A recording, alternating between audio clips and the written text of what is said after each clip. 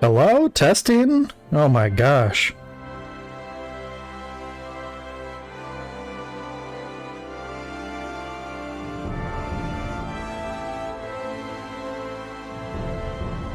Okay. Think I'm gonna turn down this music a little bit.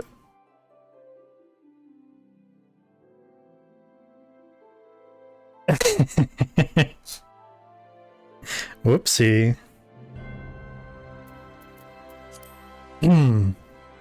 Had to re-enable my microphone because I unplugged a bunch of stuff and yada yada yada, boring nonsense. So I think before I actually log in here, I'm gonna say that I have a bunch of new emotes for subscribers, and they are in the chat now. Even if you don't subscribe, you can use channel points to temporarily unlock them and use them. So, you know, have fun. I have ideas for my mic settings got reset or something.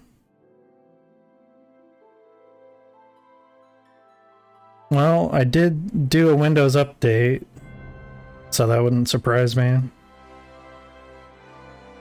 Windows really loves to just reset my fucking shit all the time. Yeah, they did. I should be a bit closer to normal. It's really annoying, actually. It's something I complain about literally every time I update.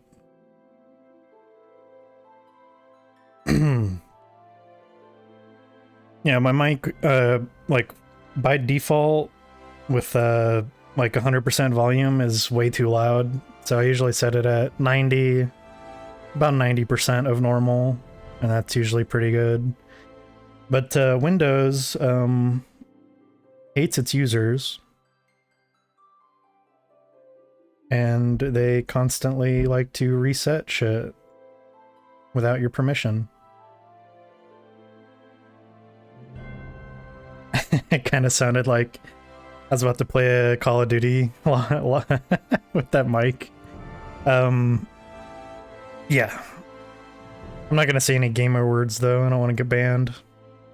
It's really hard to fight the urge every day, though.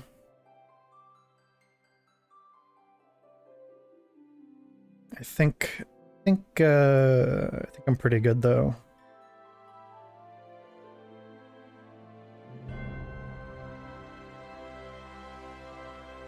So not only did I have to actually re-enable my microphone in OBS, I had to apparently go back in and lower the levels again, so good job, Windows. Everything else should be fine, though, hopefully. If not, I'm just gonna have to deal with it. Let's see.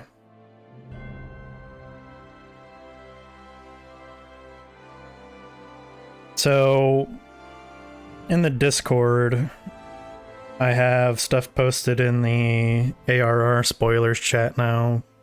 However, that's probably going to be a one-time thing for that format because it is way too much to type and way too much to read. And, you know, being conservative, if I were to say on average be typing up like 2,000 words for every stream, that's going to quickly get out of hand. And it's going to be kind of annoying to keep up with for anybody else that actually wants to read it. So going forward, if people are interested in that, I think I'm just going to kind of keep the major events, like this is who we met, this is generally what happened. If you want more context, that's what the YouTube VOD is going to be for.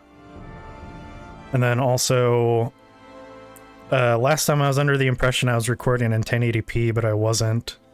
It's still good quality, but this time it should be actually 1080p when it gets uploaded. Despite me only being able to stream in 720p because of Twitch. But I think that's about it for updates, and I'm ready to play. Excuse me. Switch over here. Let me bring this stuff up. Stuff. Oh. Hang on a second. Hotkeys.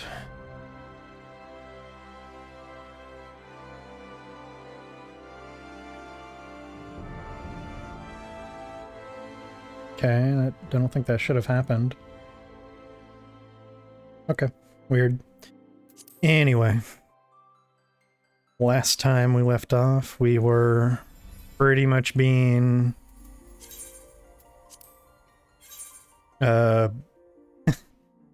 introduced to the scions of the Seventh Dawn. Bunch of good guys.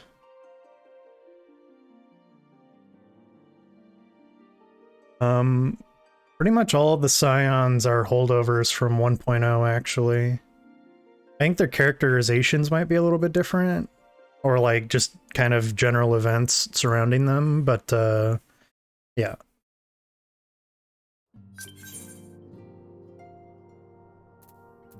This time, there should also be a chat showing up right around here. So people can be on the big screen, I guess. It will also make it a bit more clear when I am talking to people and not just kind of being a schizo in the recording.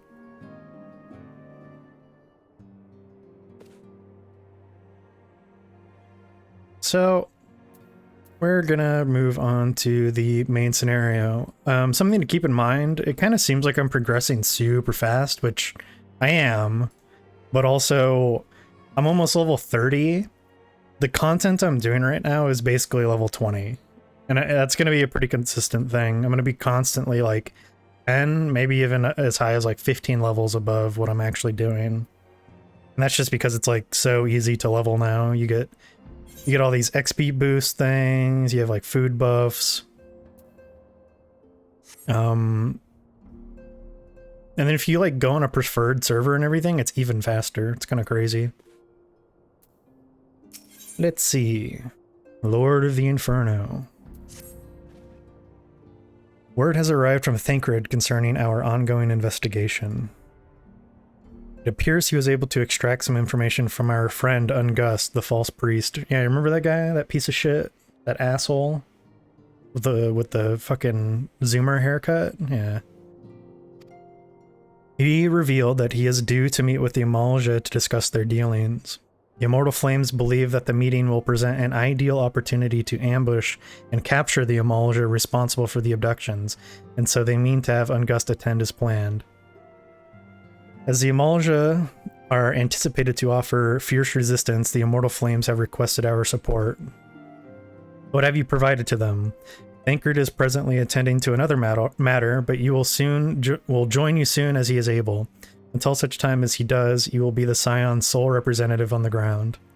Before he left, he bade me tell you to save some for him. Such is his confidence in you, a confidence I share.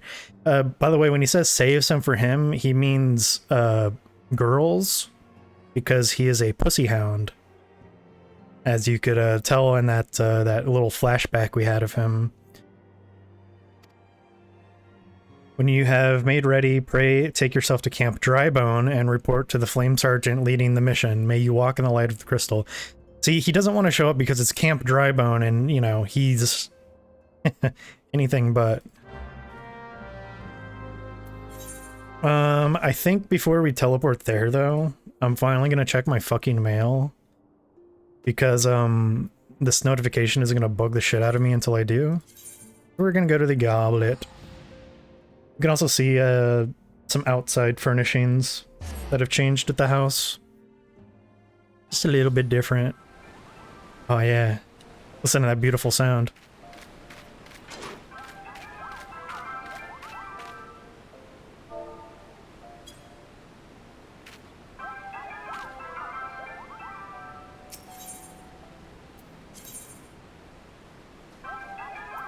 Oh, I've got my Fenrir. This was actually bought for me. I didn't realize it was account wide. That's cool. That is, if you're familiar with the Advent Children movie for Final Fantasy VII, it's that motorcycle that Cloud rides. And also have a Rubelite carbuncle whistle. My real life friend, actually, who has not played this game in a long time, bought this for me. And it's super cute. I wonder if I can actually use mounts yet. Because I haven't, actually pretty soon, I will unlock the ability to get a Chocobo. But I wonder if that actually is required to use mounts. Well, I guess we'll check right now, huh? Mount? Unauthorized. Okay, so you have to be authorized. But I have those. I may still end up just using the Chocobo, because Chocobo's super cute. But also the carbuncle's pretty cute too, so... Alright, let us go.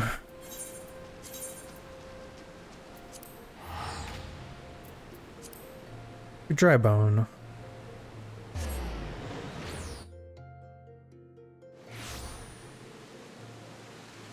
It's raining in the desert. Come on, dude. Alright, so the Flame Sergeant is probably in here. There he is. Look at these soldiers. I don't have this emote on this character, but pretend I'm doing this, okay? I'm standing at attention. Sir, yes, sir.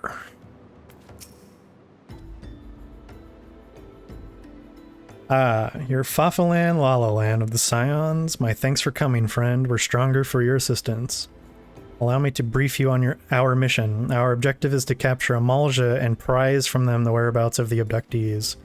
The lizard men aren't aware that their man Ungust has been exposed. Can I just call him Disgust because I'm disgusted with him, or is that too corny? When they come to the rendezvous point to meet the traitor, we'll spring the trap. Owing to the clandestine nature of our mission, or of the mission, we can deploy only a small contingent. Every member must count, and so we requested the aid of the Scions. The rendezvous will take place at the Invisible City. Please make your way there and lie in wait. We stand to learn much and more of the Amalja plot if the mission succeeds. Let's make sure it does. Small is... Yeah, I know. Dude, just because I'm like a third of your height... I could cook you like a chicken, dude. I just don't because I'm a nice guy. Alright.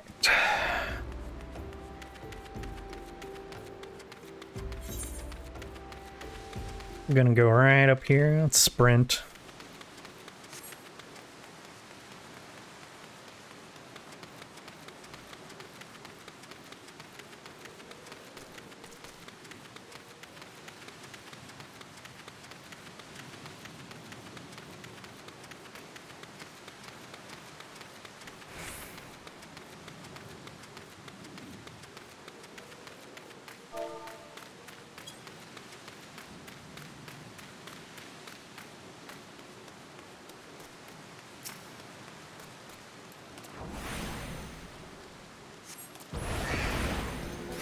I actually don't need to kill these at all, so I don't really know what I'm doing. For some reason I thought they would aggro, but then I realized I'm like double their level, so I'd have to get pretty close. Dude, it's the Undertaker. One of the greatest wrestlers of all time. It looks kind of different though, I don't know, I can't put my finger on it. I don't think he used to have a spear. Maybe that's it.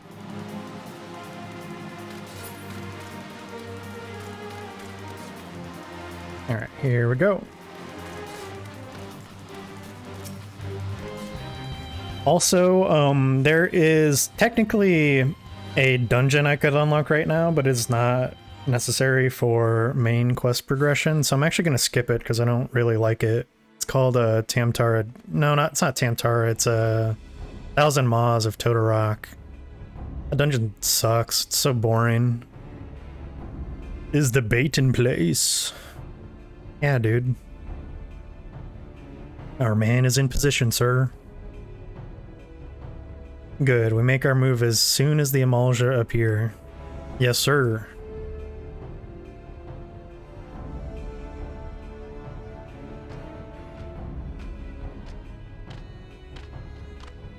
Damn, do you think this physique is achievable, Natty? Because it's giving me ideas.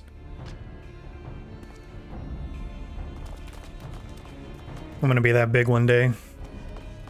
Wah! What is the meaning of this? He's juicing? No, I think he's natural. Wait, something's amiss. It's a reverse trap? Oh no.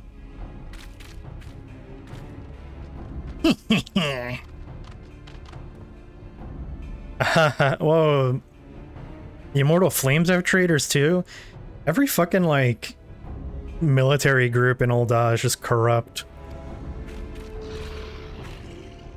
I'm afraid your little ambush ends here. I eluded the Immortal Flames clutches for moons before finally being caught. Did you not wonder how I managed it? I don't know, everybody's kind of stupid, so I just thought maybe they were incompetent. It was almost as if someone was feeding him information from the inside. Gahaha. Aye, your every movement was known to me ahead of time. Hee hee hee. They're all laughing like fucking Saturday morning cartoon villains. Now, as much as I'd love to chat a while, I have appointments to keep. They're all yours. So I think what I'm gonna immediately do is just put as many of them to sleep as I can.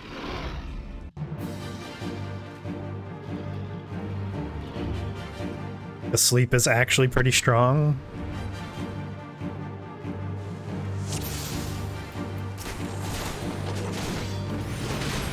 Boom.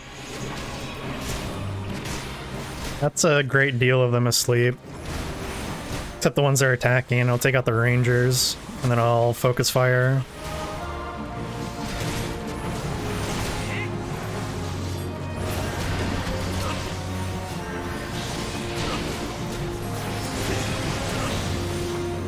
Oh, they're like AoEing them now, dumbasses. Trying to be strategical and shit. And they're like, you know what? Nah, dude.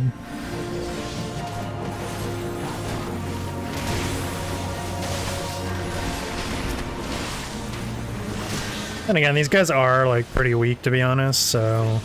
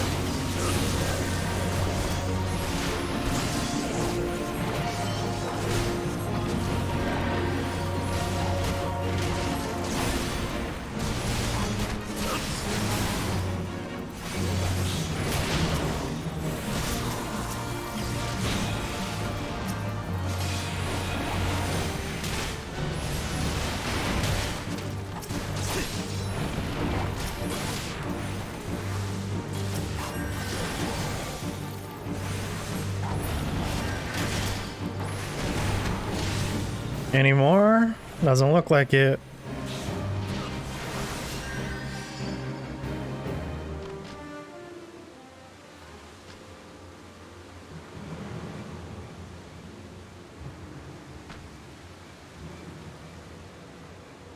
Oh, this is one of those cutscenes where you win in gameplay, and then they're like, we actually beat your ass, idiot. Put up your weapon, or your comrade's a dead man. I don't know who that is. Kill him. Behind you. What the fuck? Hey, Maggie. Welcome, welcome.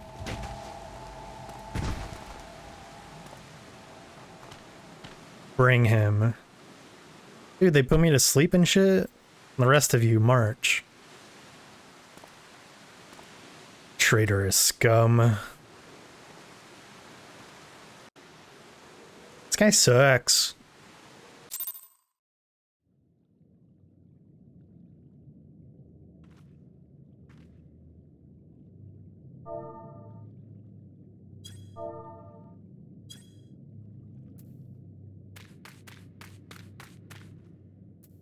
You guys got anything to say? The lizard men marched us to their stronghold. Yep. They are preparing for something, and I, for one, do not want to be around when they finish. They're going to kill us, aren't they? Gods, I don't want to die. I want to go home. Yeah. Got some bad news, guys. Here the Emulsion mean to give us their god as an offering. If I must die, then let me die a soldier's death with steel in hand. Oh yeah, he wants to help me with this new trial that I have unlocked.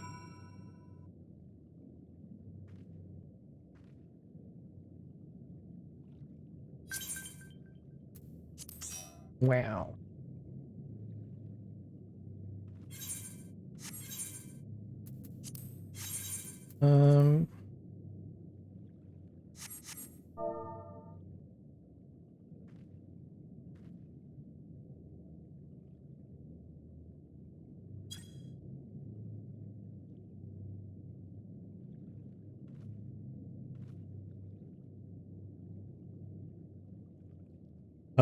Back in the day, apparently, this trial was a real pain in the balls. At least the hard/extreme. With the way, like, the server was, like, even worse. And, the certain mechanics came out even faster. And it was obscenely difficult to dodge everything. And also, ironically, I think he had something to do with, I don't know if he absorbed fire attacks or if they just did a lot less damage or something, but like, thaumaturges and black mages were basically like not allowed to come, I think. That could be like bullshit, but I remember hearing about that. You've had parties wiped to nails when you played Heavensward? I believe it. The game seemed way different. It was very much in a transition from 1.0 to 2.0 to like what it is now. Like, I would say the game is very streamlined at this point, for good and bad. I'm thinking people are busy, so I'm probably just gonna queue us.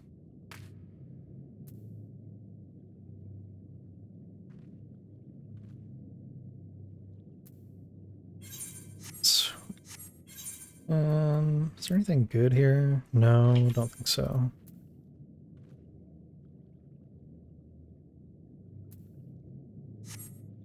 Nah. I kind of want to keep most of this gear though, because eventually when I unlock grand companies, I'll be able to turn it in. Actually, no, that's not even true, because I think I have to get to a certain rank for...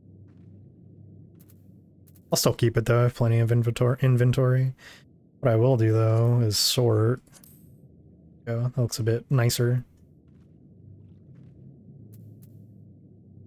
Okay, well...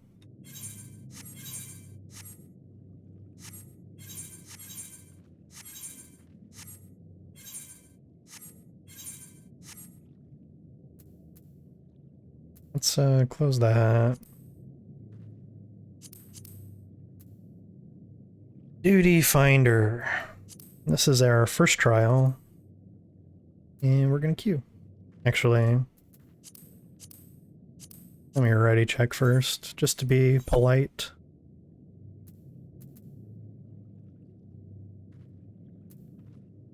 It's always nice to check if people in your party are actually ready.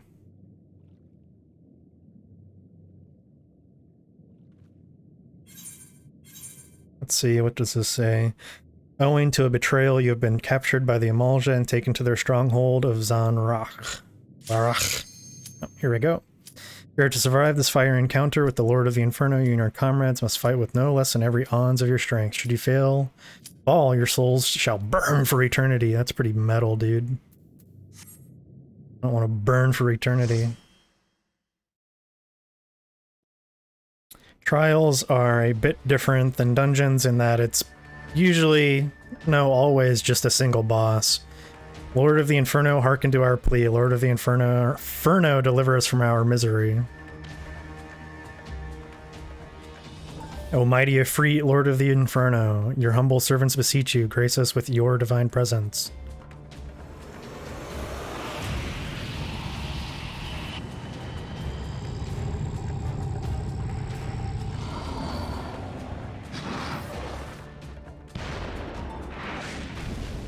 Oh shit. O mighty Ifrit, we bring before you ignorant savages who know not your godhead. If it please you, Lord, scorch their heathen souls with your cleansing flame and mark them as your own. Oh, bloody hells. Bring those two as well. What's going on? This ain't what we agreed. So even the traitors are getting their comeuppance too. None but servants of Lord Ifrit may behold the right of summoning. The souls of unbelievers are forfeit. No, spare me, I beg you. Too bad, dude. Pitiful children of man, by my breath I claim you. Arise once more as my loyal minions, feed my flames with your faith, and all who stand against us shall burn.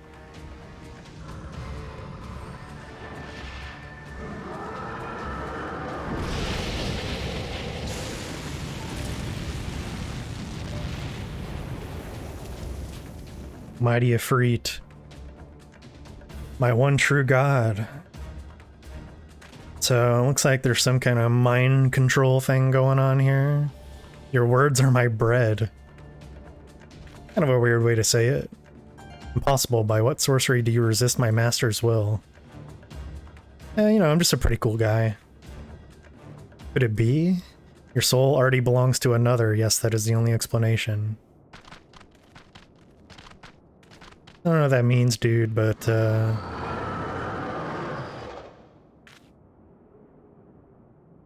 forsooth, thy frail mortal frame can serve as a vessel to the blessings of but one.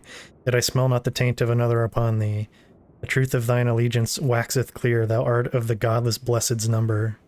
The paragons warned of thine abhorrent kind, thine existence is not to be suffered.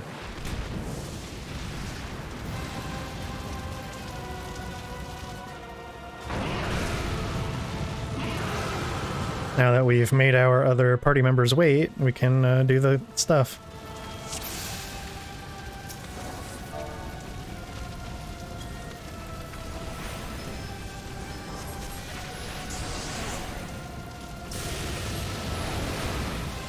This is not too complicated of a fight.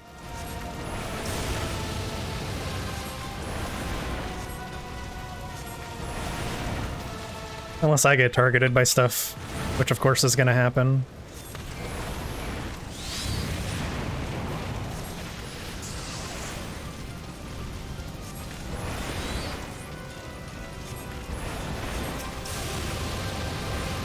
Summons these nails, which we have to kill.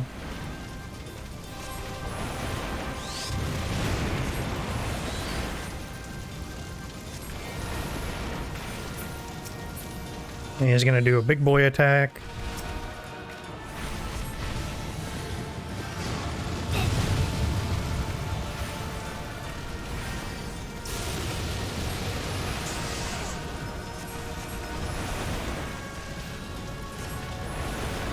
Is this gonna hit me? Nope. It's kind of deceptive how big the hurt box is on that. That'll hit me though. Okay, never mind. Yeah, it's pretty easy, right?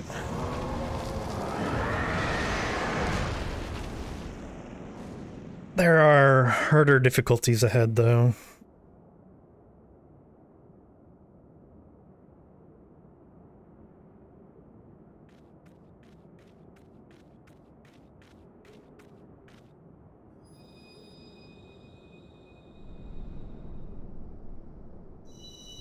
Got another crystal.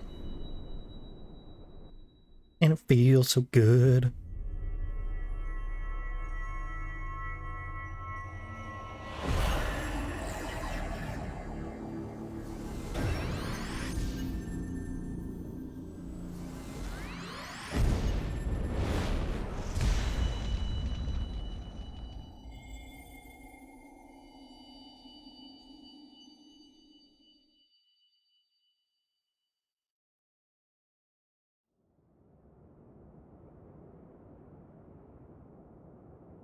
Pray forgive my lateness. Oh, it's Thancred being late yet again. Although it is probably for the best. I was delayed by a congregation of Amalja's zealots. I swear, each seemed more evangelical than the last. Persistent lot. Oh, look at him. He's doing cool ninja stuff. Damn, dude. Thancred is too busy getting some Amaljussy. That is a cursed-ass thing to say, but it's probably true. I see the Bloodsworn wasted no time extracting the captives, no less than I'd expect from the Flame General's hand-picked men.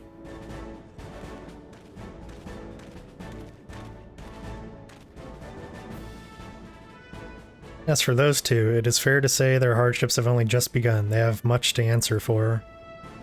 I feel I owe you an apology. Had I known this mission would prove so dangerous, I would never have left you to face it alone. You have been given a veritable baptism of fire. Yeah, pretty much literally. But let us continue this conversation in more agreeable surrounds. Camp Drybone, shall we say? This way, sir.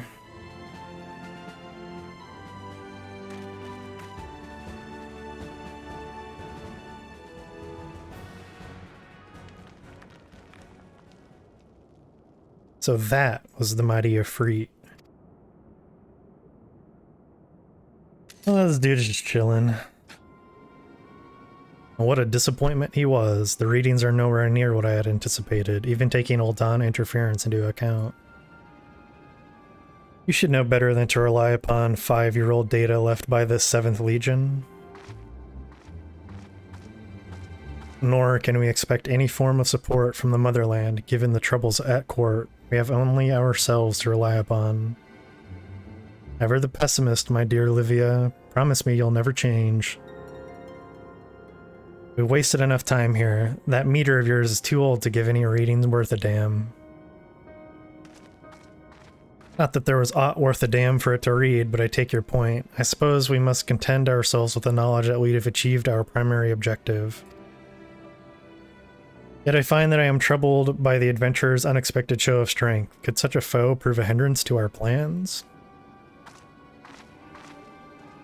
Perhaps, but that is a consideration for another time. You have been given a task. That is your priority. I suggest you treat it as such. Fail to do as my lord commands, and I will spare him the trouble of punishing you. Ooh, punish me, mommy.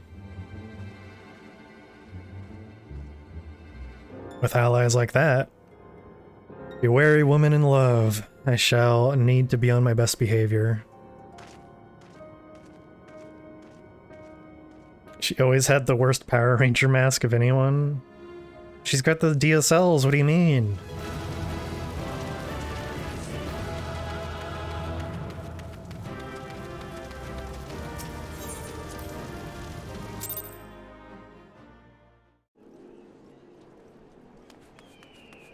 Alright, Thancred.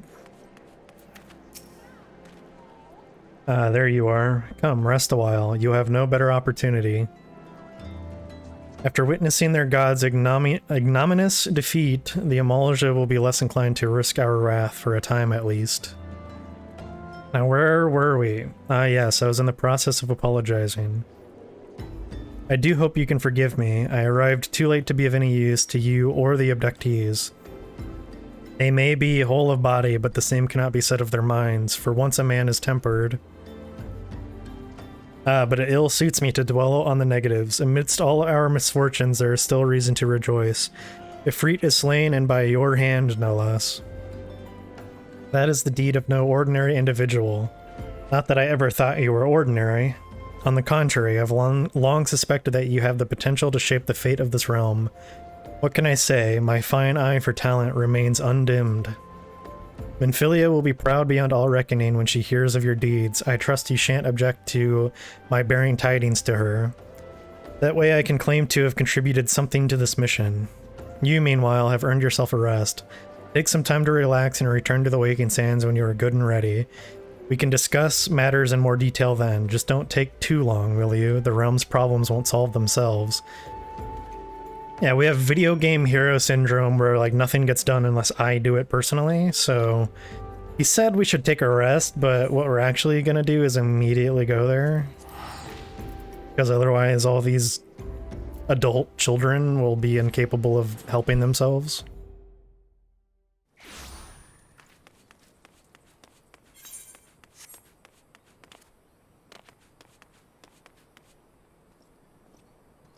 What a great statue. We have a blue quest over here. These are for dungeons, I believe. Yeah. I do not want to do that. Unless I have to. It's a pretty boring dungeon. I guess it's alright, but...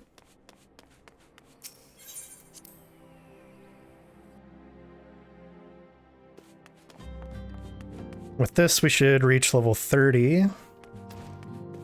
And more fun stuff will happen. Ah, the triumphant hero returns. Thancred told us the news upon his arrival. He is presently in the Solar, giving a full report to Lady Minfilia. You should join them at once. Lady Minfilia is most eager to see you. Okay. Voiced? Cutscene? No. My late arrival nearly cost Fafelan his life. I wasn't there when the Amalja took him prisoner. And I wasn't there when they served him to Ifrit. Yes, by some miracle he survived, but that does not excuse the fact that he should never have had to face such dangers alone. I failed him utterly. Just as I'm failing you all. You kind of sound like a bitch right now, Thancred. What's done is done, Thancred. You can ill blame yourself for every...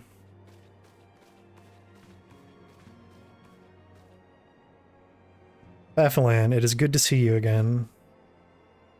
Impeccable timing, my friend. I had just finished regaling Minfilia with your heroic exploits. Thancred has told me everything. You have done well to return to us. The perils you faced were undeniably great, yet a part of me believes that I had no cause to fear, and now we can put paid to our long investigation. As we suspected, the Amalja undertook both the robbery and the abductions with the aim of summoning their Primal, Ifrit. Nor is this tale limited to Ul'dah. Similar incidents have been rife in both Limsa, and Gridania of late. I dare say you've been curious as to how these crimes are linked to the Primals. Permit me to explain. Yes, dump exposition. I don't know anything. Having manifested in the physical realm, Primals must consume ether if they are to maintain their presence here, and the stronger they become, the more ether they require. Now, ether exists throughout creation. It flows through all life and permeates the very air that we breathe.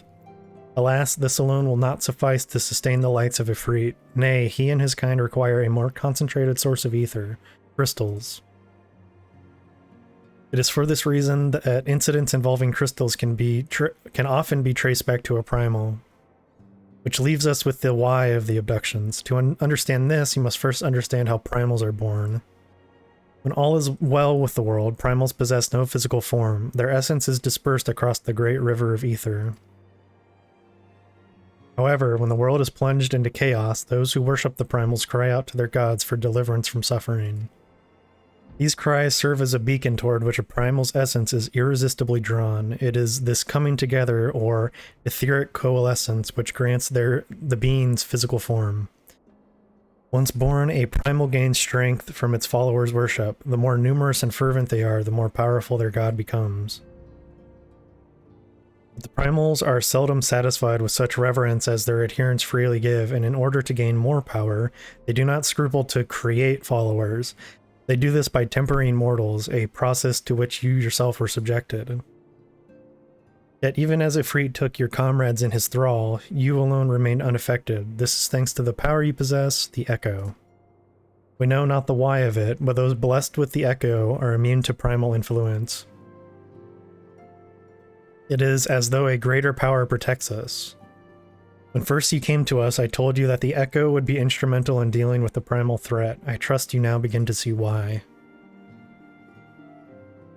The recent incidents all share a common trait, meticulous planning. Such elaborate designs are a new development and one which fills me with an unshakable sense of foreboding. While I share your concern, my presiding feeling is one of relief at your safe return. The immortal flames assured me that they will deal with the aftermath, so you need not concern yourself with that. We may rest easy for a time. I suggest you take full advantage of the respite. You may be sure it won't last long. Once the people learn the identity of the hero who felled Ifrit, I fear you will have nary a moment to yourself.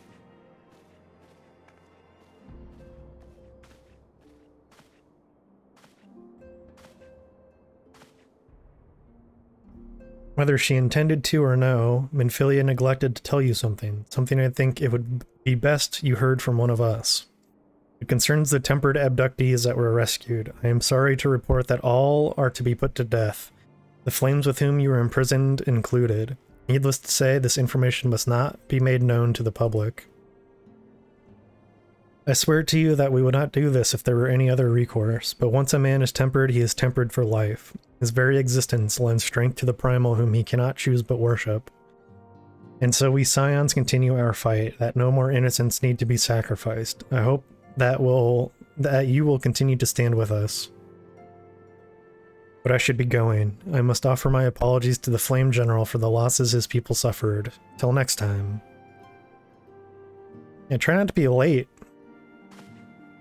Although if he weren't late, he would also be tempered. So it's kind of funny that he's like, oh man, I'm so sorry I was late. Gods forgive me, how many more lives? Louisoix would never have allowed this to happen. I have to do better, I have to be stronger. He said to himself aloud.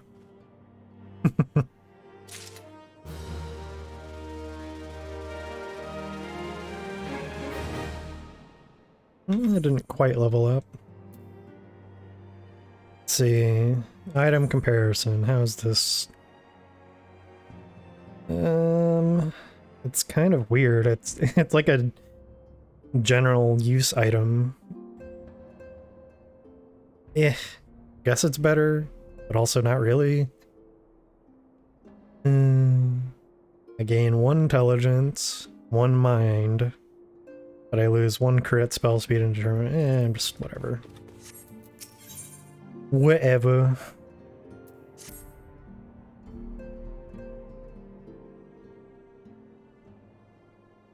Till not so very long ago, you were but one of the many adventurers seeking to make their way in Eorzea. But for your character and courage, you were raised to the esteemed post of envoy. Thereafter, you traveled the realm, aiding those in need without thought of reward, confirming to Thancred that the Scions would benefit from your aid. And no sooner had you joined us than you personally bested the Primal Ifrit. You have achieved a great deal in a short time, and won fame in so doing. Alas, fame does not come without a price, as you will soon discover.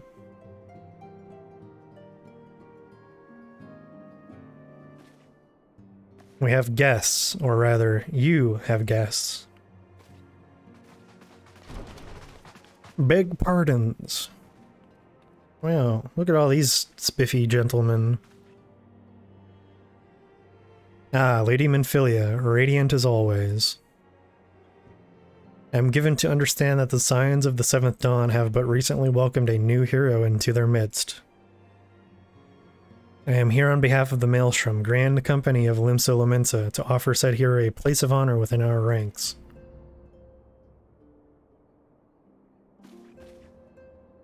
As you can see, your recent exploits have garnered you the attentions of the Grand Companies of Eorzea. Each organization would have Ifrit's Bane for its own. To this end, all 3 have sent officers to court you. I mean, it's nice, I just don't swing that way. They would not ordinarily go to such lengths to enlist a new recruit. That they have is evidence of their high regard for you. I find myself wondering how word of Fafalan's deed spread so quickly. That the Immortal Flame should know of his triumph is to be expected. What of the other grand companies? Eep! Your reputation precedes you, Master Lalalan. 'Tis no ordinary man who can face a primal and emerge the victor. The Order of the Twin Adder has need of valiant men such as you. Join your strength to ours, friend, and together let us ensure that peace ever reigns over the Twelveswood. What a pleasure it is to finally meet you. My comrades speak of you in the most glowing terms. Why, even before you aided us against the Amalja and their dread Primal, yours was always a respected name in Ul'dah. Our people know you and love you as well.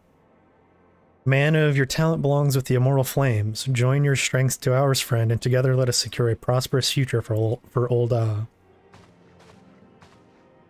The Admiral was not exaggerating when she said you have the look of a hero. Full often does she speak of you, friend. I'm like a 3'4", like dude in a big hat, and they're like, he looks like a hero. It is only natural that we should want you for the Maelstrom. Join your strength to ours, and together let us see the grand vessel of Limsa to the shores of glory. So this is like not a real choice. The only difference really between these three is the appearance of gear you can gain from them. They are functionally all the same, and you can also change your mind later. So this isn't a real choice, but, you know, it allows some options, so it's kind of nice. Lady Minfilia.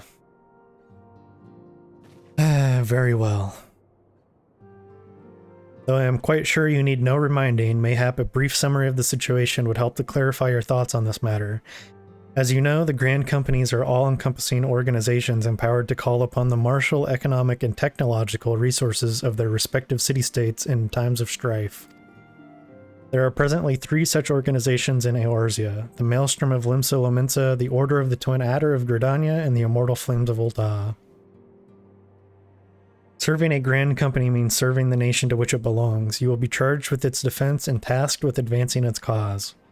In return for your faithful service, you will be furnished with various rewards, some of which may well prove useful to you in your other endeavors. If you are agonizing over which of the grand companies best deserves your loyalty, be at ease. The commitment you make this day need not be permanent.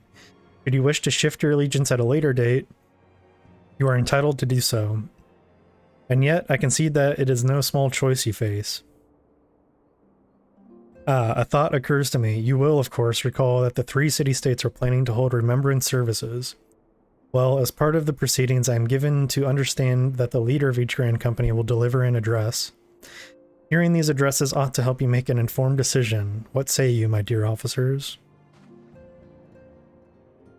A fine suggestion. You are as wise as you are beautiful, my lady. Very well. Let Fafalan hear our leader speak, then return here with his decision. We eagerly await your answer.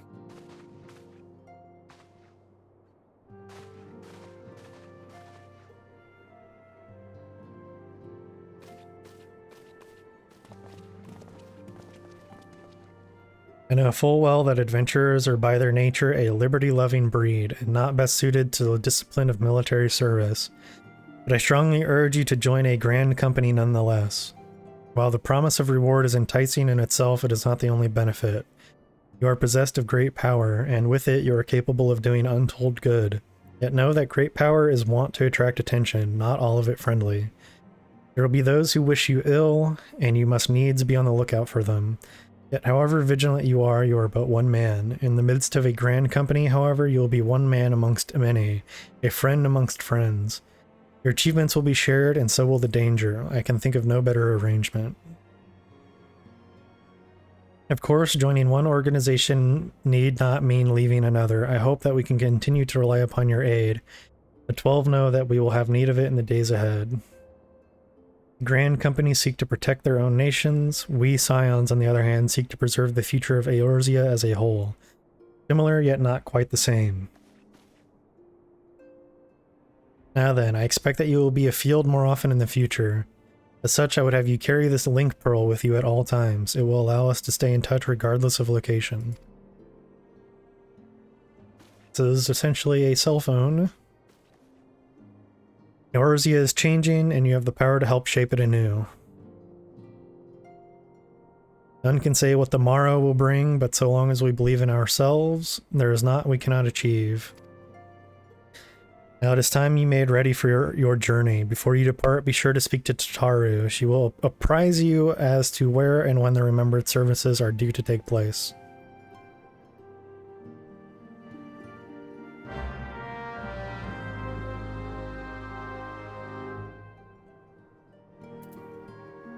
Tataru should be right outside.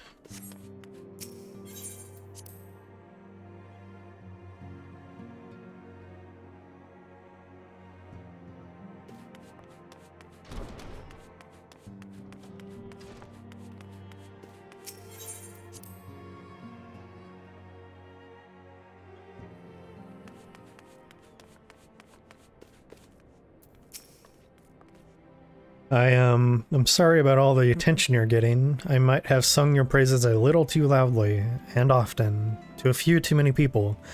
Ahem. Next time, I'll be sure to hold my tongue, literally if necessary.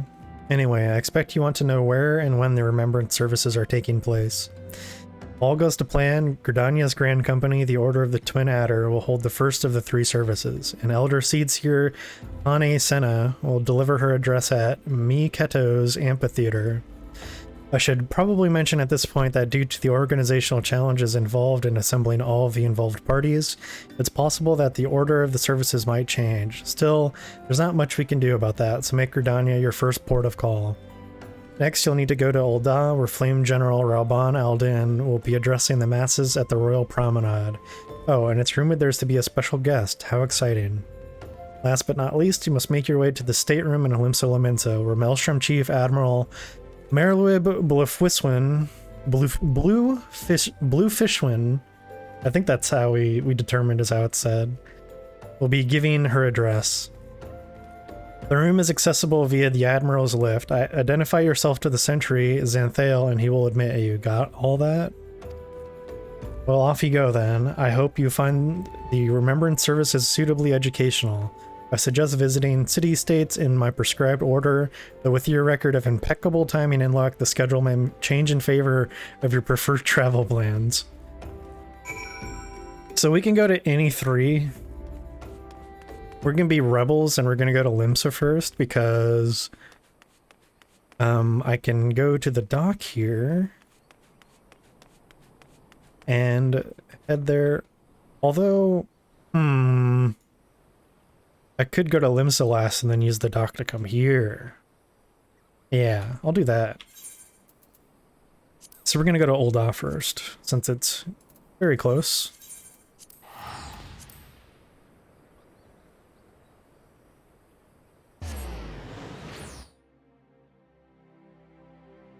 And I think these cutscenes will be voiced as well. So let's go. I believe it's up here. Yep.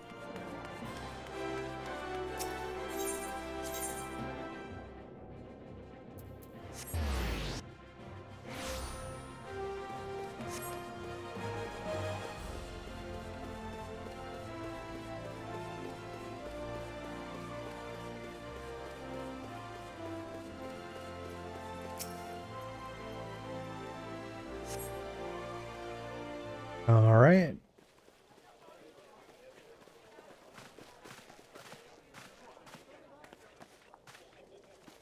Behold, 'tis the Sultana Nanamo herself! And Rauban as well!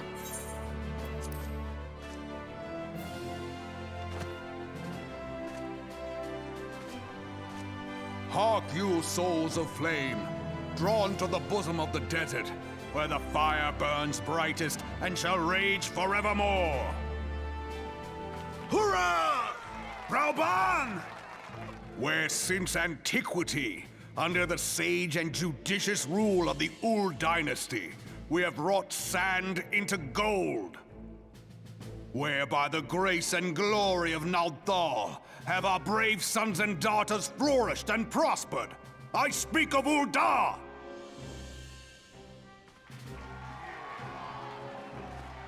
There, at the Flame General's back flies the Grand Company's standard. Note the sigil. The golden scales of order balance the jewel of prosperity with the flame of might. Great and many are the gifts our nation has given the realm. In Eorzea's darkest hour, on the killing fields of Cartano, none spent more in blood and gold than we. Thus was the 7th Imperial Legion laid low. So that's how it happened. How soon history forgets. Yet many left our gates, never to return. Let us pray for our absent brothers and sisters, that they might know happiness in the great beyond, as Thal's honored guests. If the fates were fair, the price we paid that day would have bought us victory. Alas, they are not. And now, but 5 years into this 7th Umbral era, the spirit of sacrifice which granted us our strength is all but dead. Look around you. What do you see? A people divided, downtrodden, and enthralled. Where are the merciful alms of the rich? Where is the just steel of the righteous? I ask you, is this the great nation our brothers and sisters gave their lives to save? You who call this living, dishonor the name of the immortal flames. It is but a slow death. Our enemies surround us. The savage hordes of the Amalja wait beside our roads, strangling the lifelines of trade. Meanwhile, the Garleans make mock of our borders and despoil our land of its natural wealth. We stand on a precipice, yet we do not act. Whether trader or soldier, monetarist or royalist, all must recognize that a divided Ul'dah stands to fall. Victory and fortune walk hand in hand. Ye who seek glory and wealth, look not to what little you can snatch from your neighbor, but to the boundless wealth of the world beyond. Now is the time to unite. Now is the time to ride forth. In the name of the Sultana, I beseech you, line not your own coffers, but those of the immortal flames. Seek not to prosper from Ul'dah, but to restore her to prosperity. As the realm prospers, so shall Ul'dah. As Ul'dah prospers, so shall her people. Yeah, for Ul'dah! Together we are one.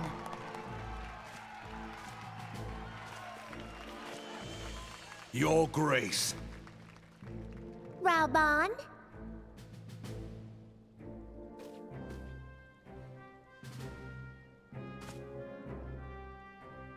People of Ul'dah, I, Nanimo, 17th in the line of Ul, address you.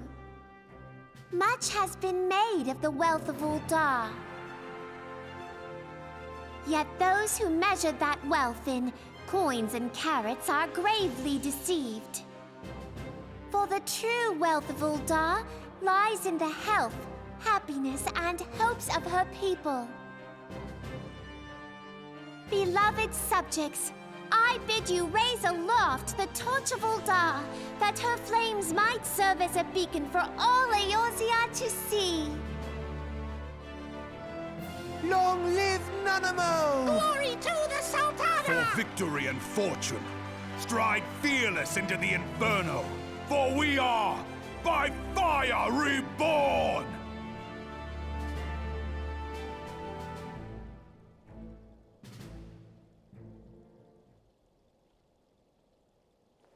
Forsooth! The time is now! And still have cutscenes. Me? Alfie, no. Also, yeah, At your service. the toad guy. I saw at a glance that you were a fellow traveler.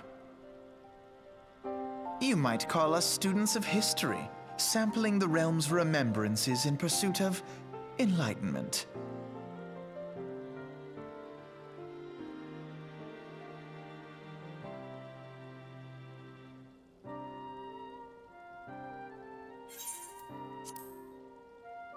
Oh, okay.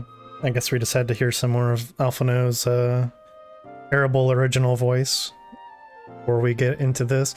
I love how aloof and like emo Alizé is. The Ul'dahs have a long history of conflict with the Amalja, the beast tribe that worships the Primal Ifrit.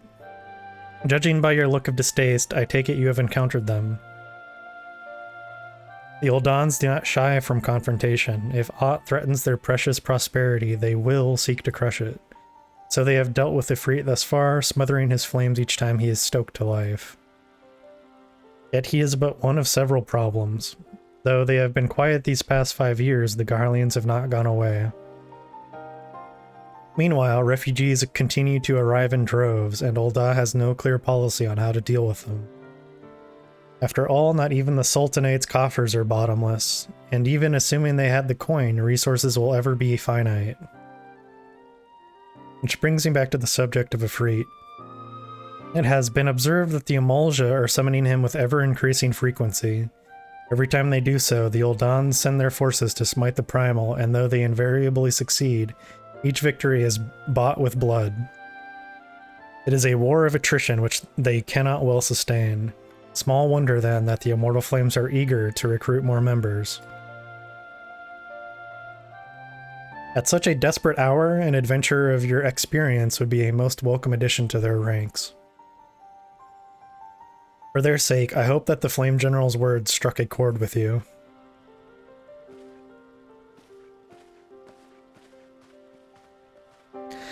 So, in case people don't remember, I'm sure if you played the story, you know who they are. But if for everybody else, if you remember at the very beginning, when we were on that Chocobo carriage, there were the two white-haired twins. Well, there they are, showing up out of nowhere, saying stuff with their terrible English voice. All right, so I think next we're going to go to Gridania. But the question is, do we want to take an airship or do we want to teleport? Like the airship is like right over here, so I'm gonna take the airship. I think when all three of the speeches are done, people can vote in chat which one they liked the most.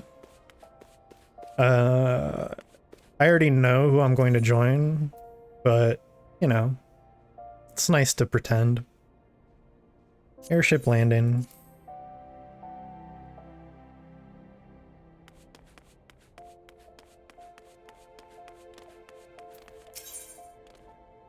Gridania.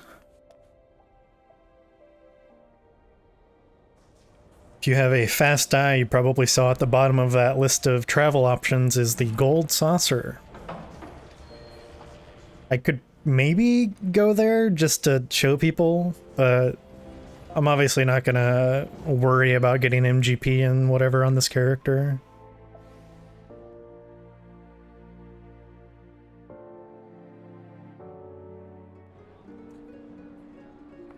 When I would start New Game Plus and try to get through the story, I pretty much always stopped after Connie sent a speech because it is so resident sleeper. Yeah, that's my wife you're talking about, okay?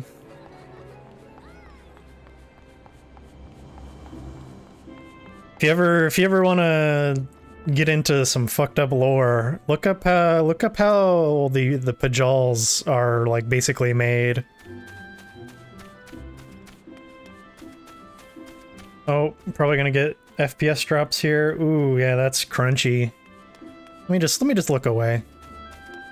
That'll solve all my problems. Yeah, the main Aetherites are going to be an issue, I can tell.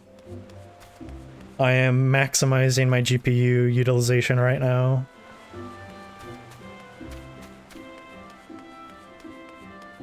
Yeah, streaming and recording and playing this game in basically like max detail is pretty rough on this old-ass GPU.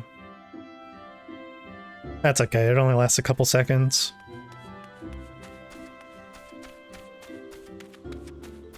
Oh. For some reason I thought we had to go to the altar, but we can go around this way. So what I'm wondering is... Yeah, it's still... Okay. The Christmas event is live right now, which I will be doing on... I've already done this on... I've already done it on my main character, but I skipped all the dialogue.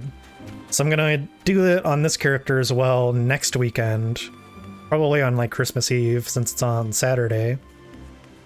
And I'll read all the dialogue and stuff on stream then. It's pretty short, but it's pretty cute. So what I'm wondering though, is the Christmas decorations going to be present in this cutscene? Because that will be kind of awesome. Alright, I'm gonna go away again. I lost my son to the calamity. The 3 Seed Seers are all together. Some say you couldn't take a step without stumbling over a body.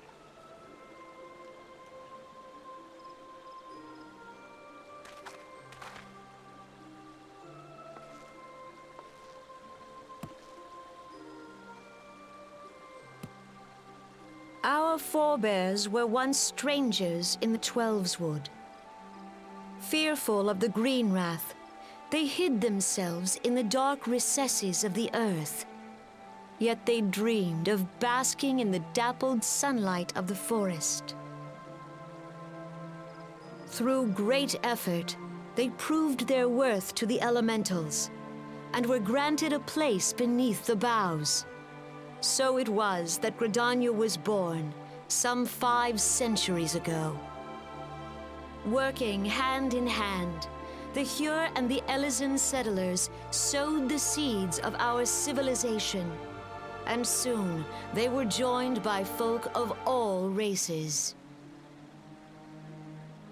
So nourished by the waters of unity, and blessed by the light of the matron, Gridania flourished into the great nation it is today. Do you see the Gridanian standard? There, hanging behind the Elder Seed Seer. The entwined serpents represent the unity between Hyur and Elysian. An elegant symbol, do you not agree? In accordance with the will of the elementals, we have embraced a life of peace. Alas, our neighbors have not always sought the same for themselves, nor for us. Though we Gridanians have no love for war, we have still less for those who would threaten our way of life. Ever have we fought to protect the sanctity of the Twelveswood. When the Garlean Empire brought its war of conquest to Eorzea, we rallied under the noble standard of the Twin Adder that we might push back the encroaching darkness. And it was we who prepared the ground for the reformation of the Eorzean Alliance, that all the peoples of this realm might stand united against the common threat.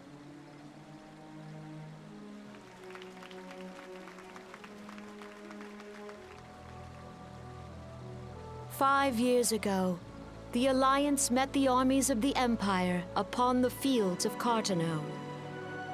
It would prove the bloodiest battle in recent memory. Countless Gridanian lives were lost. As Supreme Commander of the Order of the Twin Adder, ever shall I bear the weight of our people's sacrifice. Alas, their loss was not the only tragedy to befall us that day, for soon came the calamity.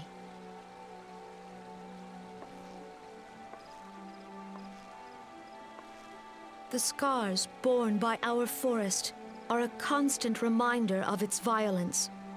Our lives have been irrevocably changed, each waking hour a struggle to survive. Driven to desperation, some among us have strayed from the path of righteousness, resorting to banditry, poaching, and other unconscionable deeds. To compound our woes, the Ixal have returned in force, emboldened by our suffering. They test our defenses nigh without cease, and prey upon the vulnerable. So beleaguered from within and without, it is of little wonder that our unity now falters. Dark times are upon us. Time was a man could walk the high roads without fear. On this day, 5 years ago, countless Eorzeans laid down their lives that we might behold another dawn. Please join with me in honoring their memory.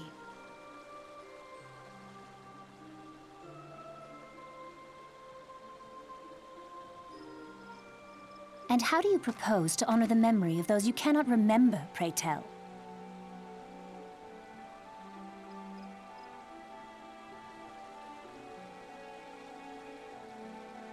The destruction wrought by the calamity was indiscriminate.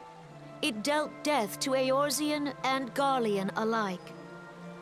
Yet while we have labored to rebuild our homes, to rebuild our lives, the Empire has set about raising steel fortresses here in the Twelveswood.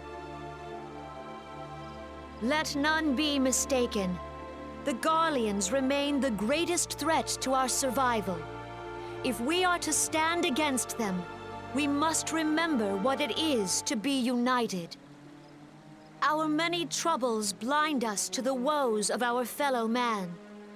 Thence is harmony lost. Yet harmony is the founding principle of Gridania. We are gathered here to honor the fallen. Let them be honored not only in word and thought, but through concerted action. I bid you join hands with me once more beneath the Twin Adder standard. And together, let us heal the forest's wounds, that our progeny might live in harmony beneath these ancient boughs. For serenity, purity, and sanctity.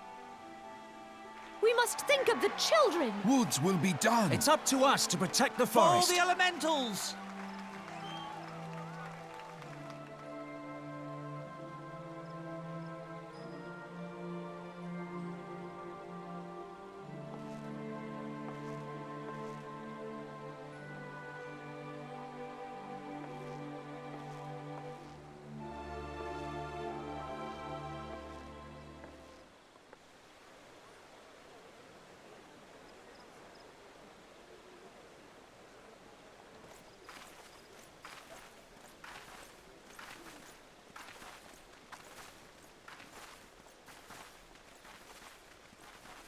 Fancy meeting you again.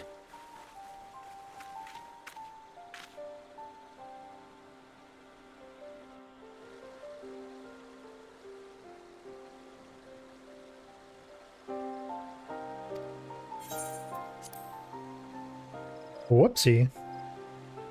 The Ixal are unquestionably the more troublesome, being of a naturally warlike disposition and want to summon their bloodthirsty primal Garuda. The Sylphs, by contrast, are peaceful in nature, being mischievous rather than malevolent, and have long been on friendly terms with the Gridanians, until recently at least. Last they have grown aloof, a change observed at roughly the time they summoned the primal Ramuh. So there are two primals, well, two that they talk about here, two primals in the Twelveswood. The Gridanians have no love for war, and they consider open conflict a last resort. Though they clash with the Ixal ever more regularly, you may be assured that they do so in self-defense. As for the Sylphs, they are as yet bound by a peace treaty, though no one wonders how long it will be before it is broken. The Twelveswood was grievously wounded during the calamity, leaving Gridania vulnerable to attack. The people are hopeful that restoring the wood and thereby the power of the elementals will put an end to their woes, yet how long will that take? Centuries, I'd wager. Meanwhile, the Ixal will continue their incursions, spurred on by Garuda and her insatiable appetite for destruction. Whether the Gridanians like it or not, sooner or later it will come to all-out war, and when it does, the Order of the Twin Adder will need all the help it can muster. How valuable might the aid of a capable adventurer prove to them then?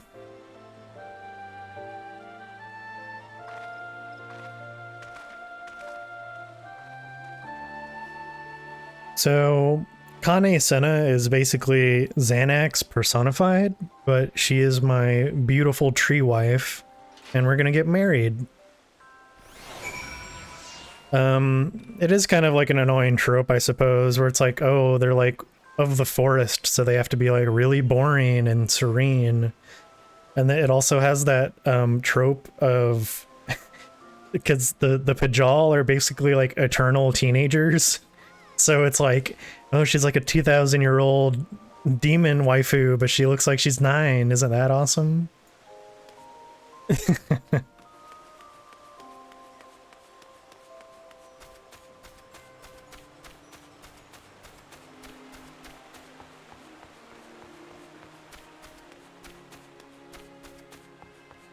at all the pretty Christmas decorations. So pretty.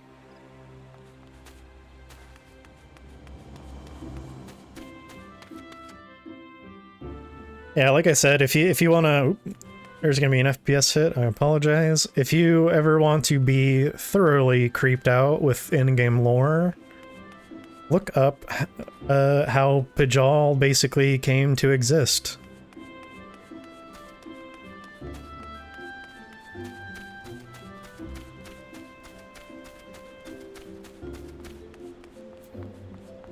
Last but not least, we're going to head over to Limsa. We've got a dancing cat girl on a table. Because, yes.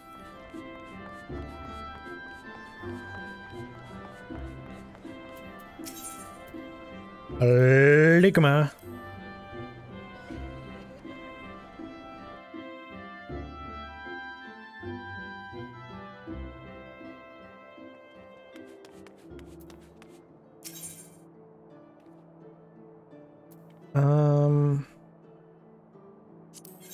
Alright, we go down to Bulwark, and then there's that other elevator, I think is how this works.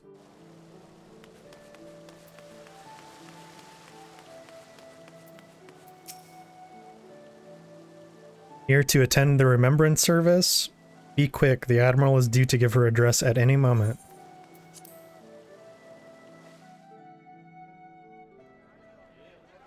The Garleans are another matter altogether. So much for our alliance. It's sunk beyond the seabed.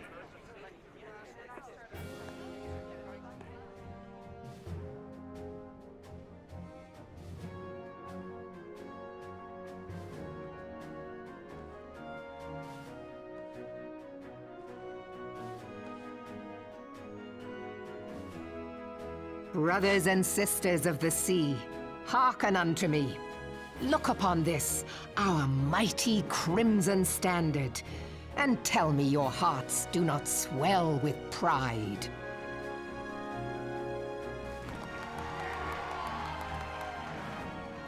"700 summers have come and gone since our forefathers first ran aground in this fertile bay.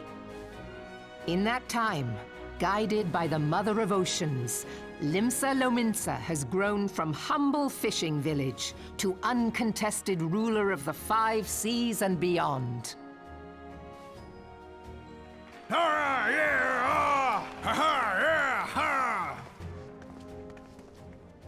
Did you look as the Admiral bid you? It is a rather stirring standard, I must say.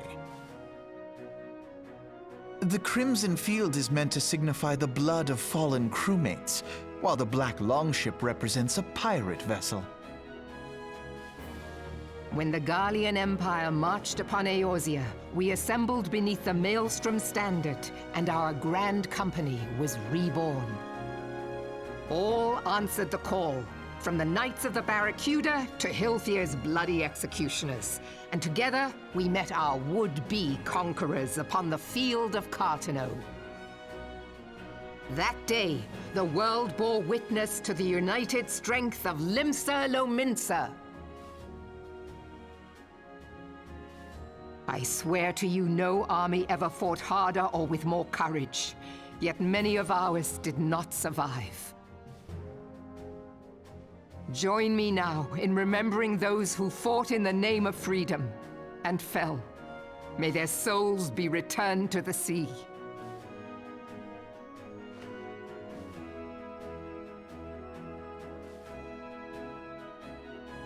Freedom. Yes, they have always been rather fond of their freedom. Much as the beast tribes have. Small wonder. Beneath the surface, one would struggle to tell them apart. It has been 5 long years since the calamity struck. 5 long years of tireless rebuilding. Yet still the wounds of the calamity fester and weep. But when I stand atop the mizzenmast and gaze out upon our battered and broken vessel, I see an undying spirit. Did we not build all this from the wreck of the Galadian all those centuries ago? Shall we not do so again? Yet there are those who would see this ship of ours sink beneath the waves of the restless Rotano. The Sahagin creep ashore seeking blood for their accursed god. Those fishback The Sahagin have risen? While the mines of Ogomero spew forth kobolds who push ever south, despoiling our lands as they go. These savage beast tribes will be the first waves to crash against our creaking hull. And behind them swells the grim tide of the Garlean Empire. Even now the curs fly their flags within our borders. Doubt not, but that they will be upon us ere long. We are well nigh surrounded.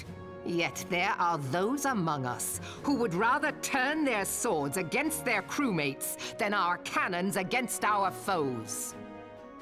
How can we hope to repel our many enemies when mutiny breeds below deck? There is but one course left to us. One bearing that will bring us victory over the beast hordes and the Empire both, and see this ship safe to port. We must mend the rift the calamity has reopened twixt pirate and maelstrom, and stand fast with our adventurer brothers against the coming tempest. Mark ye well, a crew without unity is no crew at all. 'Tis but a mass of drowned men. To me, then, brothers and sisters of the sea, gather beneath the undying crimson standard, and pledge me your strength, your skill, your wisdom. And with the guidance of the navigator, this great vessel of ours shall ride the waves till sea swallows all. Long live the Admiral! Admiral Melvin! Gather the lads! Oh, where's me cutlass? I'll follow ye to the 7 hells, Admiral!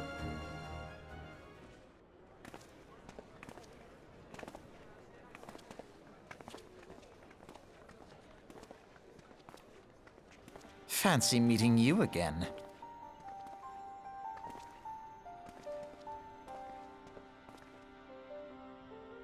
Yeah, fancy meeting us again.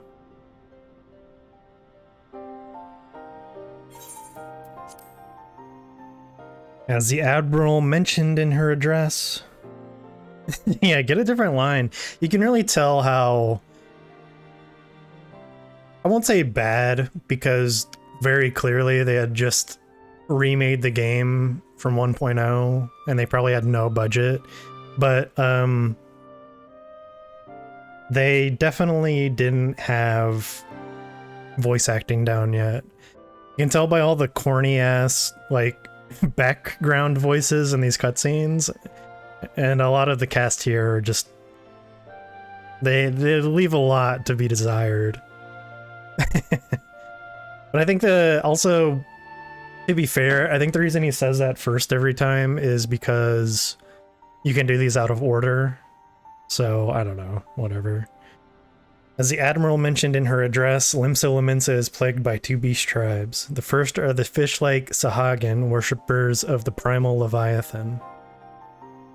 The second are the Kobolds, who dwell beneath the earth and take the Primal Titan for their god. As if the beast tribe's presence weren't troublesome enough, the Garleans have also chosen to erect a fortress right in the Luminson's backyard. And that is to say not of internal strife. As a nation of pirates, there is no end to the blood feuds between the various factions. And while they fight amongst themselves, the Garleans whet their blades and watch. If the Luminsons are to have any hope of withstanding the Empire, they must first resolve their own affairs. Differences must be set aside and the primal threat dealt with once and for all. I love their goofy fucking shoes, by the way. They're so stupid looking. To this end, I expect that they will soon take decisive action against the beast tribes. Mark my words, the Maelstrom Standard will be drenched a deeper shade of crimson ere long. That a capable adventurer like you would be a valuable addition to their crew is beyond question.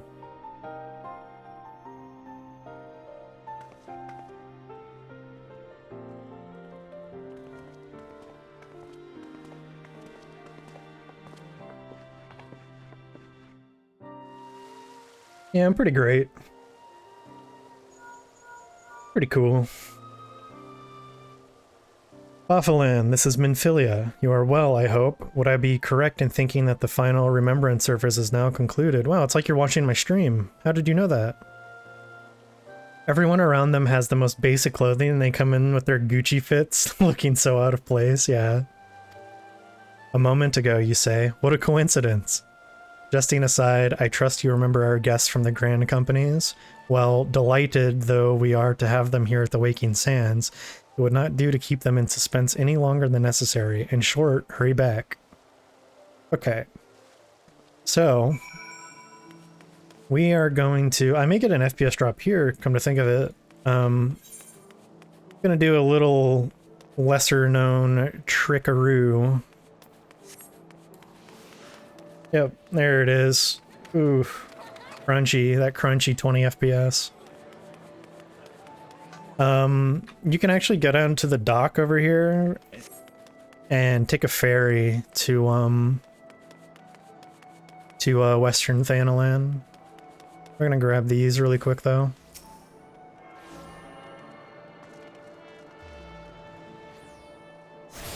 Unfortunately, I think I still have to get the one outside the Gladiator Guild? No, it's not Gladiator Guild, it's the Marauder Guild. And then I'll have all of them, but you know, might as well get these.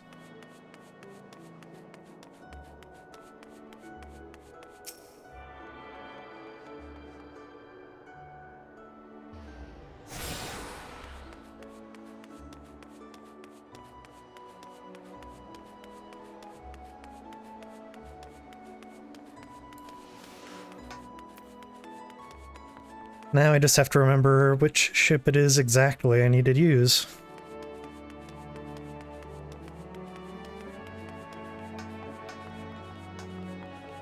Oh, I'm already going the wrong way.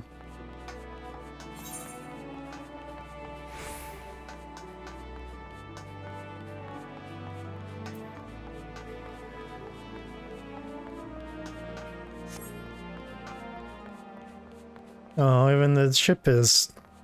Aw. It's just great.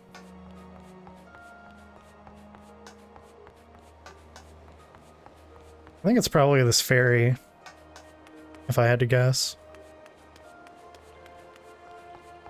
It could even be this boat over here, come to think of it. Well, that's ocean fishing, actually. Oh, it is Western Thanalan over here. Alright, so I'm gonna teleport back.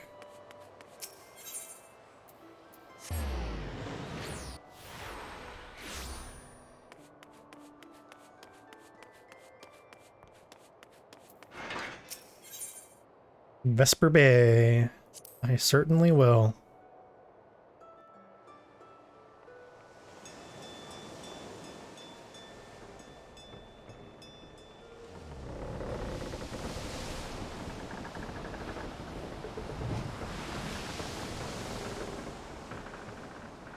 So what was everyone's favorite speech?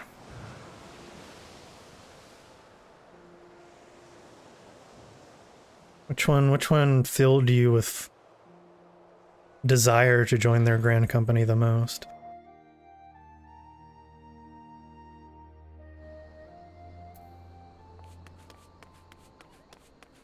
Mommy would.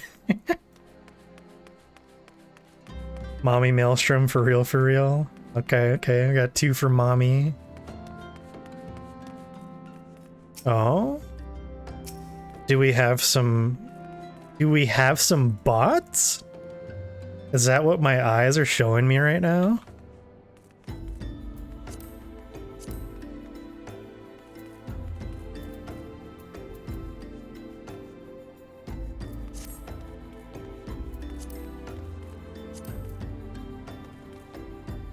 Got 3 for the Admiral now. They instantly declined. Instantly declined. Yeah, I should help these guys out. They seem to be stuck.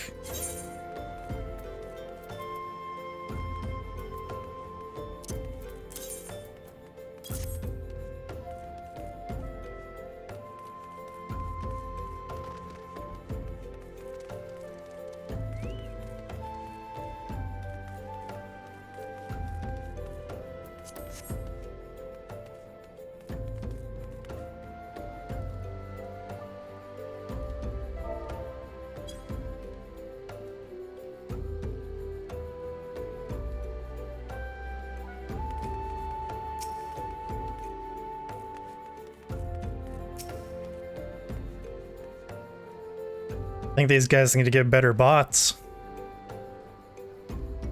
I think if they keep running, like, this is like some like speedrun technique, right? They're gonna run into the wall for like 37 hours straight, and then they're gonna be like max level. They're gonna have 100 million gil. I think I should start doing this, actually. Hold on. Yeah, there we go. Oh. Yeah, here we go. Alright. I'll see you guys in 30 hours. I'm gonna take a nap. Oh.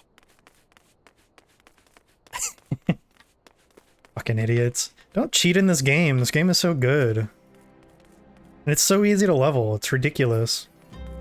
They'll build speed for a few hours, jump to the left, and then end up in at Ultima. Yeah. Yeah, they're gonna hop into a different... What's that Mario 64 shit?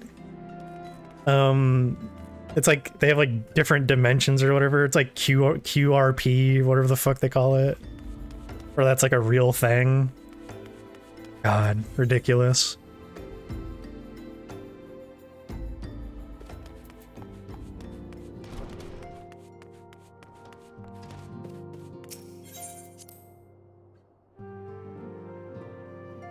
So, I am sorry to inform everyone that I will be going with the Immortal Flames. So, unfortunately, I will not be in the Maelstrom. This is just mostly because I started in Ul'dah, and our FC house is in Ul'dah, or the Goblet more specifically. So it'll just kind of be... You're unsubbing? Well...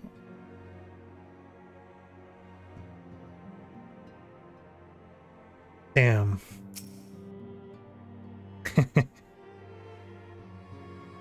Welcome back. Were the Grand Company leader's words as illuminating as you had hoped? Although, to be fair, the Admiral's speech probably was the best. Railbon's was pretty good too. But Kane Senna's was just like snoozers. Each nation is beset with problems. I trust you see now why your services are in such demand. Would that there were more of you. Yeah, you can just clone me, I think. We must be tired from your journey. Why don't you rest a while and take a moment to reflect on your decision? Once your mind is made up, pray give the Grand Company officers your answer.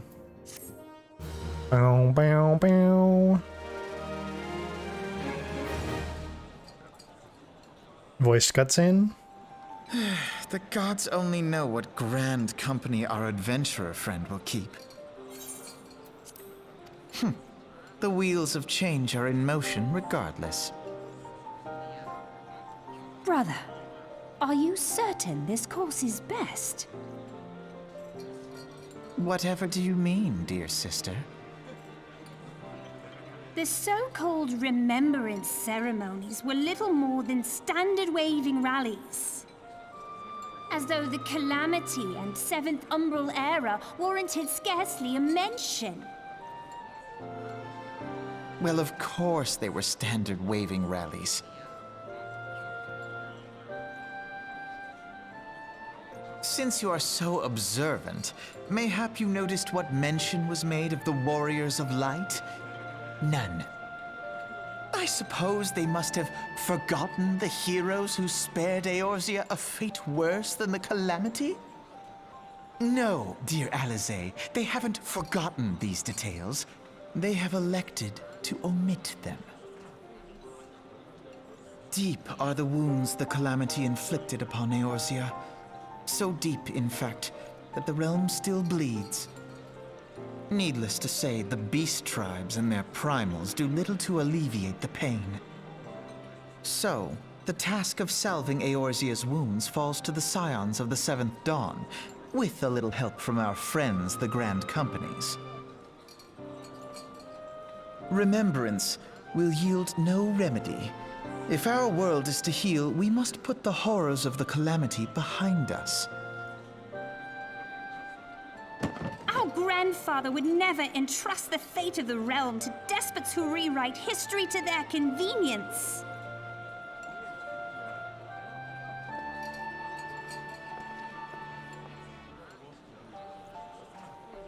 There must be another way to cure what ails this world, and I mean to find it. You are most welcome to try. Our paths may differ, but our destination is the same. In time, I dare say we will see eye to eye. I should hope so. My lady! We are to escort you! Hope does not come into it. We share the burden of this fate, dear sister, and will prevail together or not at all. The salve will serve not only to close up our present wounds, but prevent old ones from opening anew.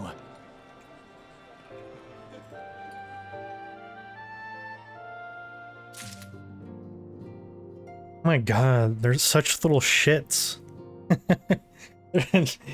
Oh, like Alisaie has this, like, she both has like the voice of a little girl and an old lady.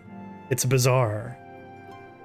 And then Alphino just sounds like he really enjoys the smell of his own farts.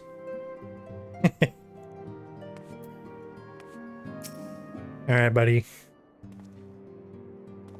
And he is for sure drinking apple juice, you're right. Welcome back, adventurer. I take it General Raubon's words kindled a fire within you? You could say that. Excellent. I feared that the incident with the traitor may have soured your opinion of us. It gladdens me to see that isn't the case. But before we can count you as one of our own, you must be formally inducted into our ranks. Please proceed to the Hall of Flames and identify yourself to the personnel officer. I will notify him of your coming. With your strength joined to ours, we shall surely prevail over our enemies, be they beastmen or Imperials.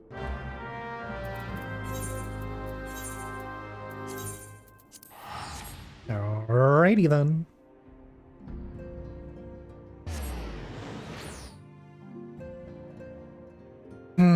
What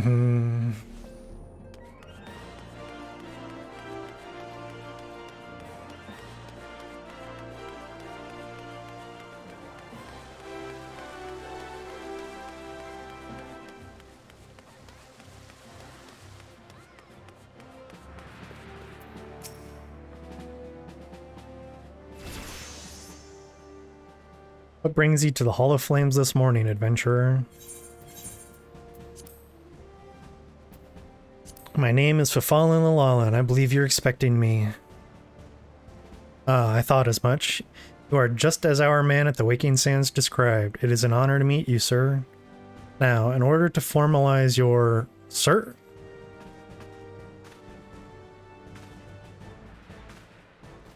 Speak, Private.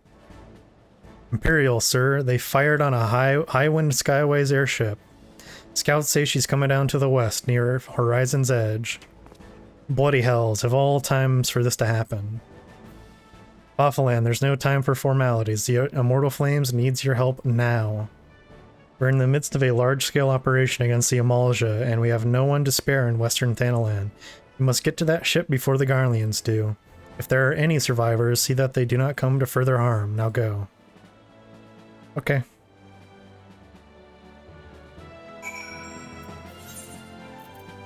Right over there.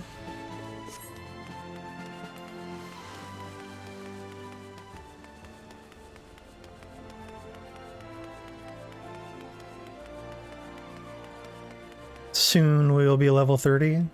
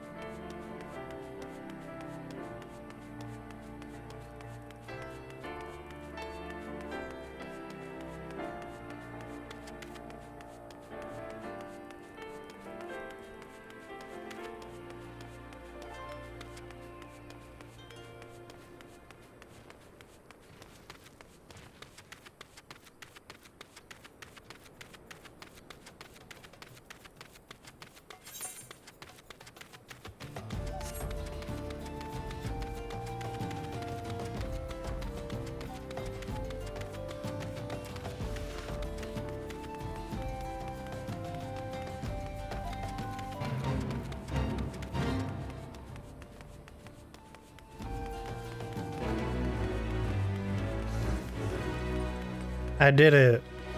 Fate completed.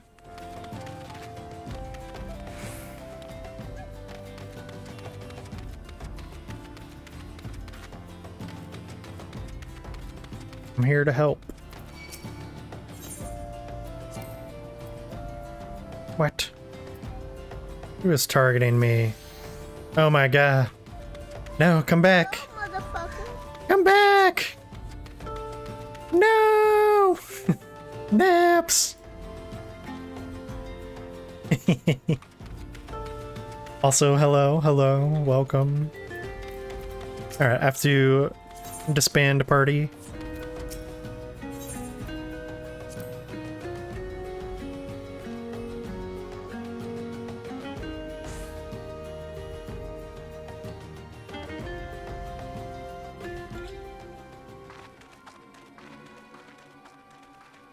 Stinky Imperials.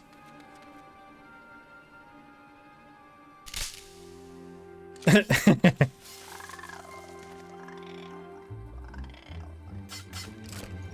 love how derpy goblins are. An adventurer? What are you doing out here? No, wait, let's find some cover first. I thought we were in cover. Isn't that why we're in the bushes, dude?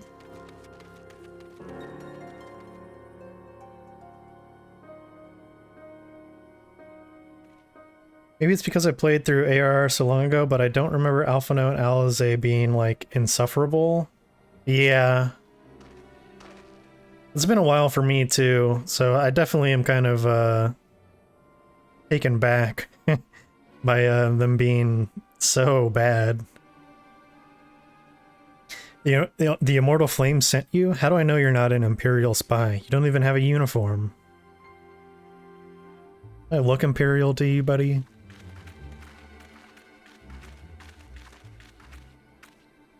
You alright, sir? Our scouts reported the attack on your craft. We've come to rescue you.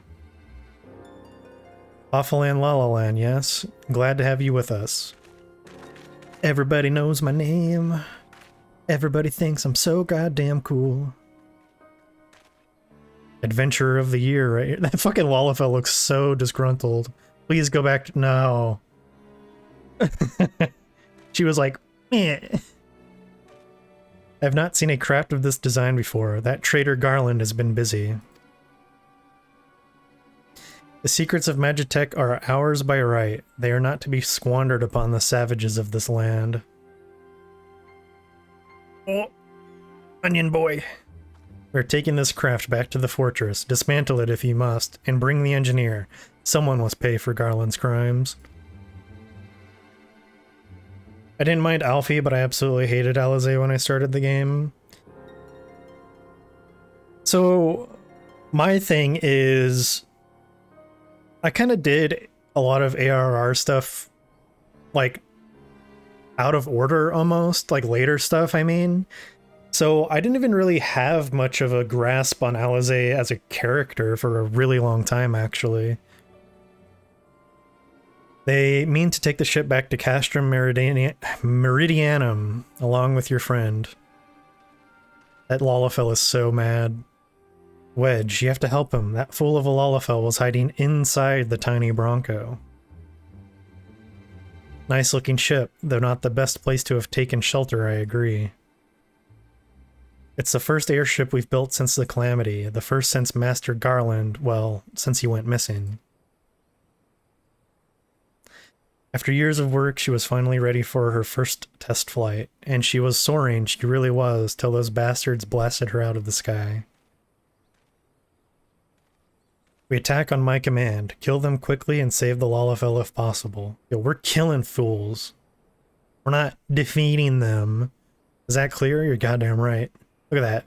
I'm mean mugging them too. We're gonna fuck these Imperials up. Show them what becomes of those who play with fire. Charge. Yeah. We're under attack. To arms.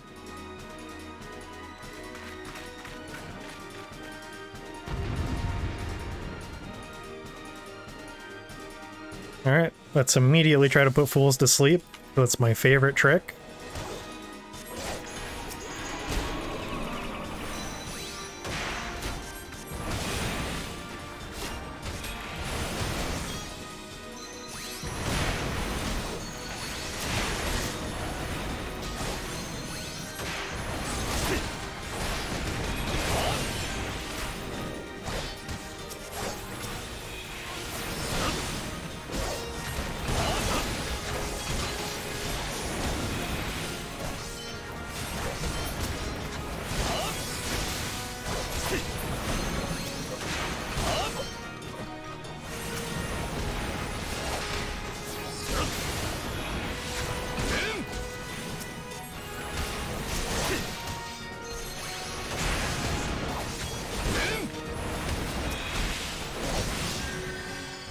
He healed him.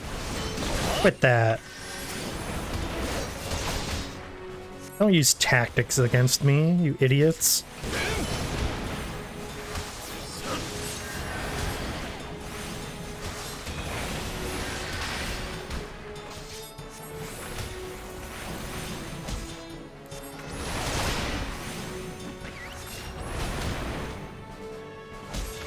Oh Lord, they're coming.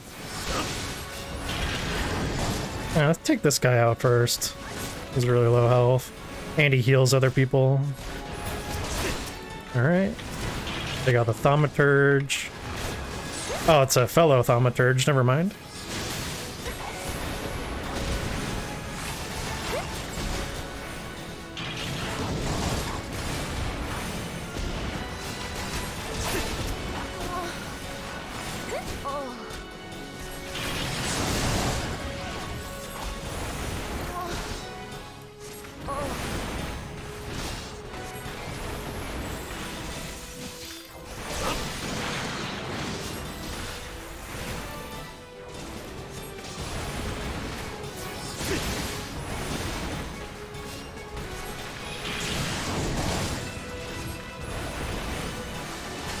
Hey guys, you know you're not supposed to stand in the telegraphed AoEs, right? Just a suggestion, you know? What the fuck is happening?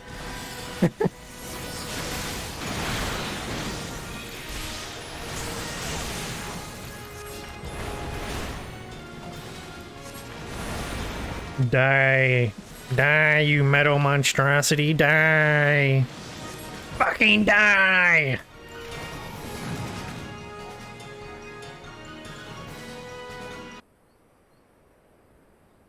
Biggs.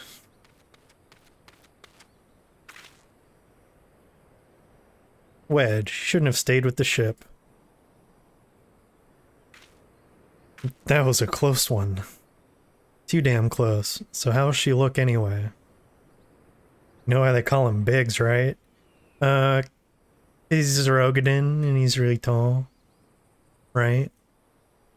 The auxiliary propeller is a dead loss, but I think we can wring enough thrust from the main propeller to get us airborne. A few minor modifications and we should be able to fly the tiny Bronco home. The Imperials will come looking for their scouts, but we can defend this position until the engineers leave. You should go. You still haven't finished business to tend to at the Hall of Flames. You're not quite one of us yet, though anyone who'd seen you in action today would be forgiven for thinking otherwise. I, just wanted to say sorry, you know, for calling you an Imperial spy and all that. Got that one wrong, didn't I? Seriously though, if it hadn't been for you and the Immortal Flames, lads, we'd be chained up in a dungeon by now. I'm in your debt, friend. We both are. Wedge? Thank you. We're very grateful.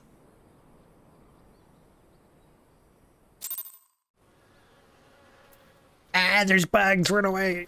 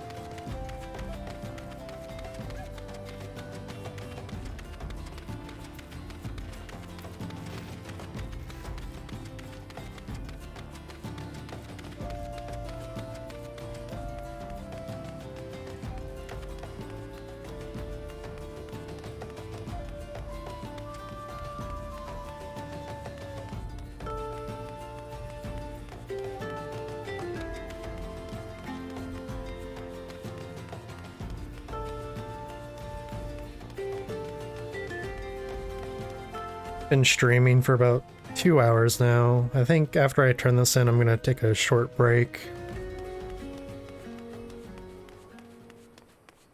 Get some water, walk around, do some stuff.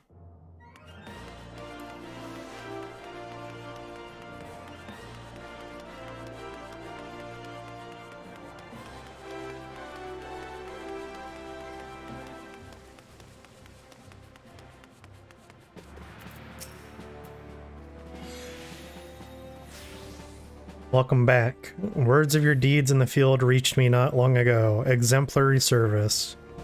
Rest assured that the Garland Ironworks engineers are fine. They were able to get their vessel back in the air before Imperial reinforcements arrived. Your willingness to assist us on such short notice is to be commended. Clearly, your reputation is well deserved. Now then, I believe we have some unfinished business. Shall we continue from where we left off and induct you into the Immortal Flames? Yes, sir. Almost level 30.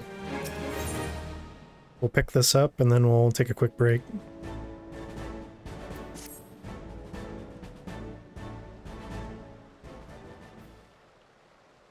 Are you ready? Then let us begin. This is basically just gonna probably tell us what's going on with this whole ordeal. Offaland, Lalaland, you stand poised to enter a sacred trust. The flames of Ul'dah burn bright, casting light where there is dark and purging evil wheresoever it lurks.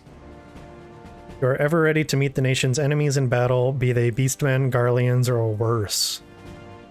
And at a word from Flame General Rauban al-Din, we would gladly lay down our lives to maintain the peace and prosperity of Ul'dah. To join our ranks, you must forsake all other nations. Only then may you commit yourself to the fire and be reborn as an immortal flame. Don't tell them that you can just change your mind later, okay? Don't tell them we're gonna do that. Burn is one of us, and together we shall chase the darkness from Ul'dah. Will you swear an oath to mark this occasion? I guess. I don't have a sword, so I guess I'll say what skills I have belong now to Ul'dah. And Ul'dah will have need of them in the days ahead. The knowledge and experience of well-traveled adventurers are valuable assets. Very well, your resolve is plain. Bafalan Lalalan, I hereby confer upon you the rank of Flame Private 3rd Class. Welcome to the Immortal Flames, Private. May you fight to the last for coin and country.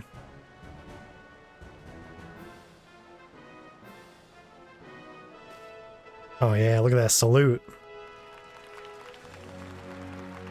And then everybody clapped. It's like the end of Evangelion all over again.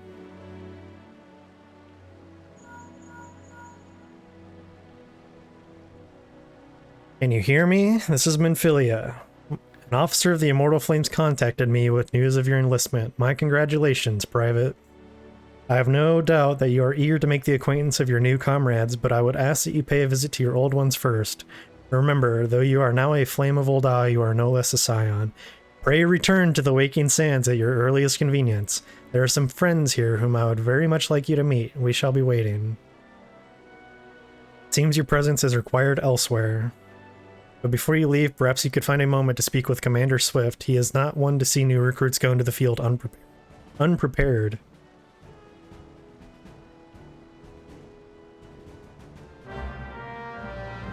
Alright.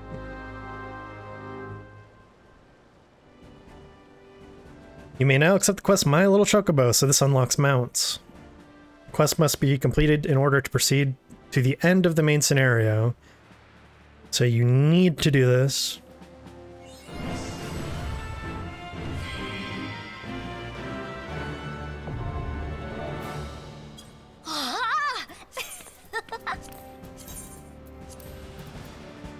Okay.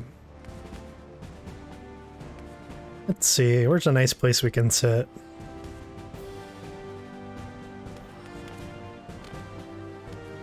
On top of this plant? Oh, you can't. Lame. We'll sit right over here in the corner.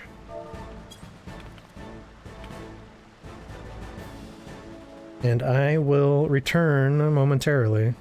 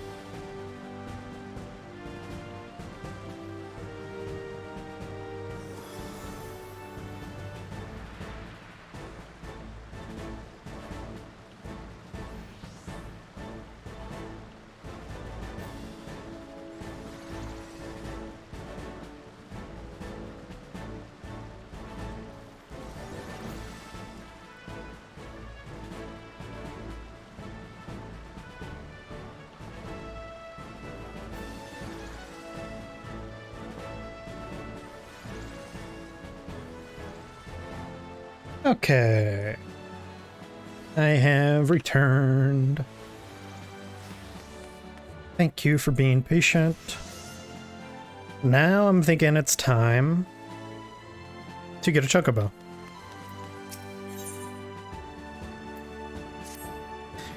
Private La La Land, yes. A moment of your time, if you please. You wish to carry out your duties swiftly, do you not? Well then perhaps you should get yourself a Chocobo.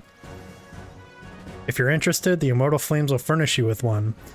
It's not a complex process, but it does require some paperwork. First, speak with the Quartermaster to obtain a Flame Chocobo issuance.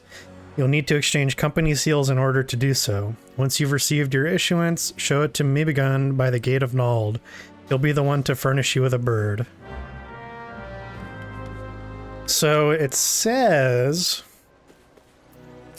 that we need to use seals, but I think we just get one for free. Might actually be this guy. They said the Quartermaster, right? Well met. I am an OIC Quartermaster affiliated with the Immortal Flames, and it is my duty to provide those free companies who have pledged their allegiance to our Grand Company with the opportunity, blah blah blah. So is this not correct? Am I tripping? It said Quartermaster. Oh, maybe it's this Quartermaster. Alright. It's gotta be here somewhere. Maybe I will actually need seals. Let's see, it's gotta be... yeah. I need 200. So... let's see, can I turn in gear? I don't think I can. Yeah, I have to get Sergeant Second Class for that. So... we may go fight some stuff.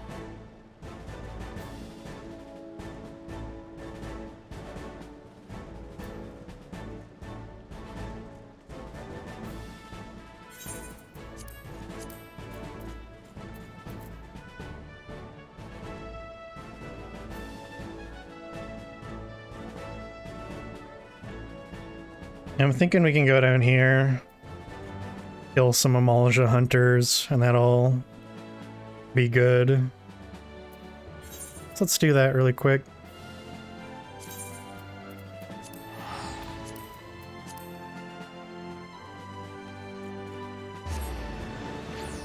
For some reason, I remember you getting just like a voucher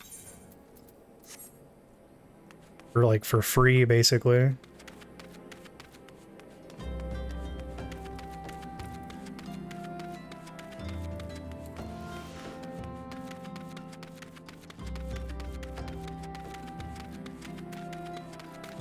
And then this is most likely going to also get me to level 30.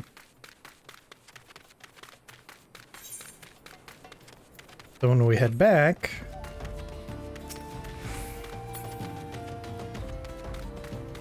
we can get the last Thaumaturge quest and close up that quest line.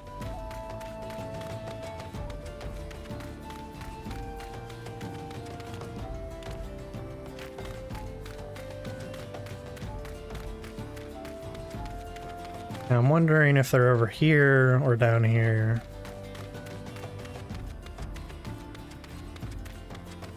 Let's check over here first. I think this is all technically Sandgate. This is an Amalja encampment, so, you know, makes sense, right? Javelineer. That looks like a hunter to me. Ooh, it totally is. What's up, motherfucker? Prepare to die.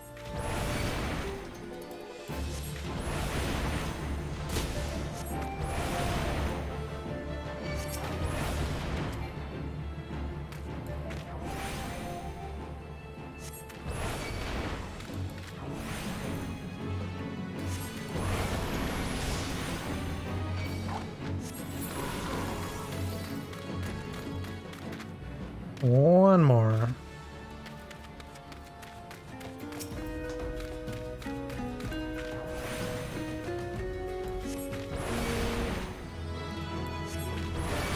Thankfully, his buddies don't seem to care that I'm murdering him right in front of them. Alright. I think Maws are the hottest beast tribe. Yeah. I think it's because of Ifrit, though, you know? The fire lizard himself. Alright. So we got 240 flame seals. I believe we only need 200, so let's head back.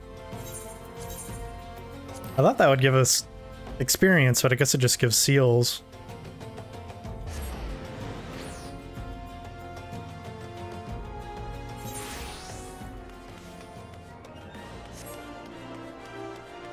Didn't realize you were scaly like that.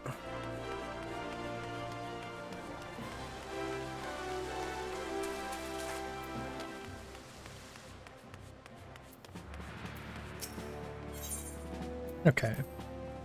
Flame Chocobo issuance. Thank you.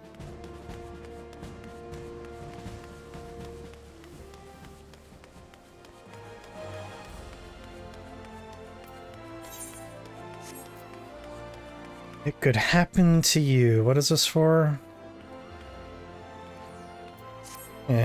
Whatever.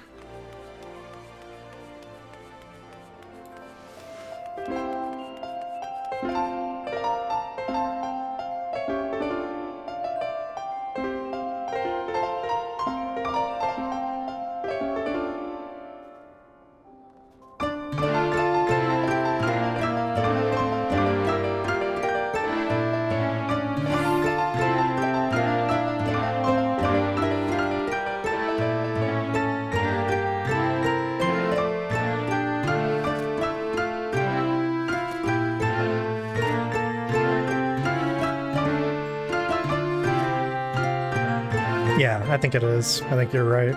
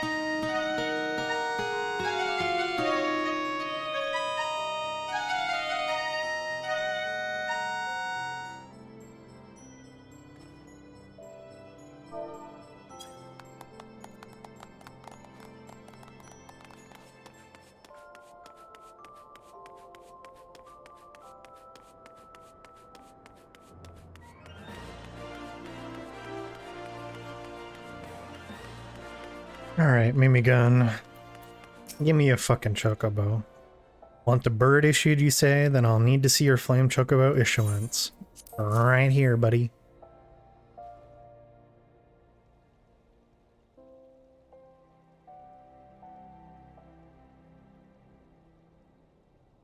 Yes, everything appears to be in order. A moment, please. I'll be right back with your Chocobo. Crazy thing is, I think if you want that, like, mask helmet thing, you have to win a ton of Chocobo races. I know there's, like, some achievement you have to get. And here he is. The fellow has been in high spirits the past few bells. He must have sensed that his master was coming. Now then, to make it official, you'll want to give your noble steed a name. Weh.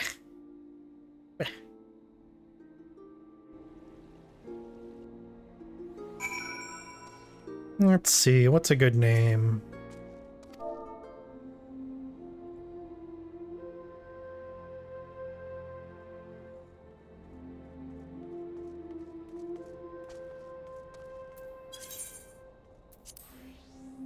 Queh, indeed, my friend. Heh, I dare say he likes his name. Here is your very own Chocobo whistle. Simply blow into it and your feathered friend will come bounding to your side. But do forgive him if he doesn't respond when summoned in crowded city areas or monster-infested lairs. Chocobos are stout-hearted creatures, but they have their limits. And lastly, I present you with your Chocobo rider's license, as is required by law. And that concludes all the formalities. I wish you and your Chocobo long years of fulfilling companionship.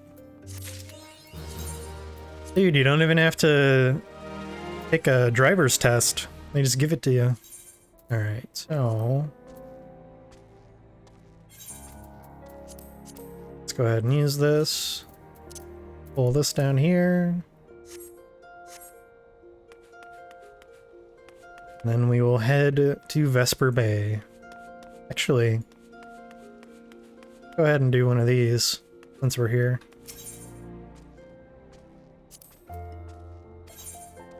Yes. Horizon.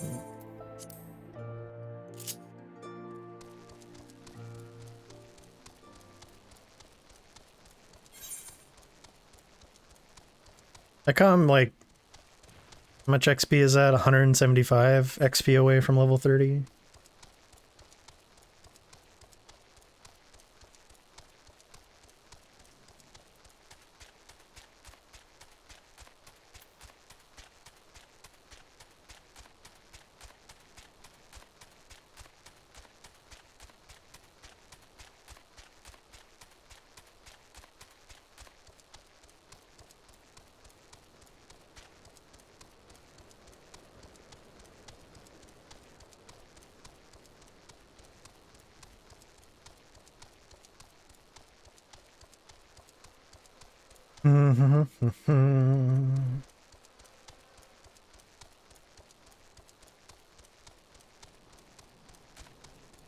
We can get some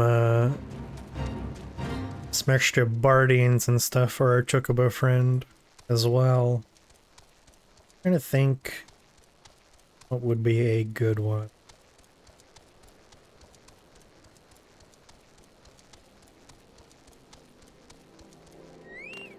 Oh wait, no, that's only for... You get another Chocobo. Spoiler.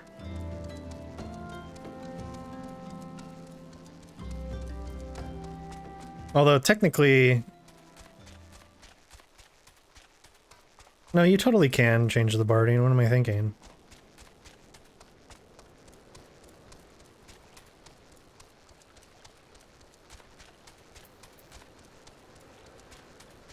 Or can you?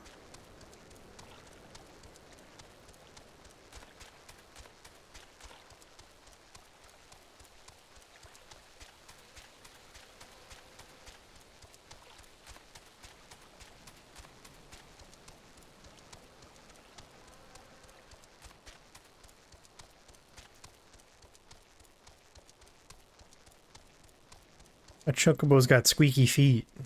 You hear that? Got squeaky ass feet.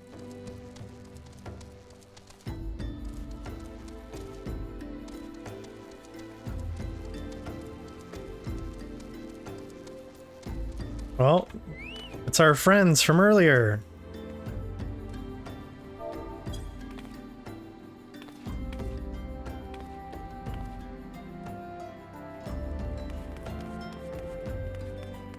Ridiculous.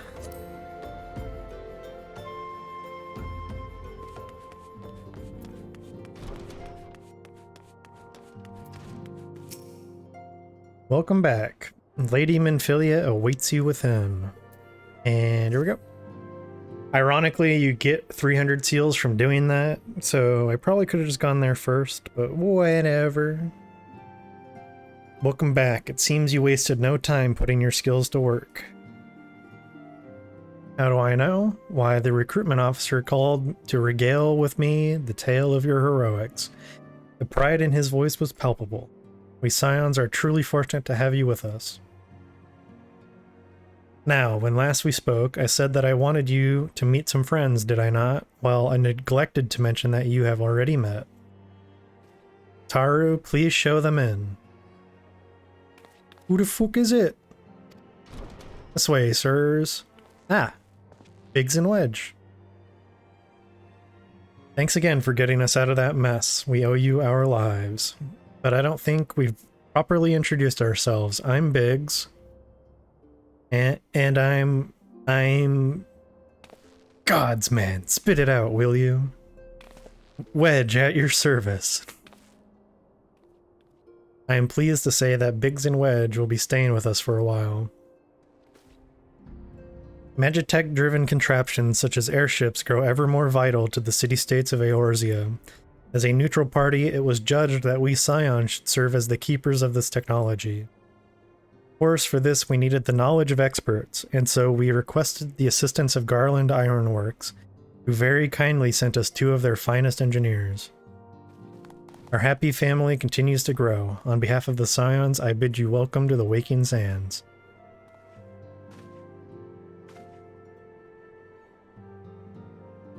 Like every soul here, I love Eorzea, and I count myself blessed to have been given this chance to stand with you all and fight for the future of the realm.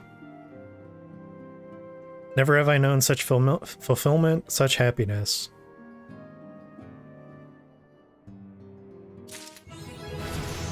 Bam, bam, bam, bam, bam. Do, do, do, do, do, do, do, do. So we'll get this, and then we'll probably head back to Ul'dah to get our level 30 quest. Because we are about to be sent to Gridania. Now, having set aside the formalities, we have a favor to ask of you. Urianger, have the documents arrived from the students of Baldessian? Aye, my lady. They arrived but recently. We have conducted a study at the behest of the Order of the Twin Adder. Papalimo, Ida, a synopsis if you would. Our task was to survey the behavior of the Sylphs, a beast tribe indigenous to the Twelveswood. Oh, how to describe them. They look like gisselcreens, floating ones, that worship the Primal Ramuh. Ahem. Though technically a beast tribe, Sylphs are blessed with a comparatively personable demeanor, conducive to peaceful communication. Offering us an invaluable opportunity to learn what the beast tribes know of the primals. While Ramuh's existence is well documented, the Sylphs do not, or perhaps cannot, summon the Primal any longer, insofar as can be ascertained, until such time as we know. It would be unwise to assume that the threat posed by the Primal has passed. Which leaves Gridania with the added worry of not knowing what they should be worrying about. In that regard, they are hardly alone. What we can say with absolute certainty is that Gridania has its hands full fending off Garuda, who, I need hardly remind you, is among the most savage and terrible of all known primals. In short, it is essential that we approach the Sylphs in as diplomatic a manner as possible. Words and actions can be misconstrued. The only sure way to communicate our intentions is the echo. Winning the Sylphs' favor may well bring us a step closer to mitigating the threat of the primals. Will you help us? I am grateful. Lovely. Well, as much as I'd like to help, I'm afraid I would be of little use to anyone in Gridania. A veritable babe in the woods. Ida and Papalimo, however, should be able to see the forest for the trees. Is that not so, Minfilia? Indeed. You are willing? Leave it to me. Us, Ida, us!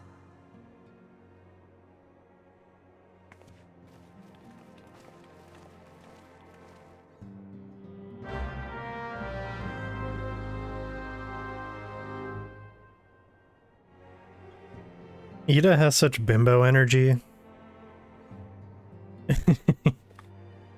So instead of heading there, we're gonna head back to Ul'dah.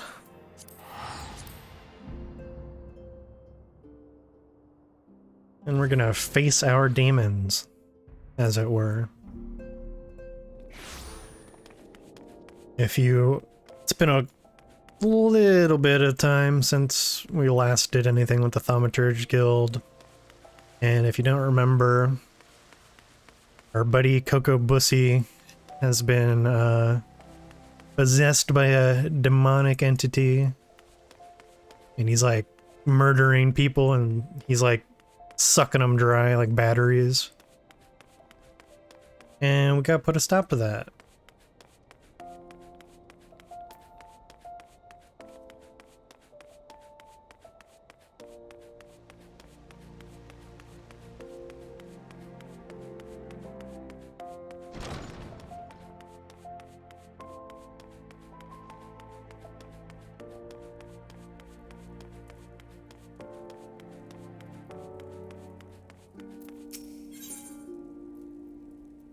Ah, Mana Ward.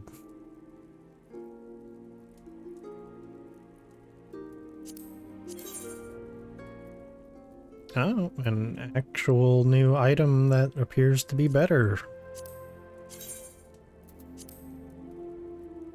Look at that. Ain't so fancy. And dye black, what do it look like? Oh man, look at it, dude. Oh, it's so sick. Oh, the purple's kind of nice too. Might leave it undyed, honestly. Anyway. Fortune has favored us. Chocobo has been spotted at Vesper Bay, the place I was just at. We cannot let this opportunity pass us by. Head there with all due haste, and with you, take these descriptions of my brother's likeness and Mormo's mannerisms. Relay this information to some of the local residents and see what you can find. Okie dokie.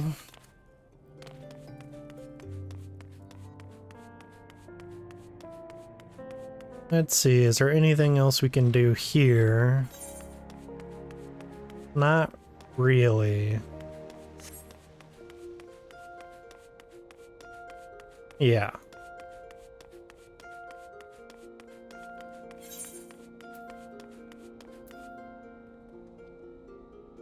Leaves of Horizon, yeah, not gonna do that.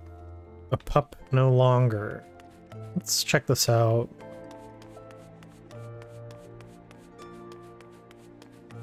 It could happen to you, yeah, that's for sure the gold saucer.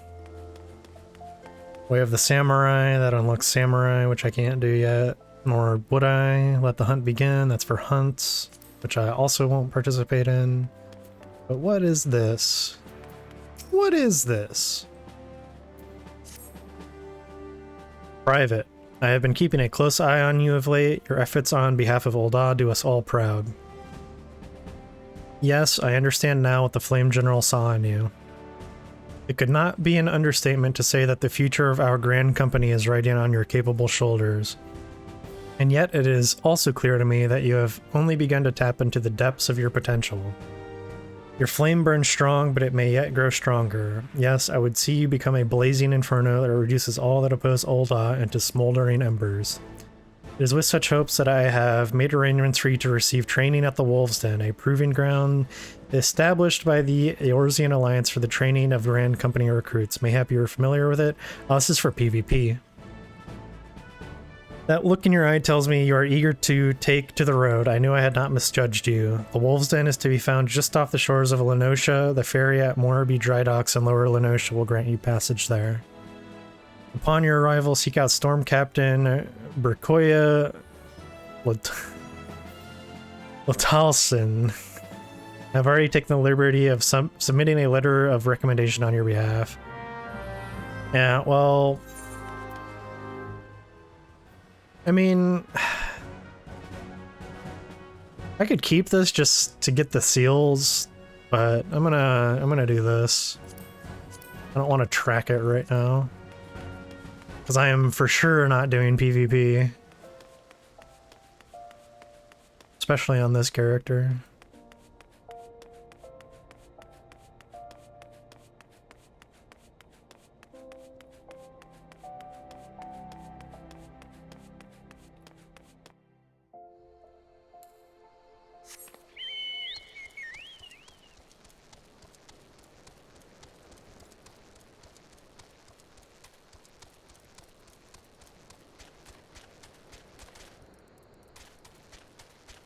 not have mount music?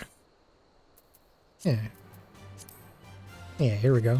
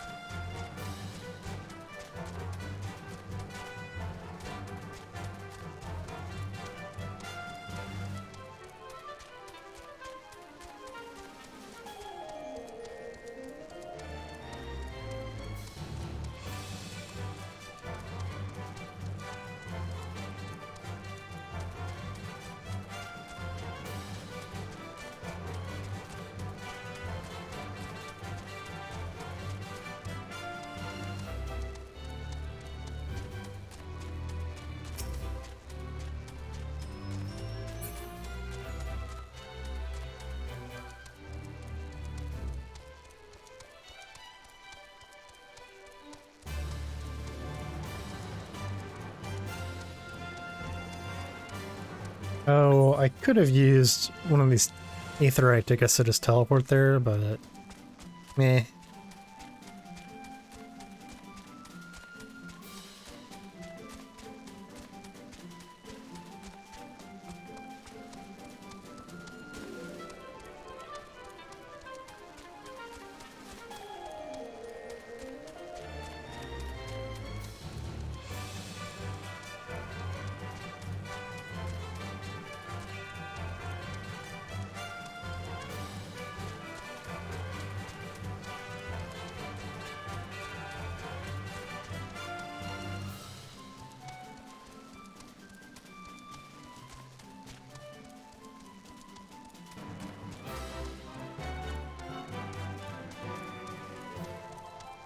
Alright, people. I am here to investigate. I'm on the case. What's that, son? You say you're looking for someone? Where I am. I believe I saw your Lalafell in the company of a couple adventurers hailing from Limsa. A marauder and a thaumaturge were to hazard a guess.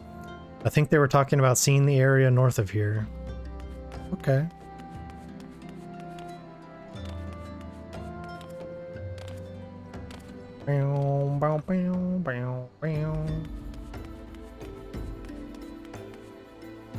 Anybody back here? Back here? In this building?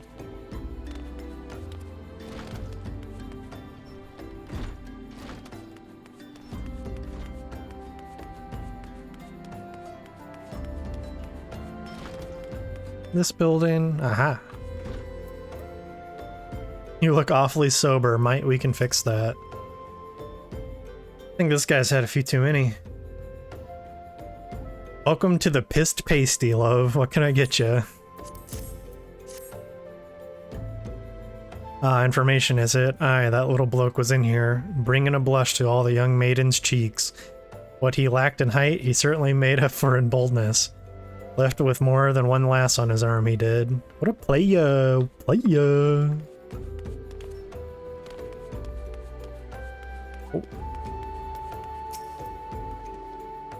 Something I can do for you, stranger?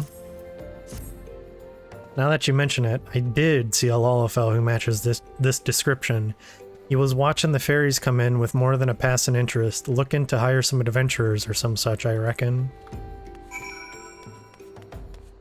Is Coco Bussy slangin'? Yeah. I heard he's hung like a horse, too.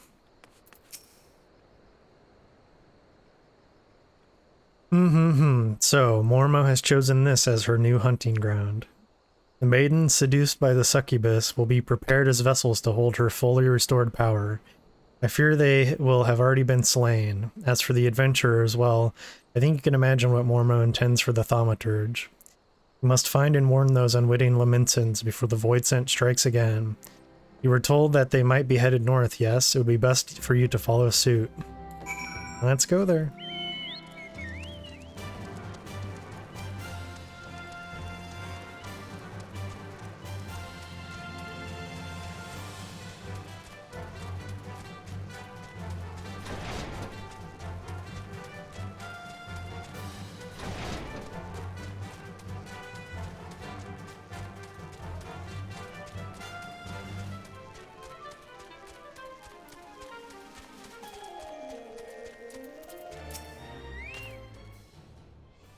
Still here. It's still here, somewhere close. So.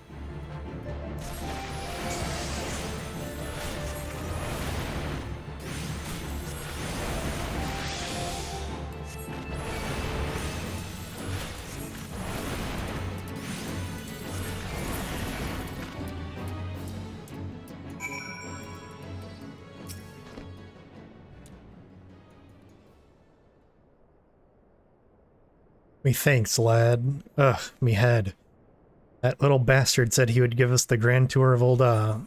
Aye, it's been grand, all right. Please, he took me mate further north. Think he was muttering something about moon drip. Afalan, what has befallen? I sense the presence of void scent, but appears you have things well in hand. Mormo is in moon drip? A fitting place for the battle to come.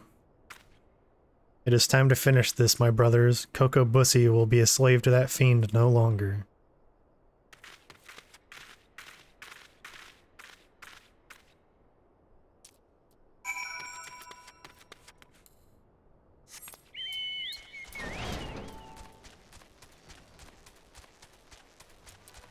Is moon drip like when people from the moon show up wearing like Supreme and shit like that, you think? Or let's kill the since they're on our hunt log, because why not?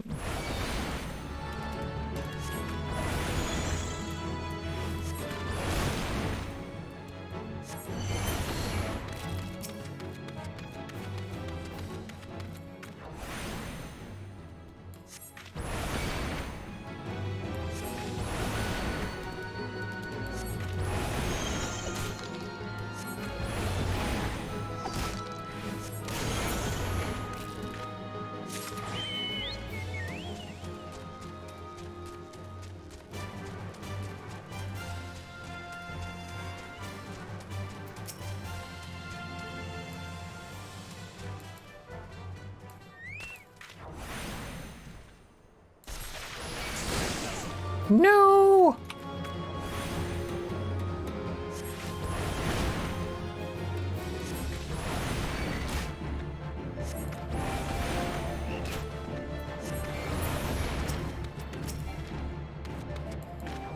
I have to kill 4 of these. Okay. No, I said no tongue.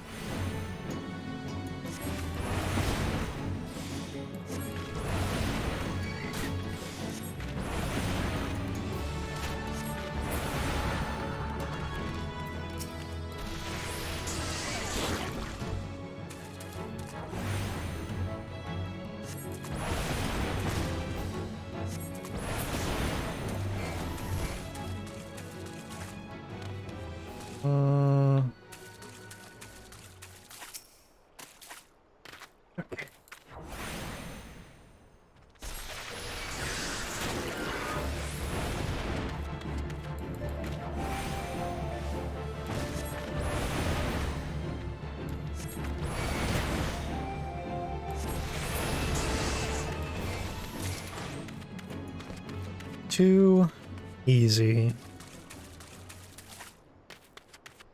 And now we help our friends.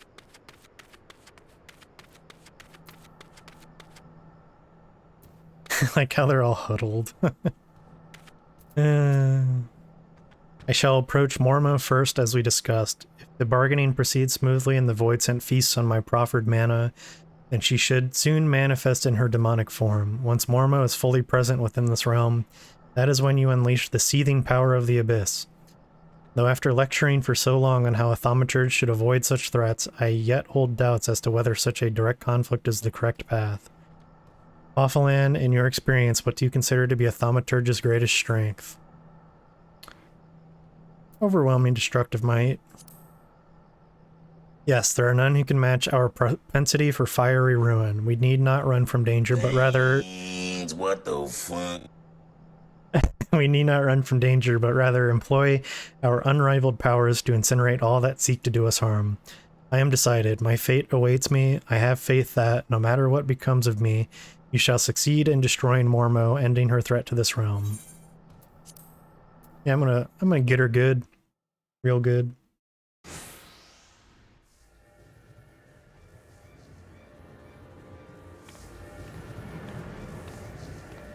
Enough, Mormo.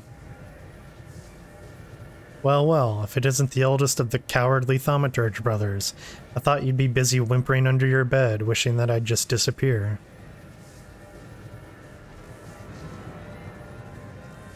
I've come to offer you a deal. I know you seek the etheric energy needed to substantiate your true form, but how much time do you intend to waste feeding on these lesser mages? Compared to these stripling sorcerers and their trembling arcane flames, my power is a blazing sun. Would you not prefer to take what I can give you?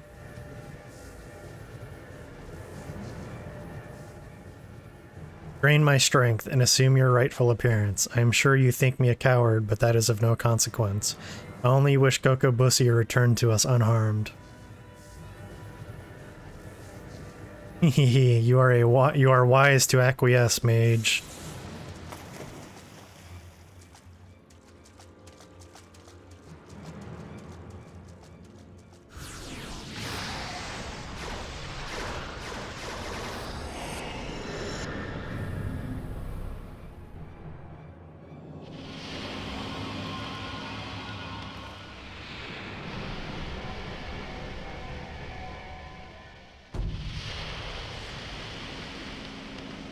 Oh my god, she's hot. Hehehe, at last, at long last, my true body, my true power is mine once more. I believe a stretching of the old arcane muscles is in order.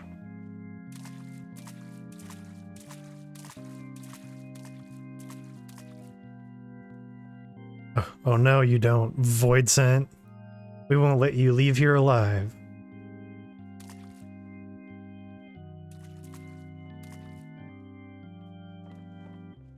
Hehehe. So you risk your lives in a valiant rescue attempt? You should not bet what you are not prepared to lose. I shall tear the ether from your very marrow. She's gonna give us the arcane suck.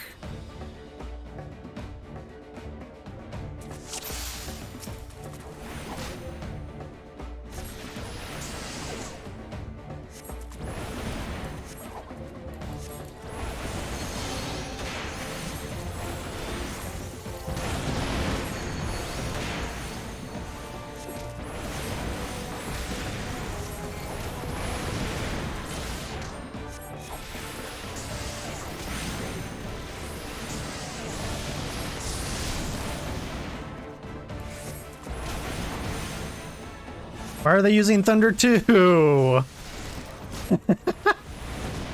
What? What? Not actually, yeah, that's not better potency, so what the fuck? That's funny.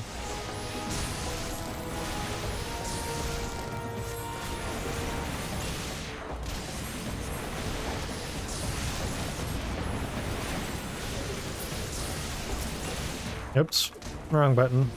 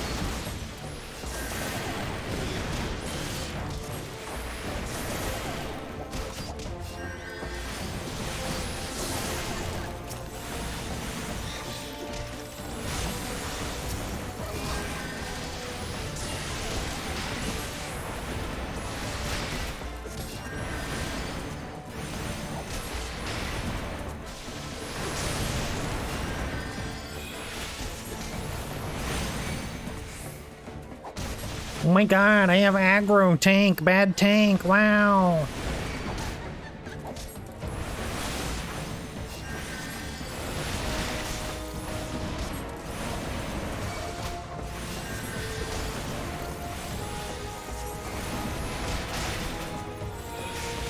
Prepare to die, bitch.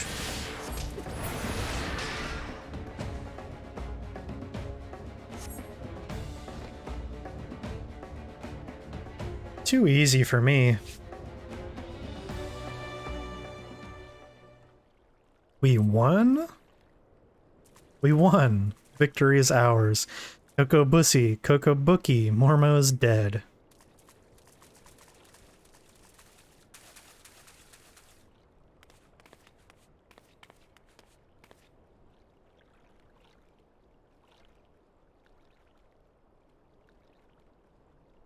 What? Where am I? Thank Thal, you're awake. Chocobuki. Chocobussy is returned to us. We have reacquired the Bussy. Our sibling has yet to stir from his somnolent stupor. Buki?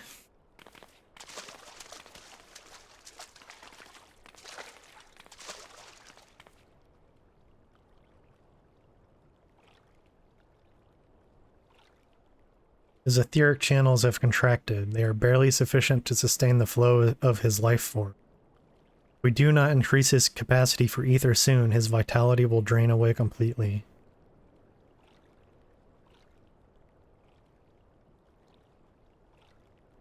Give him a little sippy of the good stuff.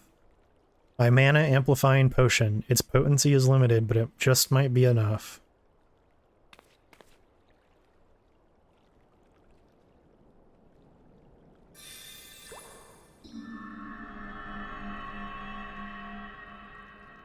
God damn. Was that some Red Bull? I'm feeling hypey as fuck. I see the battle ended, as I expected. You did it, Chocobussy. Your alchemy saved him.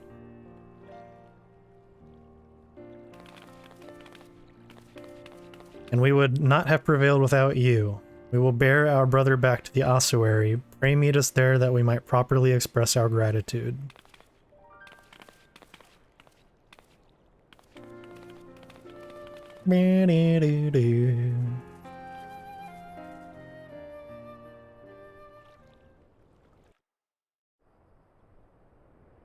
Oh man, let me out of here, it's scary.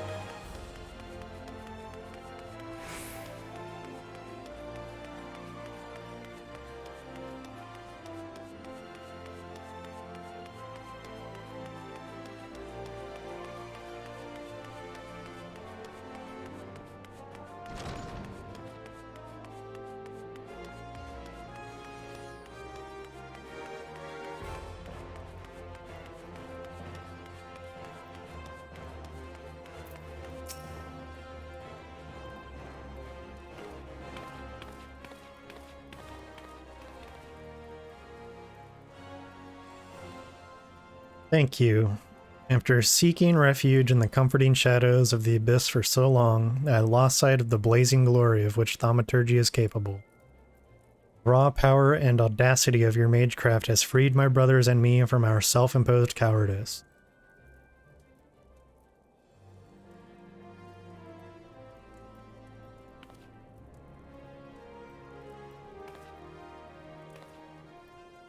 Thought Thal himself had his fingers at my throat, but this sensation of hard-won supremacy is strangely satisfying. As for you, Chocobussy, you are our brother and our respected colleague. I hope you never again underestimate the precious power you wield. Wafflean, you have exceeded all my expectations. In recognition of your outstanding growth as a thaumaturge, I shall impart to you one of the guild's most closely guarded techniques. Mana Ward. It is a defensive weaving of energies that blunts the force of any attack made against you. I'm sure you can understand why we do not teach this secret to every stray hedge wizard who chooses to join our ranks. Now that you have experienced the deadliest threats and the joy that comes with their obliteration, I am certain you are eager to explore just how deep you might descend into the chasm of thaumaturgy. May your struggles bring wisdom and your wisdom bring courage. I, for one, look forward to hearing of your future thaumaturgical endeavors. We're gonna choose this swaggy top.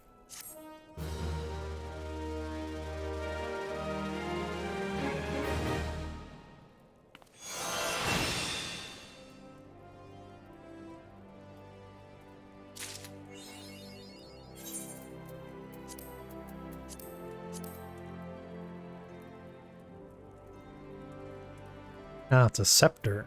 That actually, I gotta imagine it's actually better, right?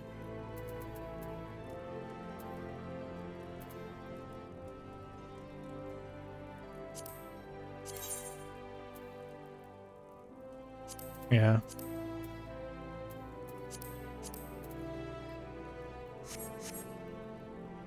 Okay, and then also this. Equip. No, I can't yet. It's level 31. Okay. So...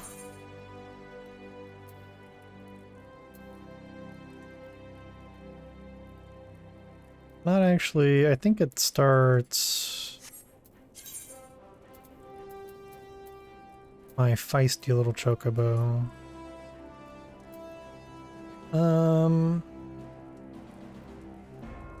Probably go to Central Shroud and then down. But I'll most likely stop in Gridania first. I'm pretty sure I can unlock Black Mage now. That's like over here somewhere. Move Mana Ward over here.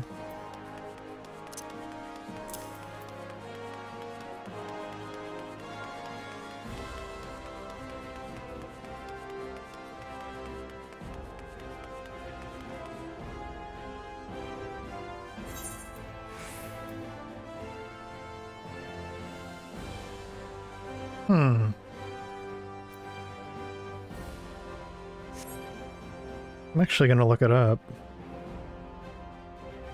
Maybe I'm like progression locked from doing it.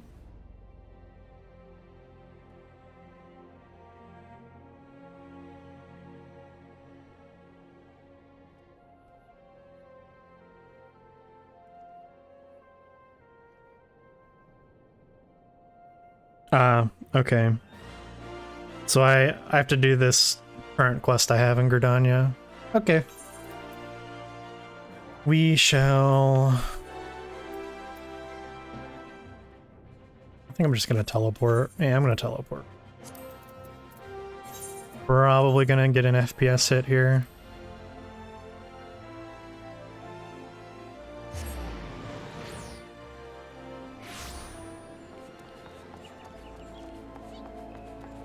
Broadening my horizons, huh?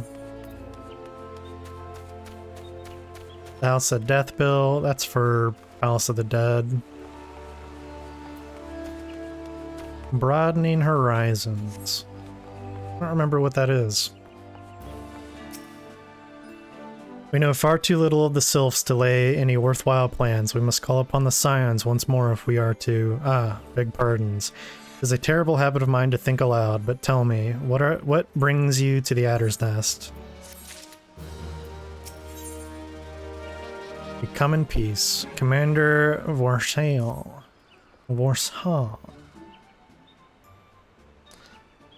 Hail, adventurer. I bid you welcome to the Adder's Nest. Do you seek to entwine your destiny with the Twin Adder?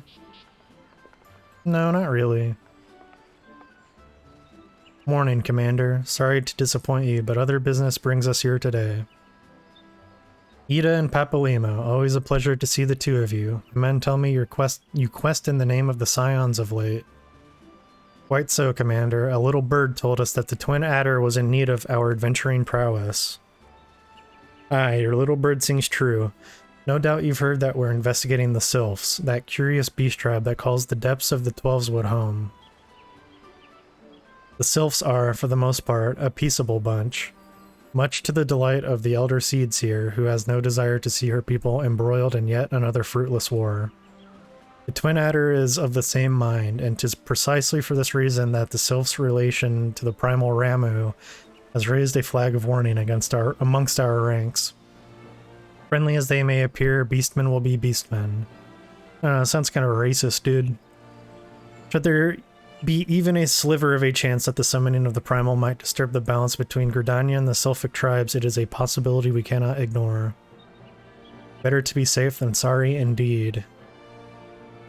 Do we strike at Ramuh or leave the Sylphs to their own ways? That is the question, yet I find myself lacking ample knowledge to arrive at an answer.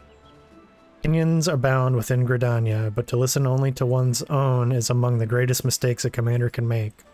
I would hear from the other side, the Sylphs themselves, and seek an impartial party to serve as my liaison. That is where you scions come in.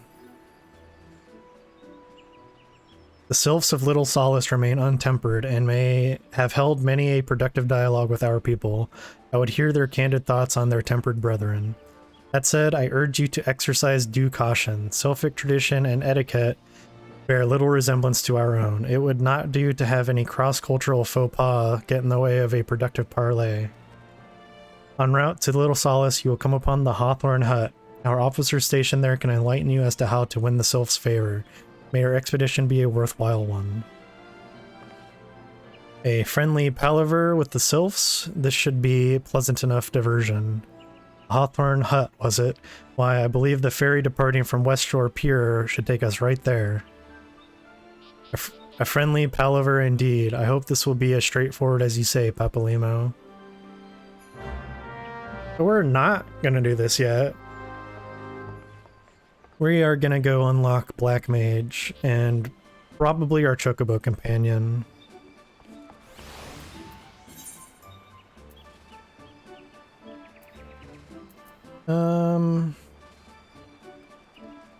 I'm already in the area, so I almost feel like I should go to the South Shroud first. In fact, I'm going to. Oof, the FPS hurts. Ouchie. Oof, ow, owie.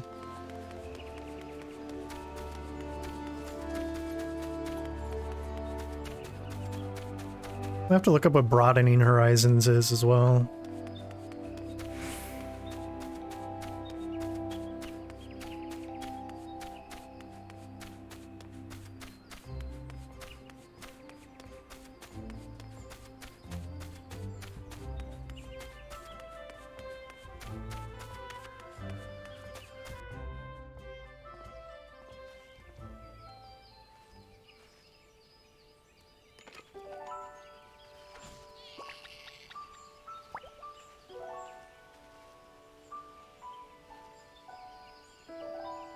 Oh, I see. It's basically like a shortcut. I think you get a gear item as well. Although I think it's an earring, so I don't know how much I care. Let's see. Guess we'll go this way.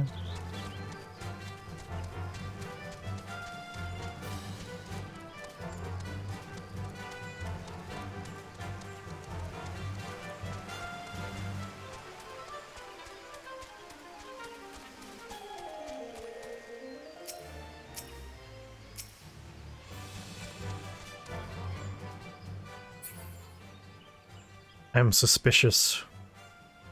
I'm suspicious of these.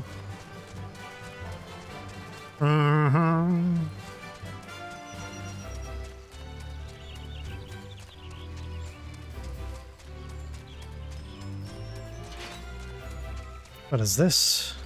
Oh, okay, that's for lavender beds. I don't really care. Lavender Beds is the housing area for Gridania.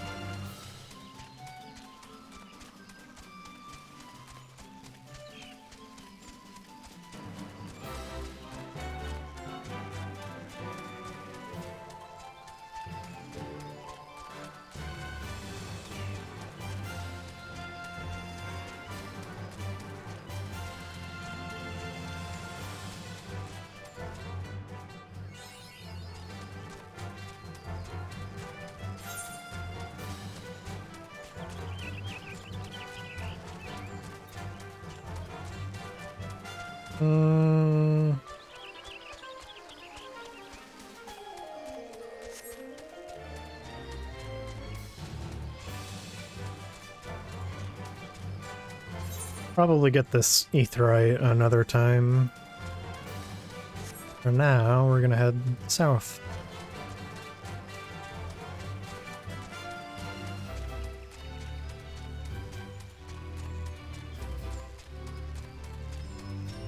That's a big antelope.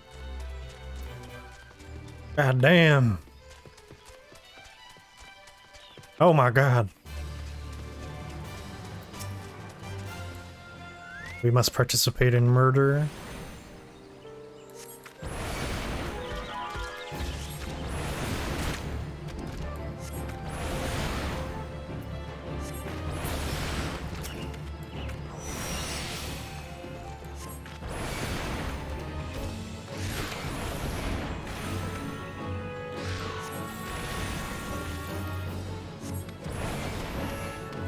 Oh, how did you not die? Did I miss? Must have missed.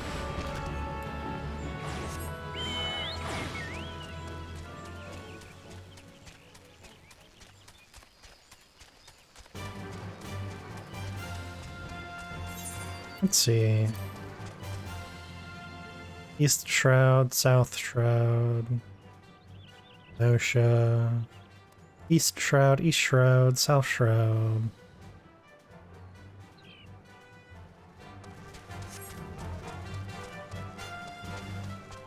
Probably won't worry too much about the hunt log at this point.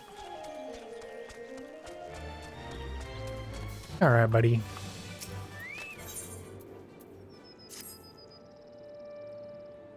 The unmistakable smell of Chocobo clings to you, adventurer. Would I be correct in assuming that you have your own trusty steed? Aye, I thought so. Now tell me, is your bird battle-trained? If not, you might consider seeking the advice of Luculo. Luculo over at Bent Branch Meadows. This guardian native is something of a prodigy in all matters concerning our fine-feathered friends. He should be able to help you attain greater affinity with your bird.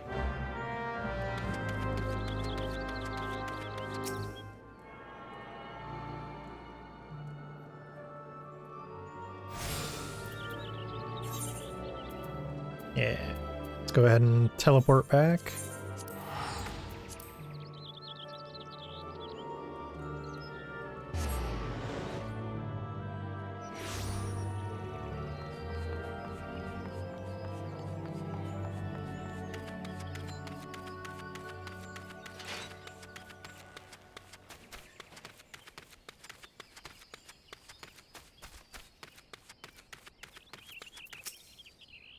Greetings, adventurer. Is there something you need? You wish to have your Chocobo trained in combat. This is no small request you make. Riding your bird is one thing, asking it to take hurts in your name is quite another. I will help train your Chocobo, but on the promise that you will never unduly expose it to danger. Do I have your word? Very well. To begin, we will need a bunch of Gissel greens. You have my leave to pick one from the fields yonder. Return here when you have it. Okay.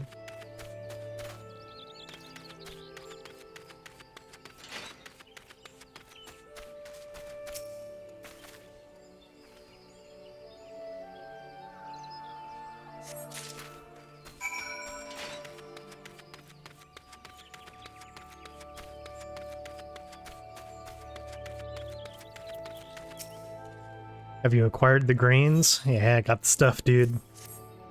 Yeah, dude. Let's fucking blaze one, bro. Superb, but then we shall get straight to it. Doubtless you already know this, but chocobos are highly fond of Gissel greens. They love the leafy vegetable so much, in fact, that they will completely forget their fears in the face of danger. Thus, by feeding your bird the greens, you can prevail upon it to fight beside you, and then, once called, it will be up to you to direct its actions as you see fit. You'll find that your Chocobo innately responds to a number of general commands. Give your bird an order and it will act accordingly and to the best of its ability. This simple yet effective methodology was developed by the Fortum, I think that's right, Fortum Family, one of the foremost houses in Ishgard. And that concludes your lesson. Of course, it is not enough to merely hear about a practice. One must venture forth and attempt it oneself. Summon your Chocobo with a bunch of Gisselgreens and together make your way to Sorrel Haven. The brood Z's that prowl the area ought to be a suitable challenge for you and your companion. Put down 3 of them and return here. And lastly, by way of advice, I would recommend you keep an ample supply of Gisselgreens on your person at all times. Our resident vendor will be able to provide you with as much as you can carry. So now, I have a Chocobo friend that I can summon to fight with me. Which merchant is it, though? Is it going to be the person... This is the race Chocobo breeder. I don't know if they actually sell greens. Yeah, it's just for breeding Chocobo. I'm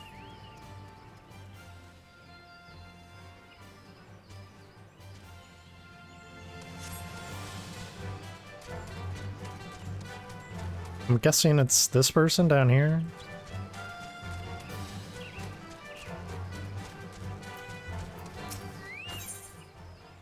Purchase items. Thistle greens. So we're gonna get a bunch. That'll be good for a long time. Each one is gonna provide a 30-minute timer for the Chocobo. So... Yay!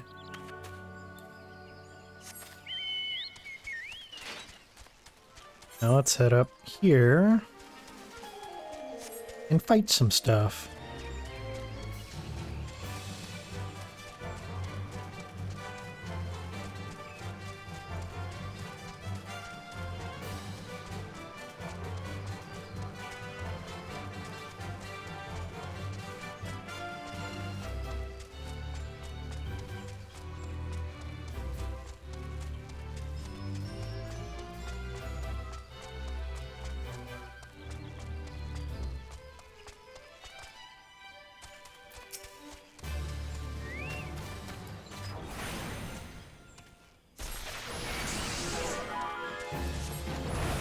Yeah, get him.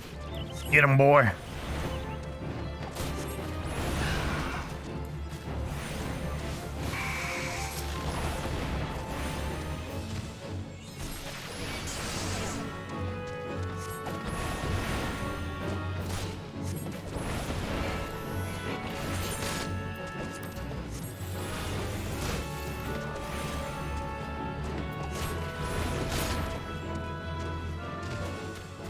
Okay.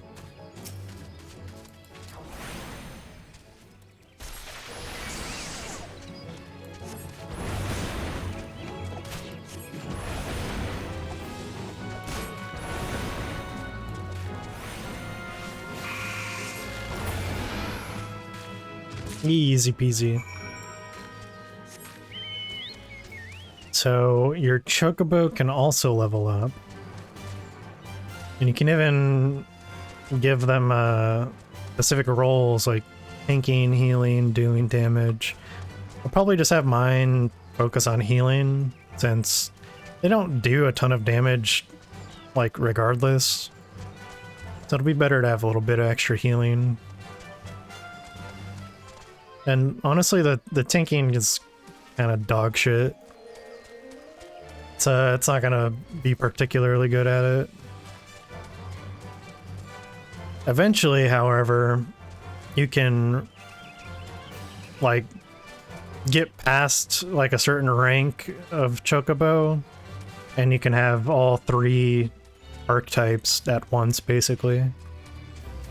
Takes quite a while to level up though. So you have successfully negotiated your first few battles with the Chocobo. Well done. Tell me, how did it feel? Was it not supremely reassuring fighting with your feathered companion?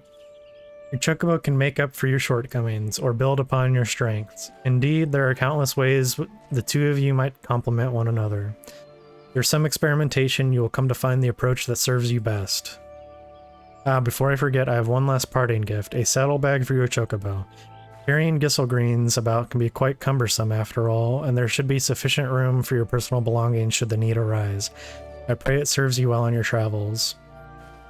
So this is basically like an extra inventory you get access to, is this. I'm pretty sure this is for race Chocobos, let me double check.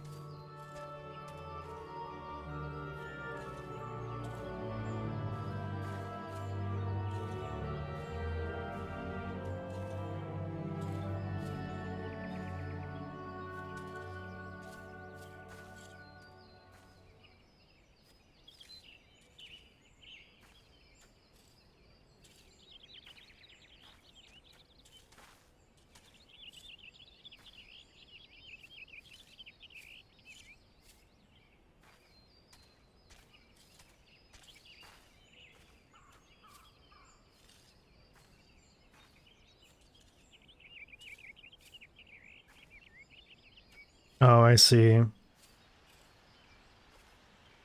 I don't really need to do this, because what this basically unlocks is if you have a house that you own, you can put a Chocobo stable, and you can stable Chocobos there, and it's basically a way to get them experience and also like minor buffs without like actually fighting with them. But I'm not gonna be doing that on this character really, so I think I'm going to go back to Ul'dah now.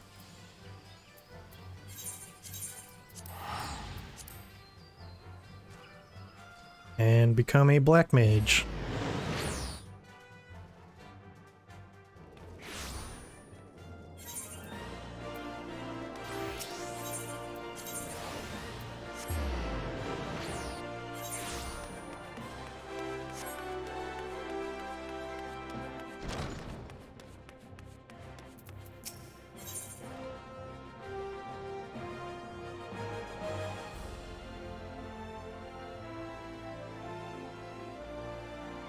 I will be right back.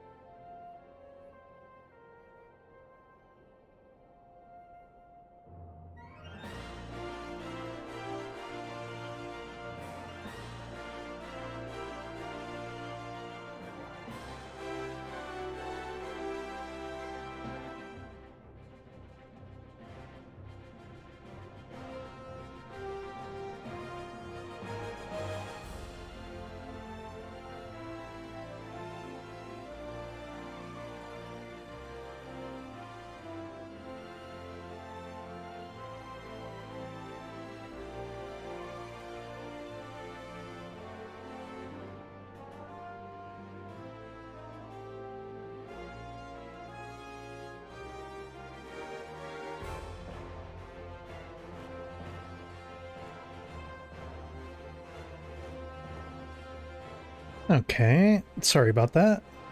Had to go unload the dryer downstairs, and I figured I would take the opportunity to get more water and whatnot.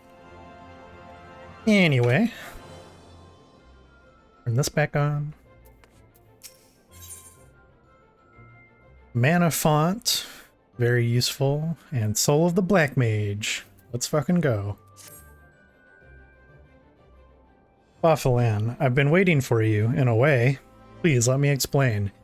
Do you know of the Marsaja pit? It is a prison here in Ul'dah. In prison, a man will do most anything to keep his mind occupied. Of late, one inmate claims to hear the voice of Nald Thal. No doubt he has lost his mind after serving 100 years of a life sentence.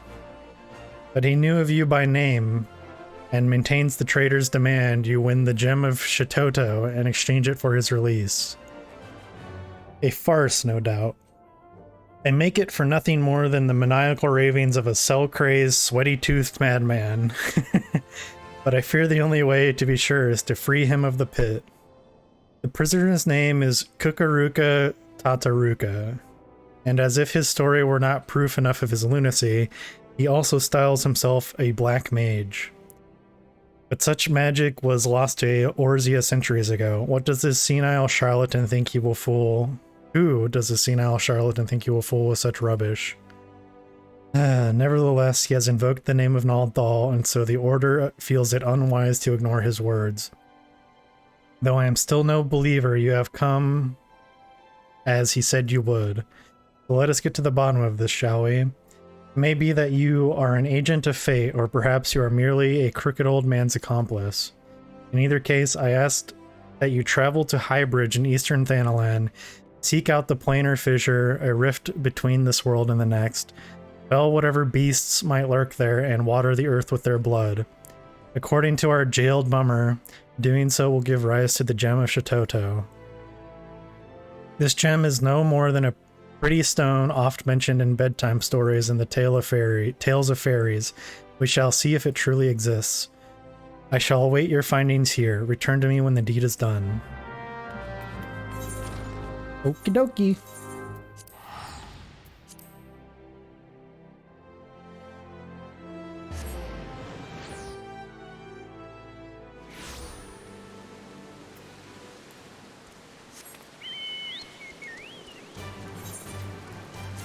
I'm gonna turn off mount music for a while. It's nice, but it gets a little overbearing occasionally.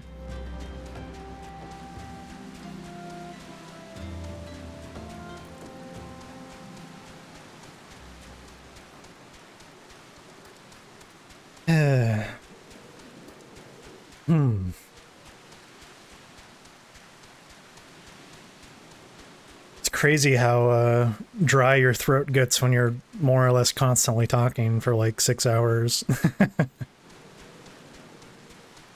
But it's not quite as bad as I imagined it would be. Just gotta make sure to drink plenty of water. Did you do the tea and honey? No, but... Well, there's not really a but.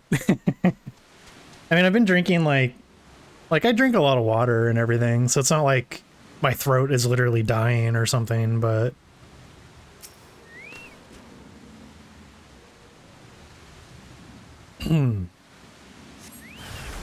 Oh my god. Go to sleep.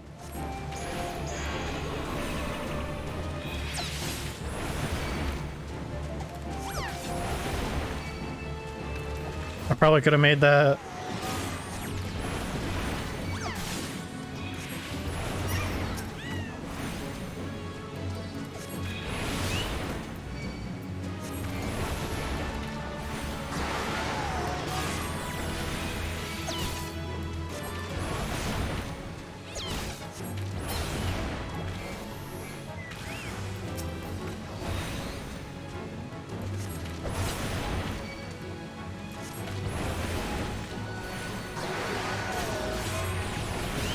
Oh, did that actually hit me? Bummer.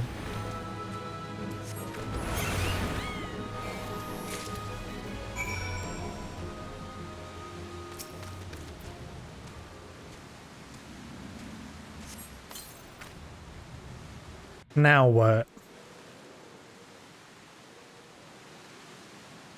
Thaumaturge, hear me. Oh shit. It's a lizard boy. What you want?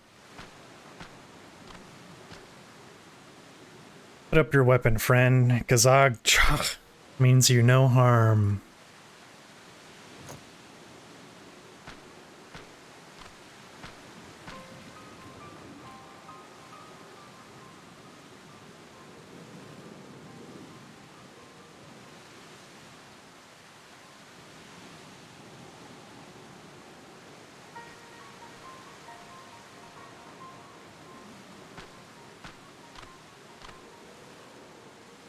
So you are the one of whom Kukuruka's prophecy speaks.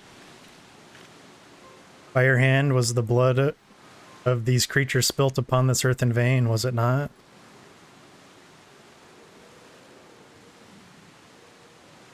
Then you have earned this gem of Shitoto. Take it, you will know what to do with it when the time comes. Wow. With this, my part is done. Farewell for now.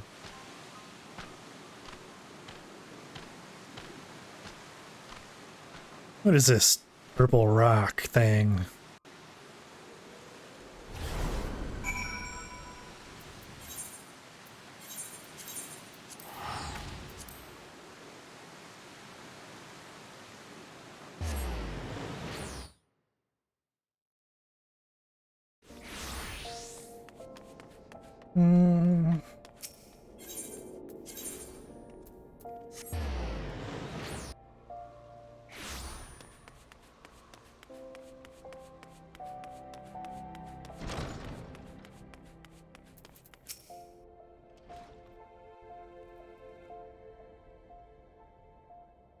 Well, you certainly smell as though you've been off spilling blood, but it will take more than a waft of foulness to convince me you are an agent of divine will. I take it yours was an eventful journey?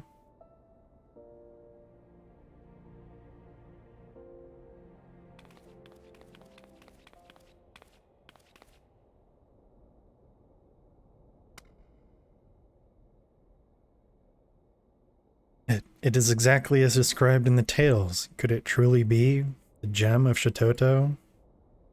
12 be good. I can feel the magic pulsing within it. The tales tell that only souls blessed by the grace of Ul'dah are entrusted with the keeping of the gem. This is beyond mere coincidence. I must investigate further. And you must assist me. This now involves you as much as any other.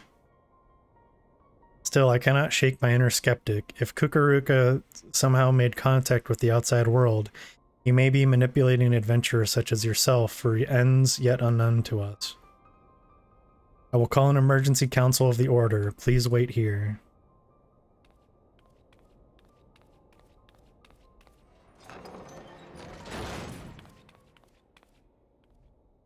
Oh shit, spooky.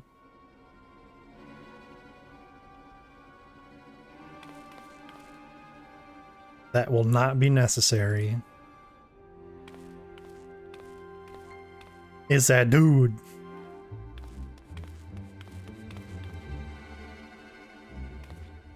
Kukuruka, what are you doing here? How have you escaped the pit? Watch your tongue, you insolent fool. Master has passed a century in meditation communing with Ul'dah. You address him with the proper respect. The jailers of Marasaha Pit are very different from the heretics of your order.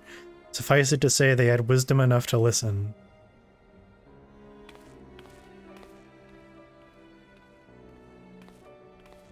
Must I remind you again? The will I speak is that of Ul'dah himself.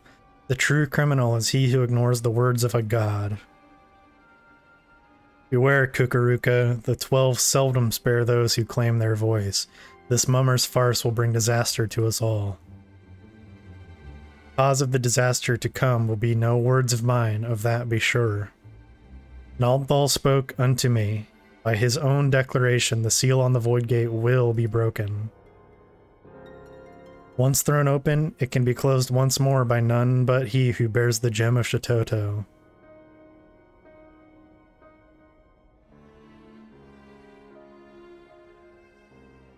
I speak of you, Fafalan Lalalan. Who, me? Me?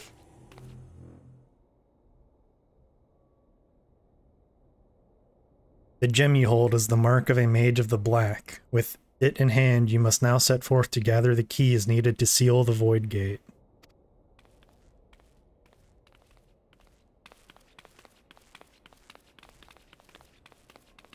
Wait, you can't... I mean, you don't have the right to... I can't just let this happen. Silence, you hollow-pated prig. Those who do not listen shall not be heard. Damn. Did like the anime fucking hero thing. He was like, fuck you, bitch. And his eye got all glowy. You take for yourself the title of thaumaturge, and so I will not suffer you to claim ignorance. You know as well as any of the existence of a netherworld rife with shadow and monstrosity, the void. As the power of the void waxes, the barrier between it and our own world wanes. Eventually that barrier will falter and the void gate will open. Once it has, only the black magic of Eld can reseal it. This is sacrilege. As one who now commands the forces of destruction, I bid you go forth, Black Mage. The Gem of Shatoto is our sigil, the mark of the Magi devoted to the true dark art. In it, you already possess the first key required to see the void gate sealed. You have taken the black, but time is needed before the black takes you, before it permeates mind and body and colors every fiber of your being dark as pitch. Visit Milvaneth Sacrarium, and there hear the words of Lalai.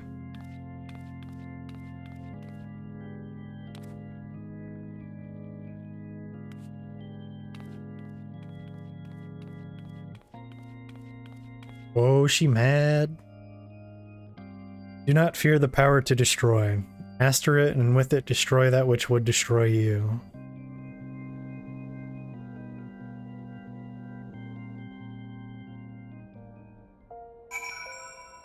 Yeah, fuck you, bitch. I'm a black mage now. Should be right over here. Yeah.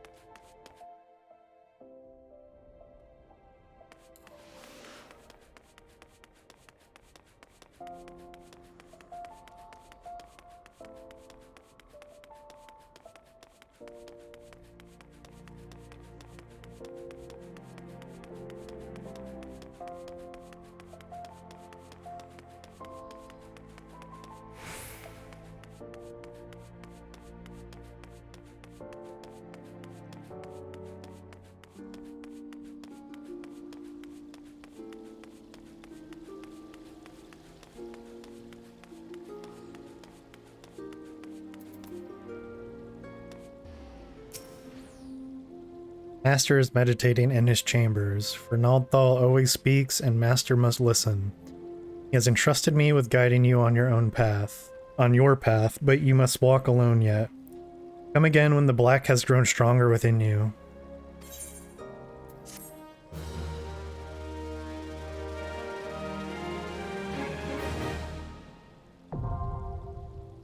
Willikers.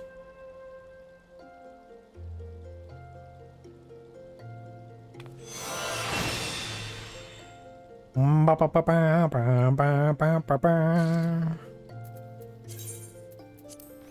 now, I am a black mage. Oh, and I have my black mage bars from my main character, so we're gonna have to fix this. That's okay.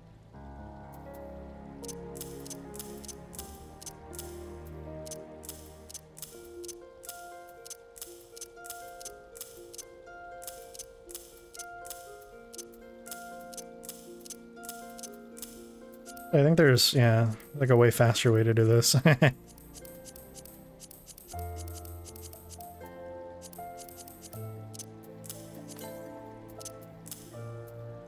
Okay. Let's put fire, blizzard, Unda. Blizzard 2. Faith, Fire 2. Fire 2. Mana Ward. I should have Mana Font as well. I'm actually gonna put that up here.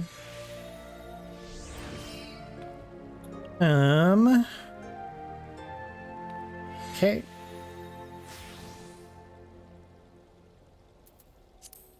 And I have Addle, Sleep, Swiftcast. I'm not even gonna put Lucid Dreaming on my bar because fuck that. And do you want a limit breakdown here? I think that'll be it. I'll also put this food that I keep forgetting to eat. Okay.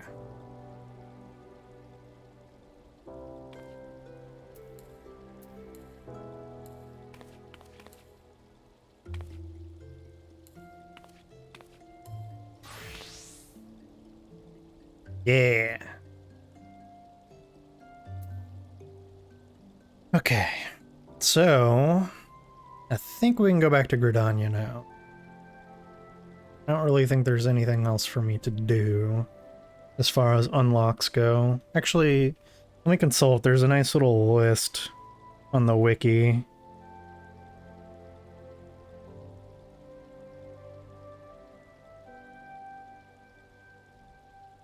Levels 1 through 50.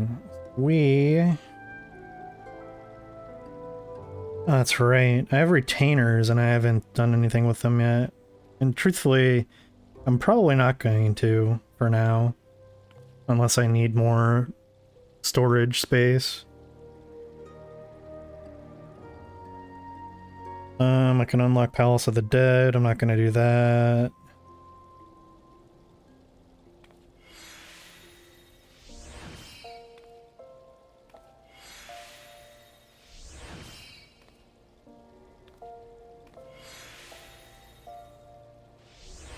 I think this is pretty much it for now. Yeah.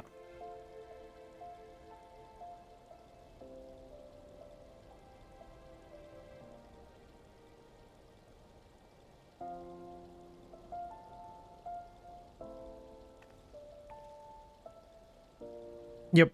Okay. Let's go meet the Sylphs.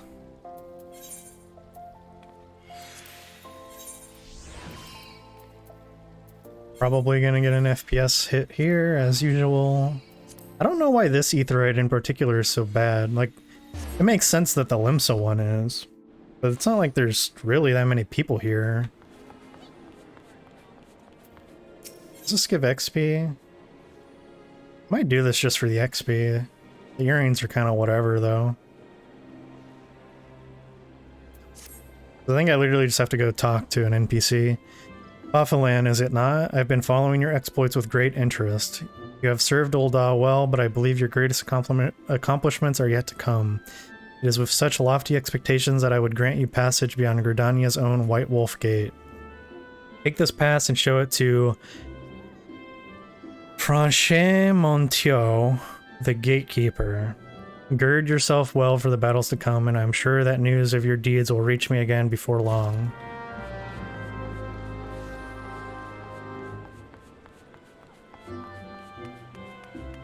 So this basically just unlocks this gate here to the Central Shroud, which, I mean, that's nice, I guess. It also opens it up as a shortcut to teleport to from any of these Aetheryte locations.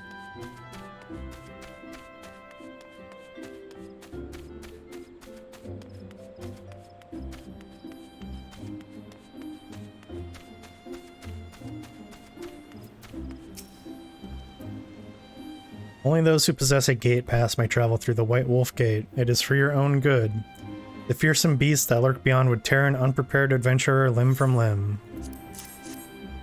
You have papers? Let us see now. Yes, everything appears to be in order. Go in safety. In the future, should you wish to pass, you need only say the word. Alright. Easy. Now we must go to the pier, and we will take a little ferry to our next location. Prepare yourself for super cute creatures ahead.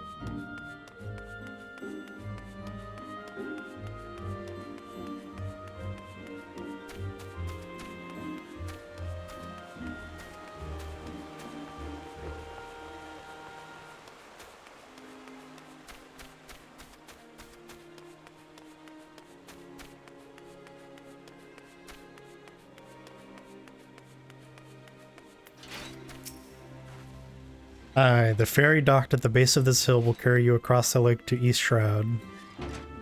Once you're ashore, head due east and you should find the Hawthorn Hut without much trouble.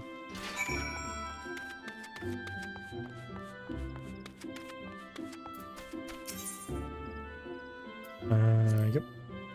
I happen to be heading across the lake to the Sweet Balloon Pier in the East Shroud. Send me there. Wow.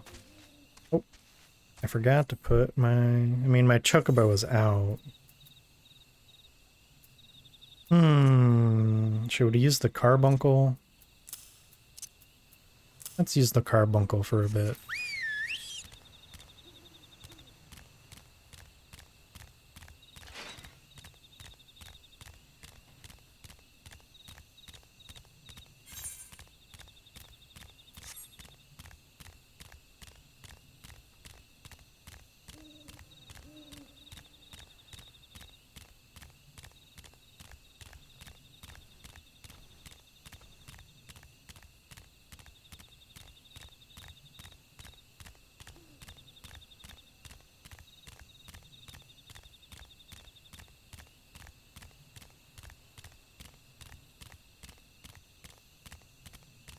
There's the etherite.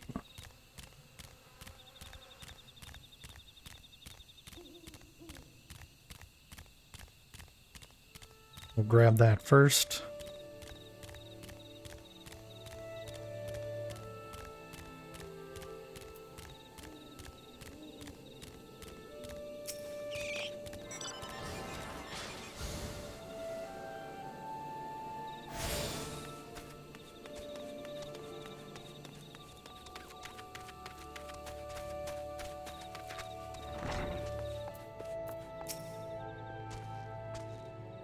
Indeed, I am Amelaine of the Twin Adder. I understand you're here to learn of the Sylphs, yes?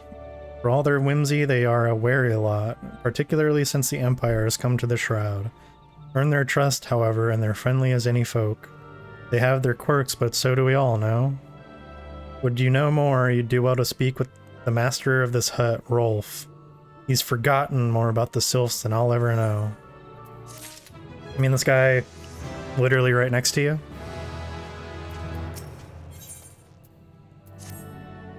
Come to learn a thing or two about the Sylphs, have you? I'll tell you one thing, they're a peculiar folk. How peculiar, you ask? Well, just let me tell you. Beg pardon, friend, my memory's just not what it used to be. I've seen much and more in my adventuring days, and it's all a clutter in my noggin now. Though I've shared my stories with those around the hut before, you might have more luck with them. I mean, you don't even, like, look that old, dude. Hold up. You're not even like you don't even have like the old man face texture that they give old people. I think maybe you probably just have dementia. You just have early onset dementia. Go see a doctor. The Sylphs? Yes, Father's told me his stories plenty of times. What I've always found most captivating is how their concept of etiquette is almost completely alien to our own. You do best not to underestimate them on account of their childlike looks, lest your face end up a mess of glyphs, squiggles, and chocobo scratches. Teehee. Midlander males all look like they own samurai swords. Yeah, they're definitely all like mall ninja motherfuckers who have those like $20 Walmart katanas proudly displayed over their bed that they get no pussy in.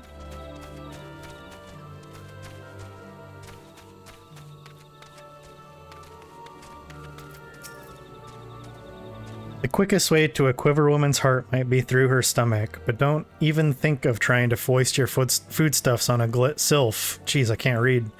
They sustain themselves simply by bathing in the sun, or so Rolf once told me.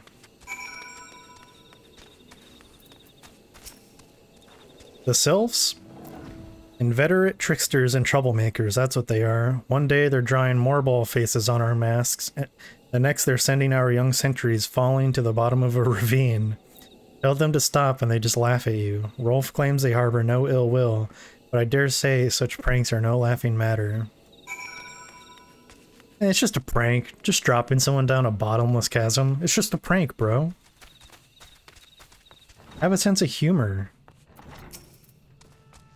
Oh, of course, of course. Hearing your stories, well, my stories, has brought the memories flooding back to me. I feel like dancing.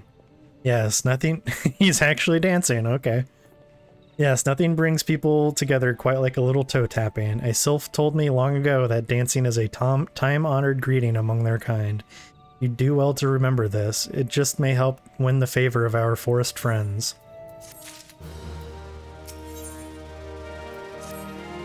Oh, still here, eh? Great. There's one more thing you should know about the Sylphs. They don't take kindly to guests who show up empty-handed. To earn their trust, you do well to bring along drat. What was it again? And my wife Rosa and I were just speaking of the matter not days ago. Forgive me, friend. Speak to Rosa at the comb. Her memory should prove more reliable than mine own. Yeah, this dude's got problems, for sure. You should go to the Conjurer's Guild in Gridania immediately.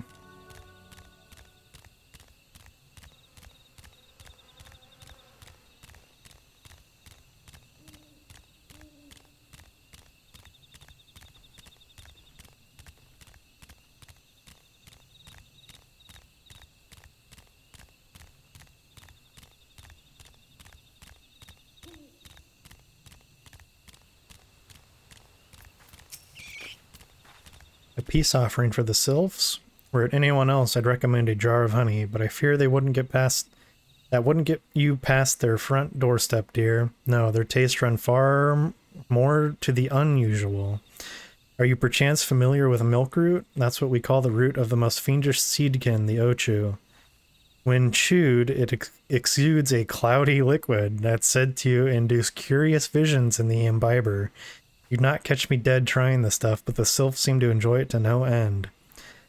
I've not seen an ochu around the comb in quite some time, but I did encounter a suspicious clump of grass the other day.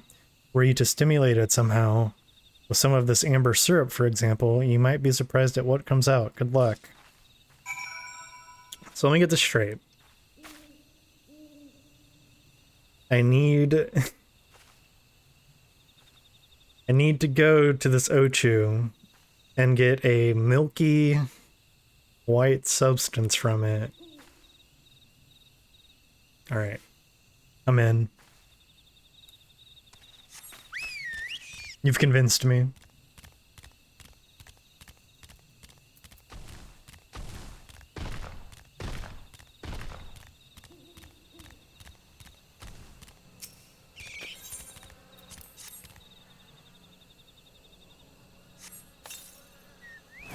Oh my god, a monster!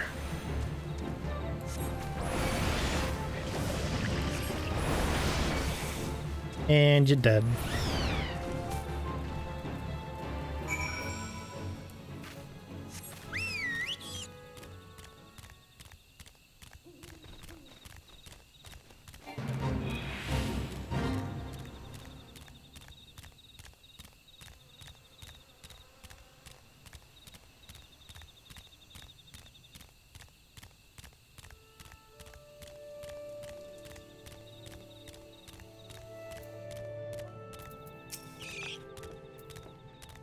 Ah, you're back. Was my wife able to direct you to a suitable offering? Milkroot, but of course, those sylphs quaff that cloudy stuff as quick as I do a flagon of mead. The effect's just about the same as well. Any road, a gift of milkroot will have the sylphs calling you friend and brother the moment they lay eyes on it. Now let me wrap this up for you. I'm starting to feel a bit woozy. Yeah, your wife helped me collect some white sticky stuff.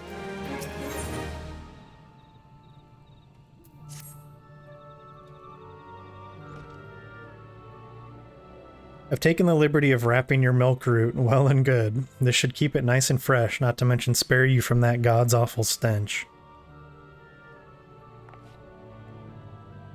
Sylphs love the stuff, but me, I'd rather bury my nose in chocobo dung. I dare say the reek even rivals the breath of the morble that put an end to my adventuring days. But I can tell you that story another time. You've more important matters to attend to today, yes? The Sylphs are an eccentric bunch, but I've shared their company enough to know they're kind at heart. They'll not shun one whose intentions are true. May your parley be a fruitful one, friend, and do stop by on your return. There's a flagon of full flower mead with your name on it if you'd regale me with your adventuring tales. Ah, and before I forget, don't go traipsing off just yet. Emmeline here would have a word with you. Travel in safety, friend, and do pass along my regards to the winged ones.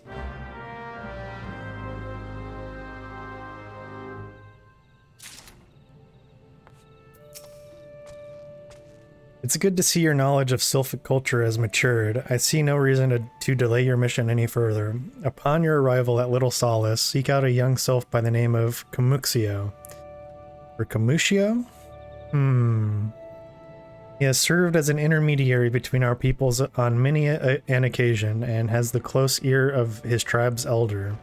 I see that Hawthorne has furnished you with some of that malodorous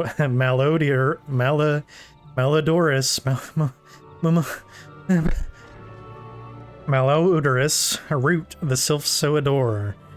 I have something of far greater import for you to deliver, a missive from the elder Seedseer herself. To summarize the letter's contents in brief, it vouches for the integrity of our envoy, that would be you, and restates Gridania's desire to maintain a harmonious relationship with our long-standing friends of the forest. The war with the Ixal has taken a toll on our resources. We can ill afford to get mired in another conflict. I need not impress upon you any further the importance of this mission. May the 12 see you return with good tidings.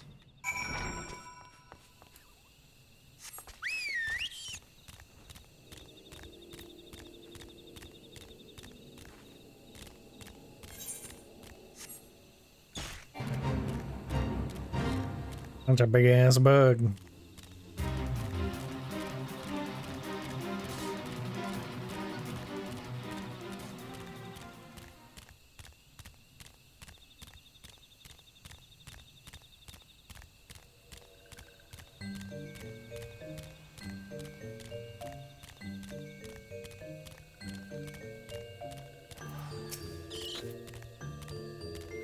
Walking One is not familiar to this one. This one does not trust strange walking ones. Strange dancing ones might be a different story, but this one expects no such thing. Walking One should go home and leave this one be. We'll do a little dance.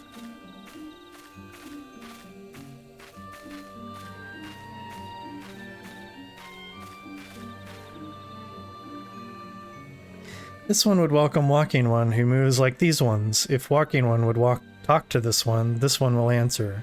This one is a busy one, so Walking One should speak with quick tongue. Walking One would bring gift to this one. Walking One is most kind. Walking One brings milkroot. Milkroot fills this one with great joy. This one gives thanks, gives many, many thanks.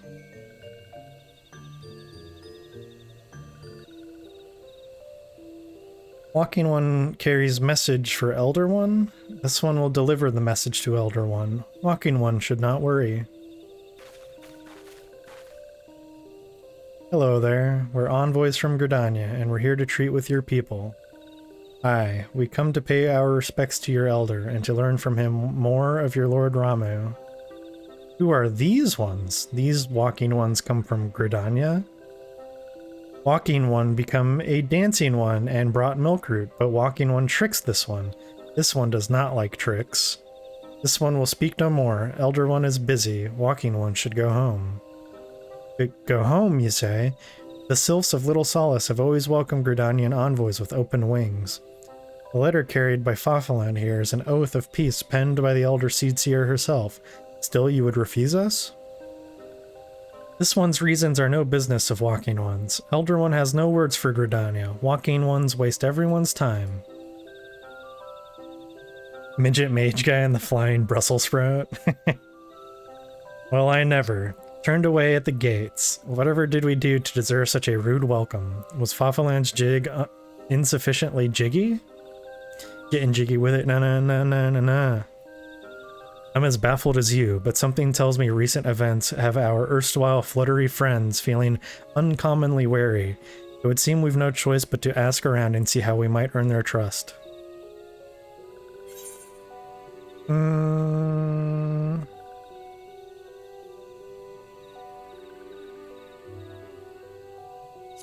Paralyze, I guess.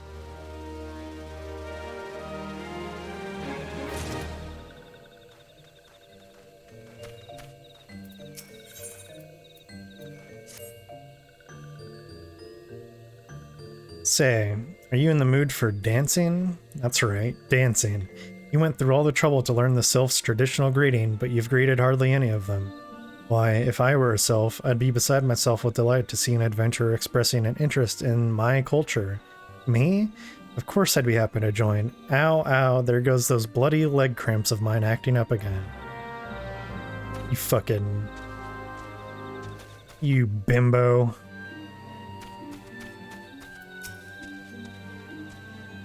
Walking One's belly is rumbling. This one is not making a meal. This one is boiling bark and flower seeds to dye thread. Others must be jolly, and so must greet making. Gonna dance. Doing a dance.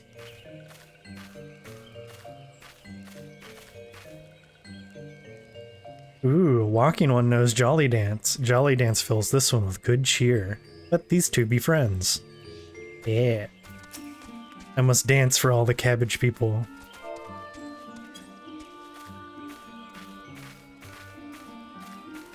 Christmas cheer! Christmas cheer! Walking One would be a friend to these ones? This one is overjoyed. But this one keeps the ways of weaving a secret. Even if Walking One learned the secret, Walking One could not weave in the same way. What are you trying to say?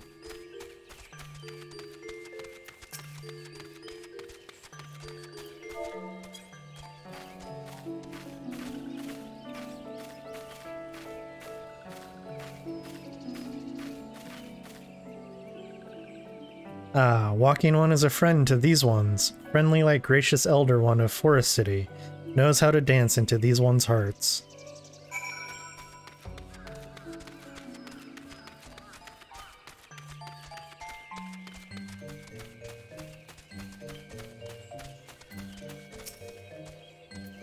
Fafalin, would you like to hear the good news or the better news?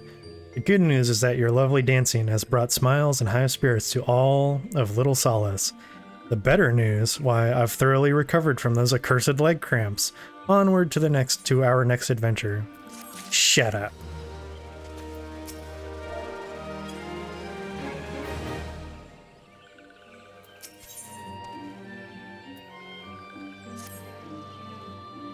Fafalin, as an adventurer, you're no stranger to helping distressed folk, I'd wager. Tales of good deeds are quick to spread. The adventurer who comes to the aid of the local populace can go from stranger to hero overnight. No doubt you see what I'm getting at. The Sylphs who make their home in Little Solace do so having been driven from their woodland home. Surely they have their fair share of troubles. Seek out troubled Sylphs and see what might be done to ease their worries. A sound plan, would you not say? That said, the Sylphs are not known to share their worries with outsiders. You would be better off inquiring with Hearer Immediate, one of the Gridanians who reside here. She is most likely to be privy to the Sylphs' troubles. We I gotta equip this.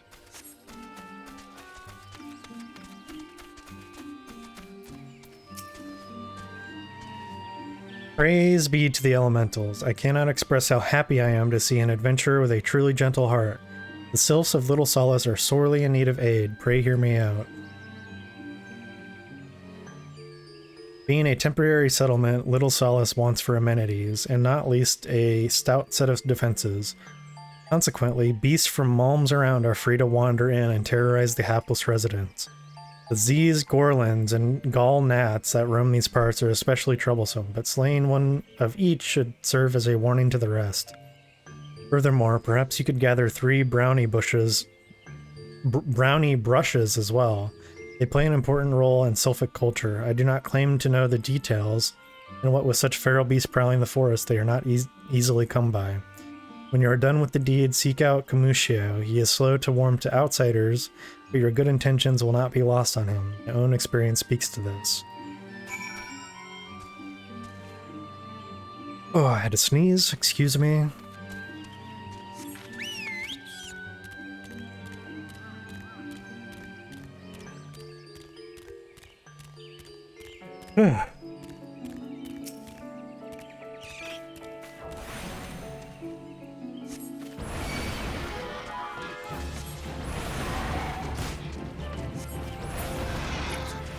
What the fuck?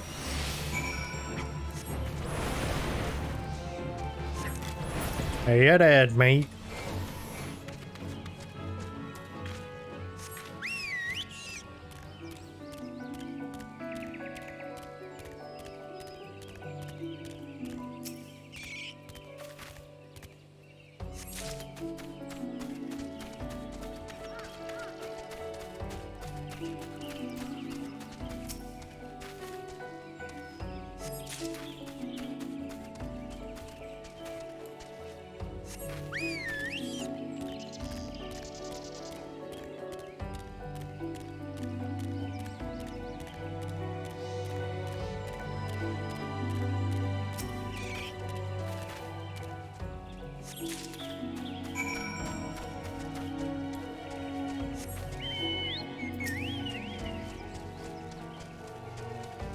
I'll kill these since they're right here.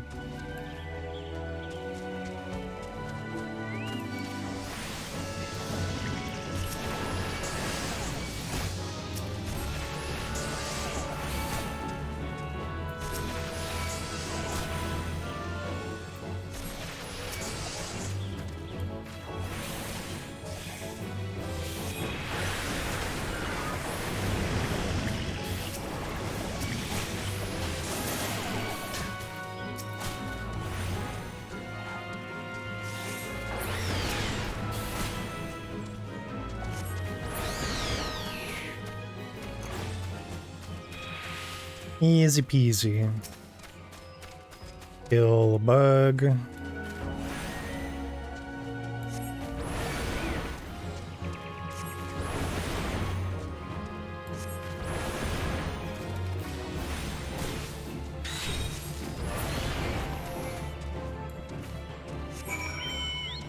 Okay.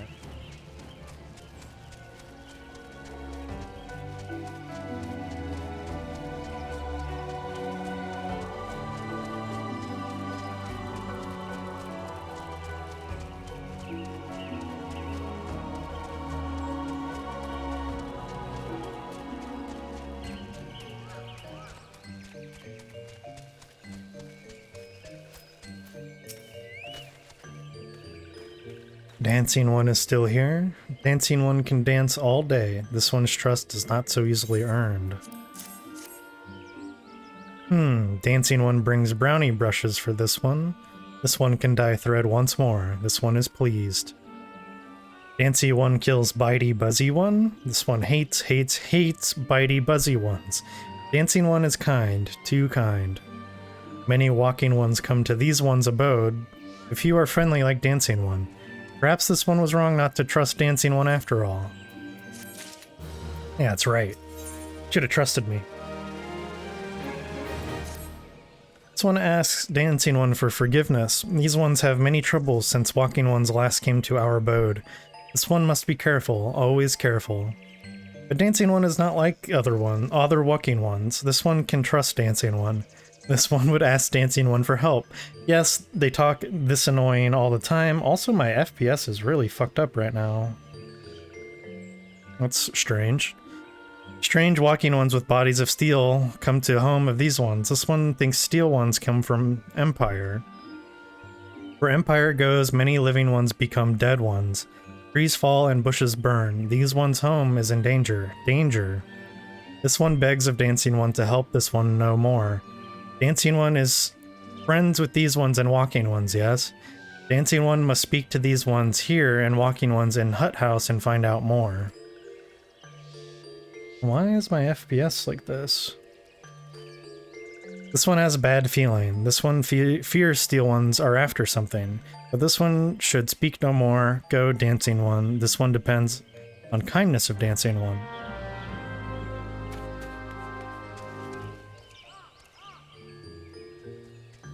Encoding overloaded. What is up with that, I wonder? Alright, bear with me for a moment. Yeah, it's my GPU again. Like maxing utilization in certain parts. I may have to revert to 720p streaming until I get a newer card. It's only in certain spots though. I don't know why this is like, look at that. That's crazy. Here, let me... For now... There should be... Let's do normal.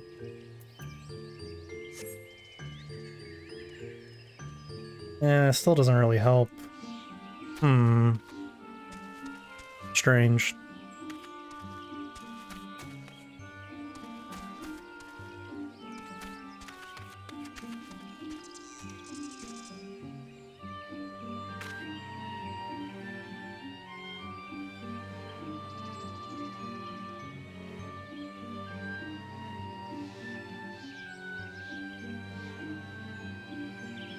Could also use a faster encoding preset, but that probably won't help me out too much. Oh well. Strange steel walking ones? Yes, this one has seen. Steel walking ones carry big boxes. Maybe walking ones hunt for shiny treasure?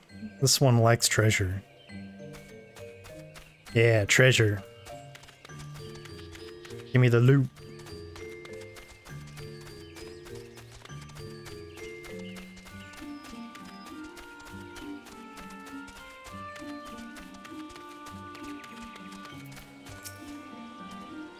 Shush, shush, this one says. Steel walking ones are scary, like touched ones. This one hates scary, and scary ones have scary friends. Yeah, I think for now I'm just going to have to, in the future, switch back to 720p recording for now. Which sucks, but it is what it is.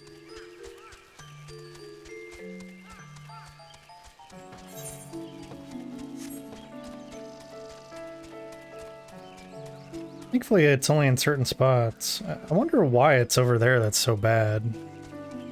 Wouldn't surprise me if there's some, like, really fucked up, like, object that has, like, 1 billion polygons for no reason.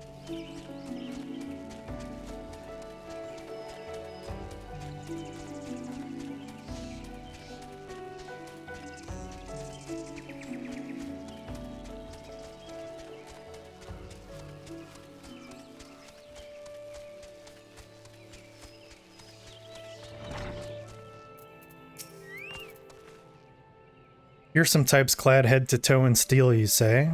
Imperial soldiers, no doubt. I couldn't tell you what they're plotting, but I'm sure it's nothing good.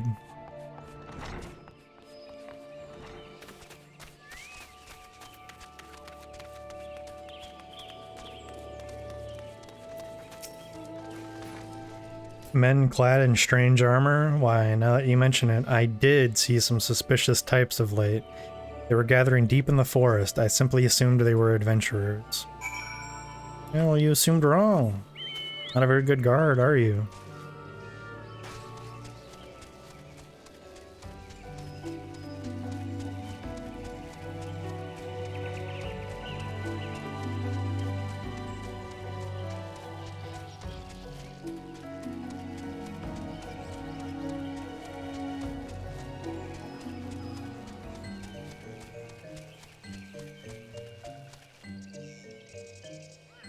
And it's this area specifically. Like, I don't get it. I turn this way, there's arguably more stuff over here. And it's fine. It's so weird. This one is happy to see Dancing One return. What did Dancing One learn? The pixies eat pixels? Yeah, sounds like it. This one sees steel walking ones come from Empire, carry boxes, and go walking deep through trees. As this one thought, steel walking ones are up to nasty, no good things. This one knows forest well. Steel walking ones try to hide, but this one will find them. This one would borrow Dancing One's map. This one makes mark right here. This is where steel ones hide, this one knows. Dancing One will go looking for steel ones, yes? Yep. Where they at? Over here? Goddamn pixies. They're playing a prank on me.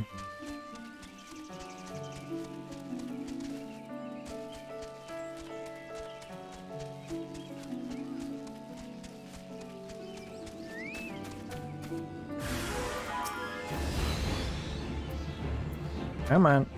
Come over here. And go to sleep.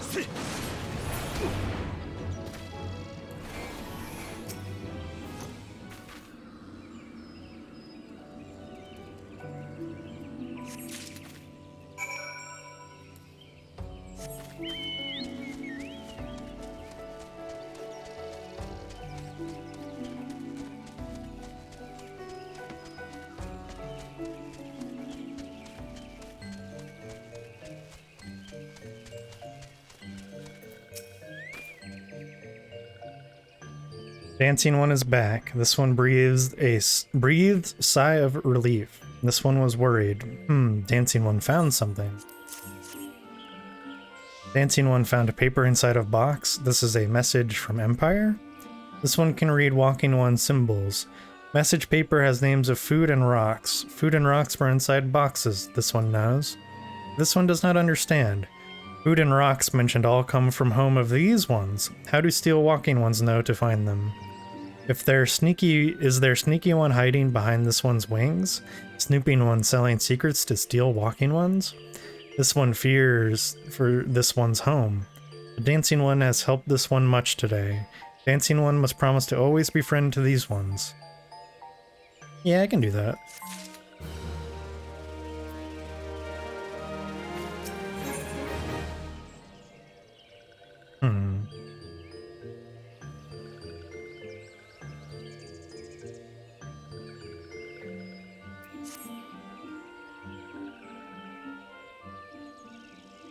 Helpful One arrives at a good time. This one needs Helpful One's help.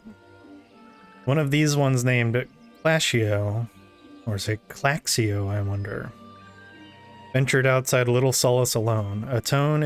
Alone is unsafe. Helpful One must find Claxio. Claxio, whatever. I'm gonna say Claxio.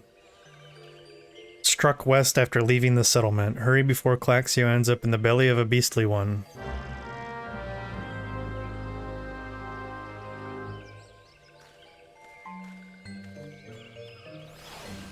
It's weird, because now it's not getting overloaded. If I zoom out, what happens then? Yeah, then it starts to... Dude, what? There's gotta be some object over here. I have a feeling.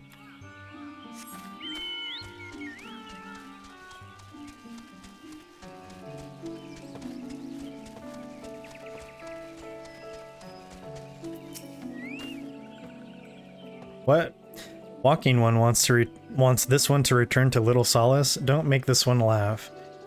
This one is weary of living with those who are not these ones. This one wants to be alone. These ones rely on walking ones for everything. No better than those ones at Someday Primal one. Small wonder this one chose to leave. This one thought that this is a likely place to build a home. But then Meddling One arrives, forces this one to go deeper into the forest. Meddling One is forbidden from following this one. Away with Meddling One.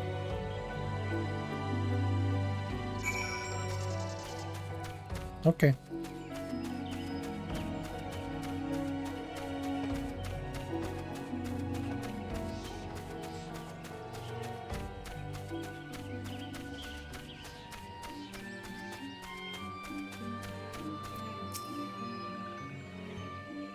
What? Claxio refused to return to these ones and went deeper into the forest?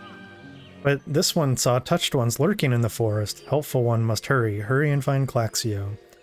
Helpful one should search for spools of thread on the forest floor. Those things will lead helpful one to Claxio. But hurry, hurry before touched ones take Claxio away.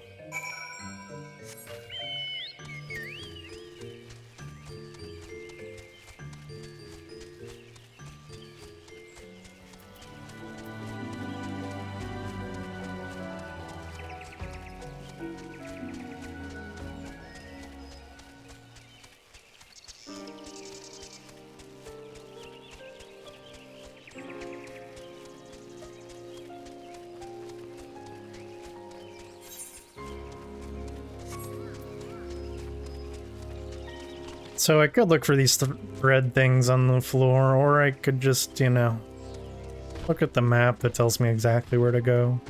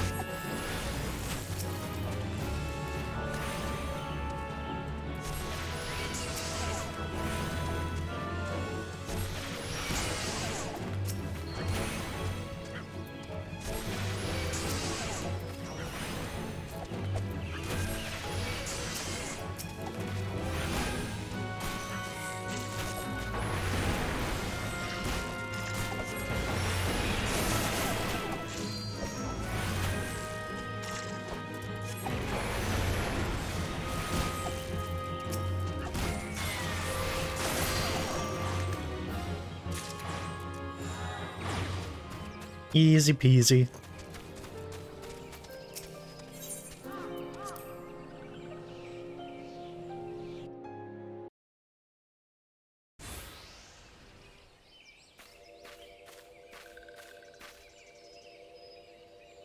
Meddling One is back. This one told Meddling One to be gone. Tell Camuxio that this one will never go back. Never.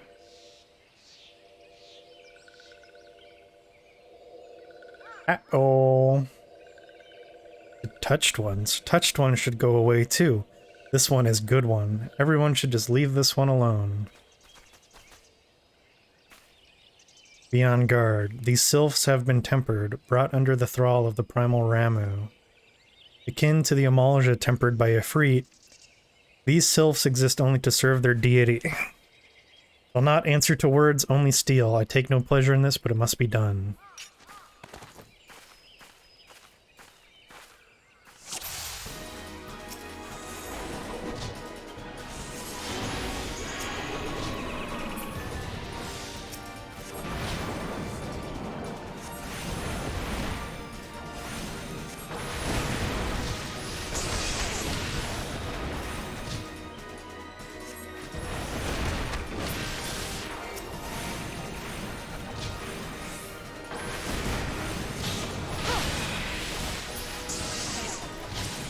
Damn it.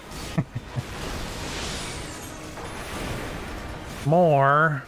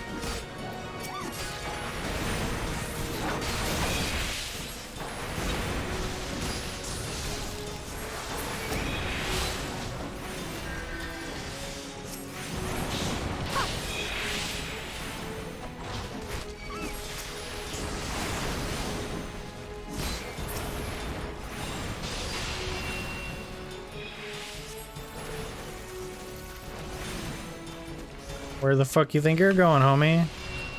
Oh, you're just gonna run away? Bitch. Bitch. This one is safe? This one was so scared. Claxio. This one has been worried. So very worried. Is Claxio unharmed? Still in possession of wits? Camuxio and meddling one as well. Why are these two here? These two came to rescue Claxio. That Claxio is safe fills this one with joy. Camuxio, forgive this one. This one did not mean to run away from Little Solace. This one was just afraid. These ones who live at Little Solace were changing, becoming friendly with other ones. This one feared that these ones were forgetting who these ones are, like Touched Ones did. This is like, oh my god, the way they talk. Like, it's unique and it's cool, but actually saying it out loud is so bizarre. But this one was wrong. This one can see that now. Meddling, or helpful one. This one is grateful. This one will return to Little Solace to be with Camuxio and friendly ones. This is what being a preschool teacher is like. Yeah, I can kind of see that. Well, that should see to that. Let's say we return to Little Solace as well. I, for one, could do with a nice hot bath.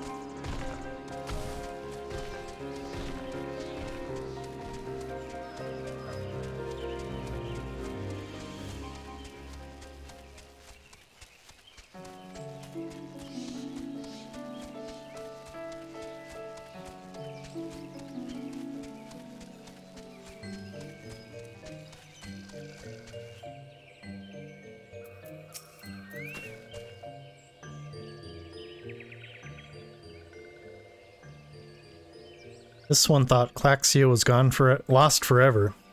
Helpful one saved Claxio. Now these ones can be family again. This one has known many walking ones, even many kind walking ones, but Helpful one is kindest and strongest of all.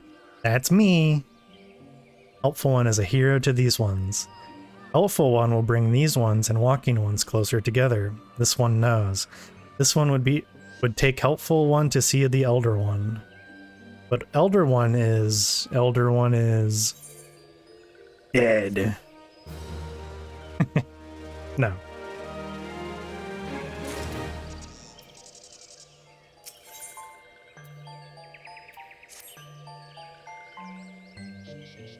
This one must ask Kind One's forgiveness. This one made promise to take Kind One to see Elder One, yes, but this one cannot.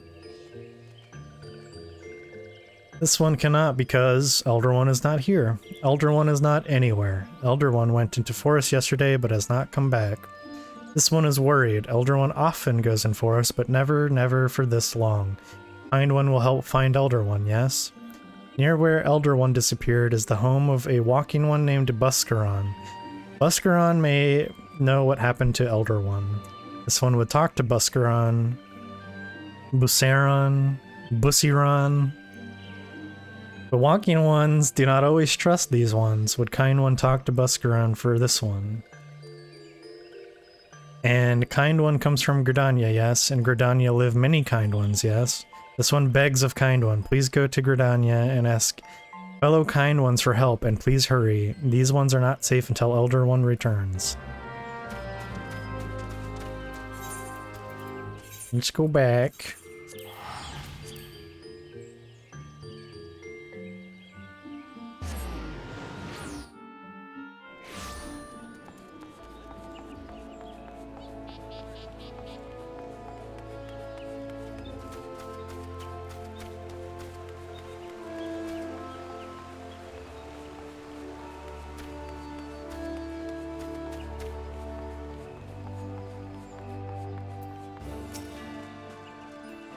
Well, if it isn't our intrepid ambassador, how fare your diplomatic efforts with the Sylph tribes? Their elders gone missing, you say? Why, if he were to end up in the hands of the Tempered Ones, we'd have a crisis on our hands. You can assure the Sylphs that my sharpest-eyed serpents will be on the lookout night and day. No stone must be left unturned. I would ask you to call upon Gia Molko at Bent Branch Meadows and deliver the message that the Wood Whalers are needed in the search effort.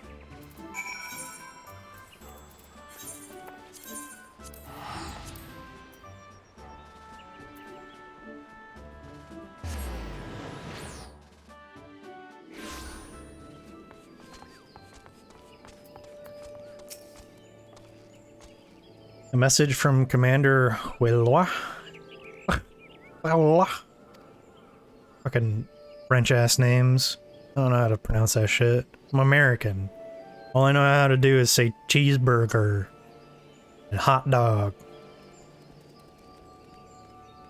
The Sylph Elder has vanished? Worry not, friend. The Wood Whalers have eyes under every leaf, behind every branch. If the Elder is anywhere in these forests, we shall find him. Alright, now let's go. Yeah, we'll just go south. We could take the teleport, but it's like gonna be the same distance either way, so whatever.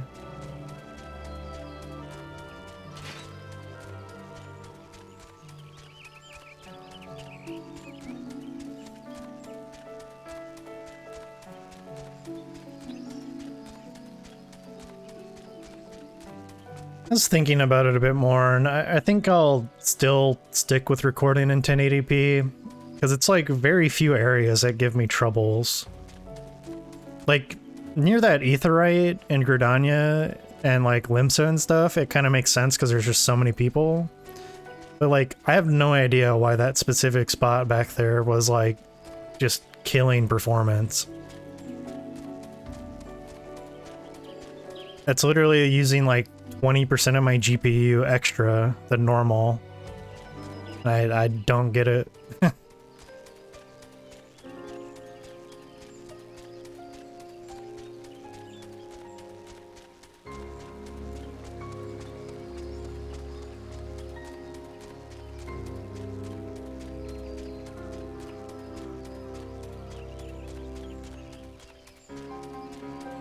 I'm getting a hit here too. What the fuck?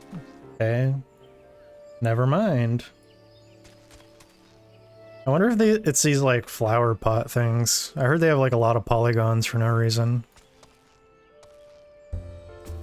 Oh well.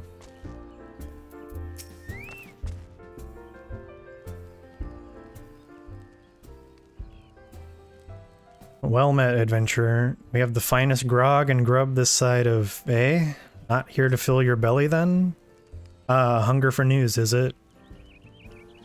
Aye, there's been talk of a sylph lurking hereabouts, but I couldn't rightly say if it be the elder you seek.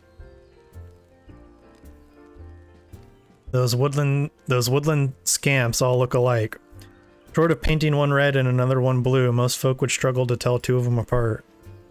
If you've the time, mayhap you could stay a while and see what the gods have in store. You never know, you might even stumble across this Sylph Elder yourself.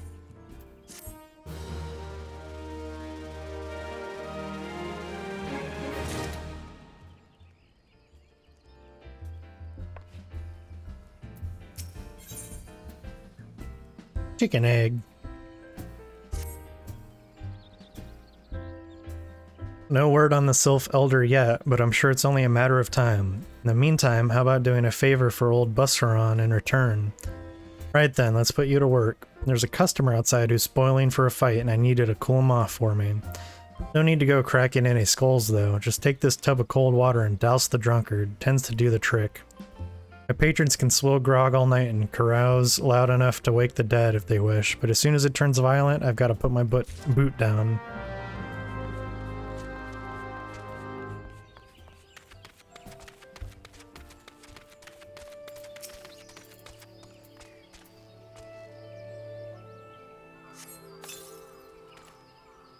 Ugh, Nafika's teats, that's cold. What do you mean, no fightin'? This dusk white scum was... Yeah, I know the rules. That bastard gets to keep his skin, for now.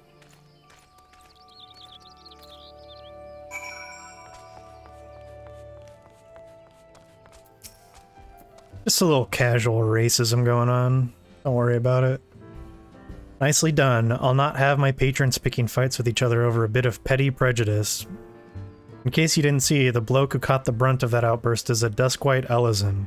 There are people who shun cities to live in the wilds, making them no better than brigands in the eyes of many. To be fair, the Duskwhites can be an unruly lot, but they ain't so bad once you get to know them. And it don't seem right to bar a whole race of people from the Druthers for the misdeeds of a few. There should be at least one place where anyone willing to pay the coin and drink is welcome in peace, don't you think? Amen, brother.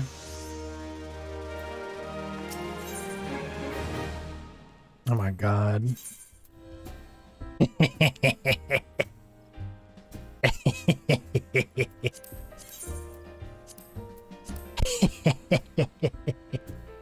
Now I can be the gnome child from RuneScape. Here we go.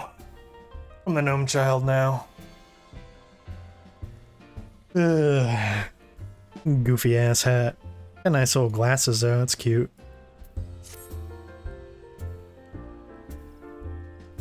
Let's see. It's not even better than what I already have. What a shame.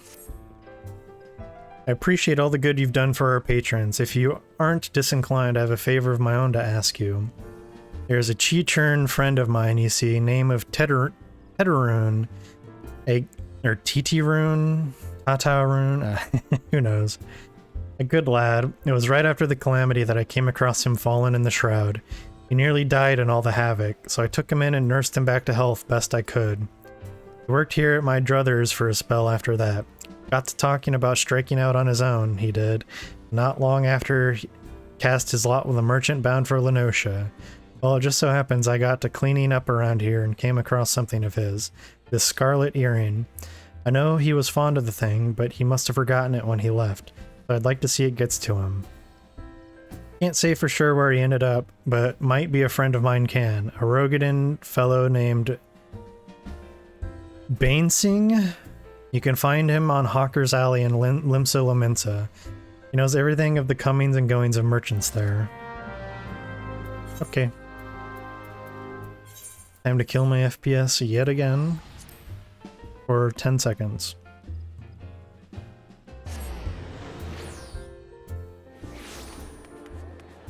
And... oh!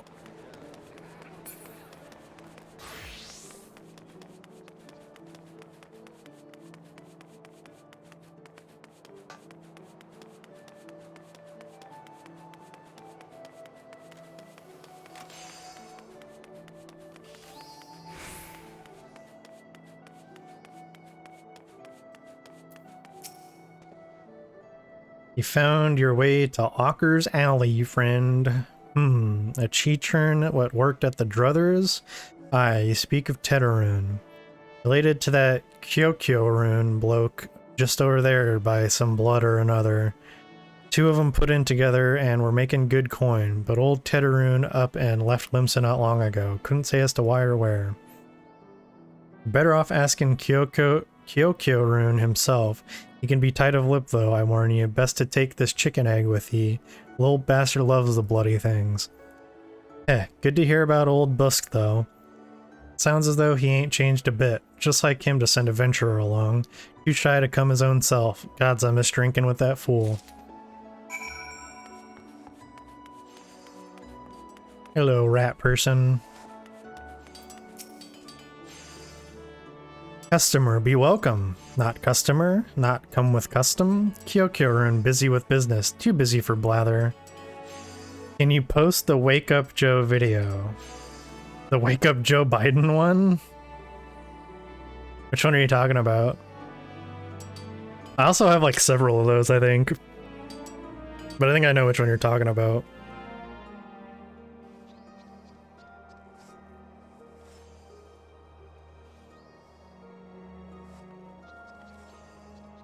The Webm. Yeah, I mean, you want to like now?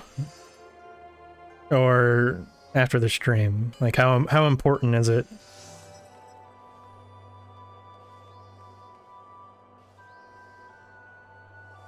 Important. It's very important. Okay. Give me a second, everybody. I've been asked to post a meme.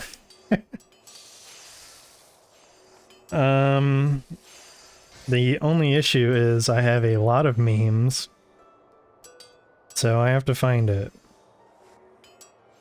Is it this one?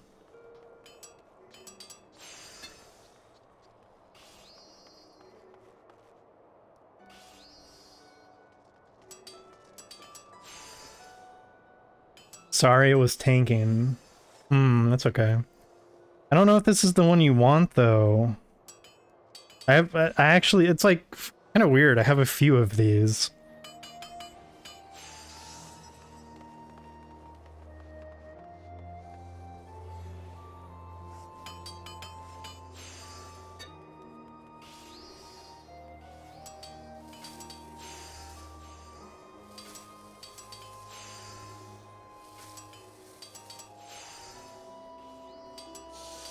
Trying to farm tomes, understandable. There's nothing I want from the Moogle event, so I kind of feel free. I'll post this one, and if it's not the right one, I'll try to look in the server. I'm gonna post it in memes. And no one but Vixen I know where it's from. Okay. Sharing to Discord.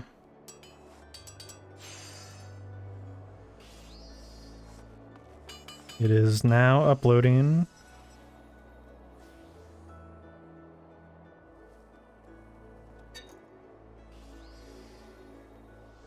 The one that is stitched with a bunch of clips of him.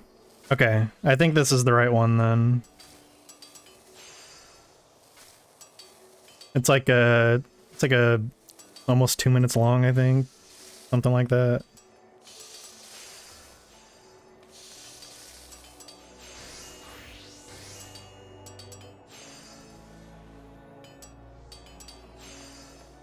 Hmm, 99%, 100%. Okay. It is now uploaded. Let me know if that's the right one. Okay. Back to the video game, everybody. Here's an egg, dude. Yes, that's it. Okay. You're welcome. Chicken egg. Kyokyo-rune, love chicken egg. Love chicken egg more than love customer. Looking for Tetaroon? Tetaroon no here no more. Tetaroon leave Limsa. Tetaroon go look for Sparklies. Now working at Trading Post. Good Trading Post. Forget where Trading Post is. She's so excited. She's like, after this run, we all have to stop and watch together. Okay. Hopefully people find it funny. Weinberg, no Teterun. Weinberg, no trading post. Weinberg at Ferry Docks. You go to Ferry Docks. Kyokyo-rune, forget things. Weinberg, remember things. You talk to Weinberg, not Kyokyo-rune. Okay, I understand. I understando. I comprehendo. Yay!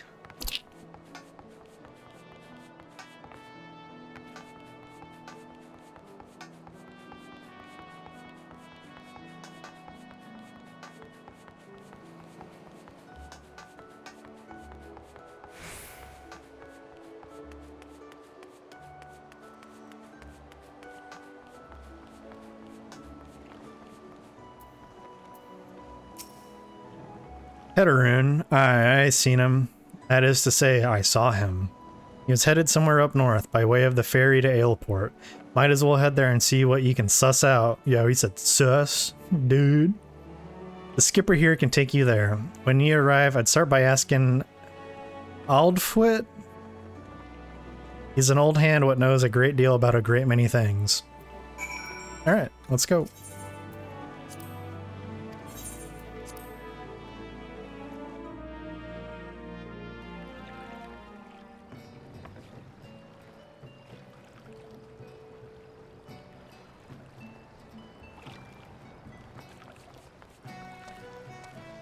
There he is. What's up, dude? Teterun, I saw him. That is to say, I seen him. He took himself north through Skull Valley into Oakwood. Was looking for a place run by his fellow Chichurn. I recommend he meant the one right on the shore of Bronze Lake. Mimiroon's trading post. Follow the road and you're sure to find it. Okily dokily.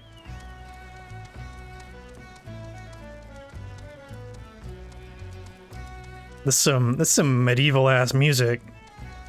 I want to eat some.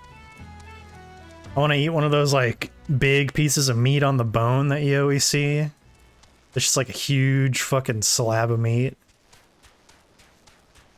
Get some mead.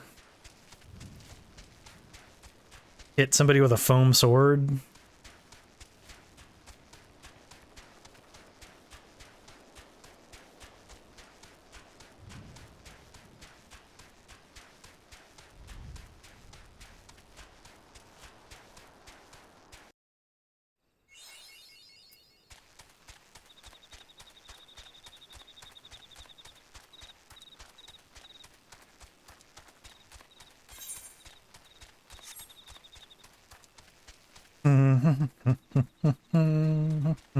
Oh my god, big bones.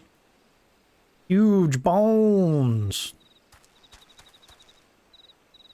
That's scary. These big bones. I found him. Customer, be welcome. Not customer, not come with custom. Bring something for Teterun. Teterun, forget this. Forget it, Druthers. Teterun swore would never forget earring, but never forgot. Teterun thank, Teterun thank. Good Busseron doing good? Good Busseron good to Teterun. Teterun miss good Busseron. Ugh. I kind of want to take the hat for the meme, to be honest. Yeah.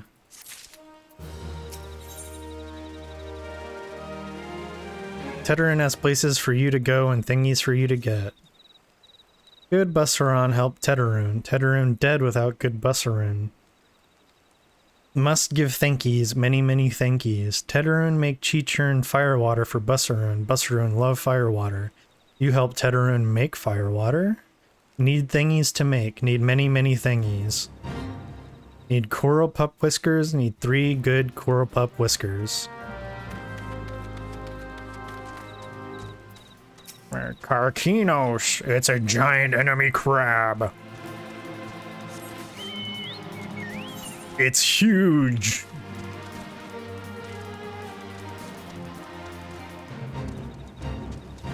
I leave crab alone.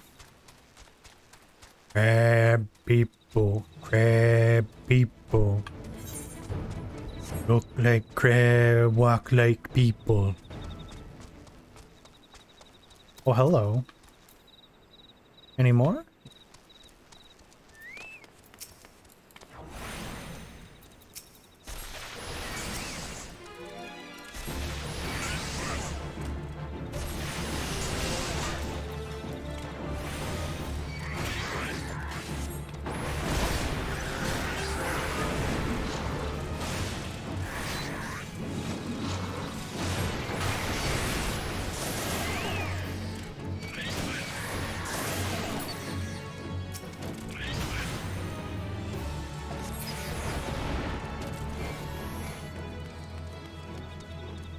Ah, it's different ones, I see.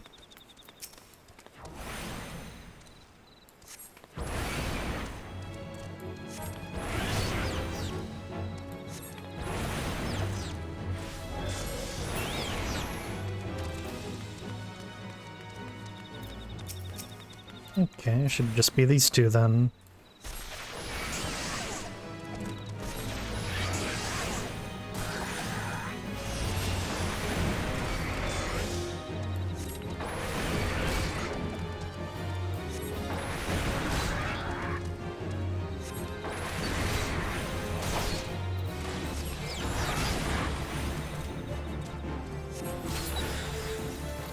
There we go.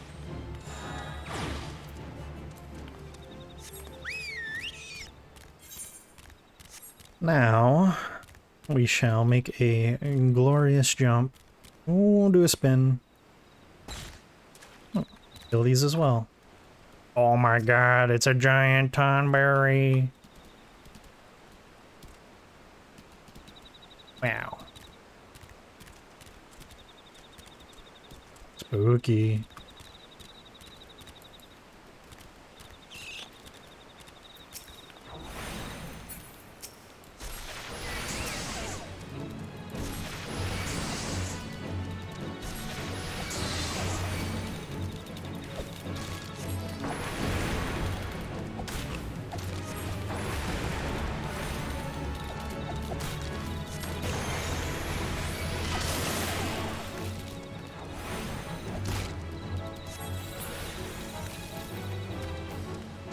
Of course I have to kill 4.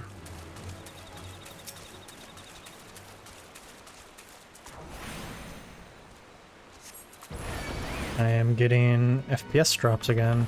So it looks like I may have to revert to 720p after all for recording. Unfortunately. Oh no! I didn't think it would actually aggro! Oh my god, you've got to be shitting me. Oh, that person got fucked up too.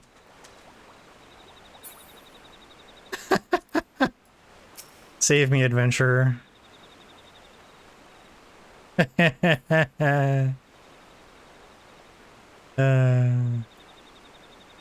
Well.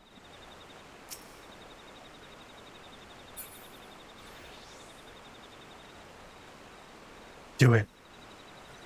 Yes! Yes! Oh no. Get me away from this thing.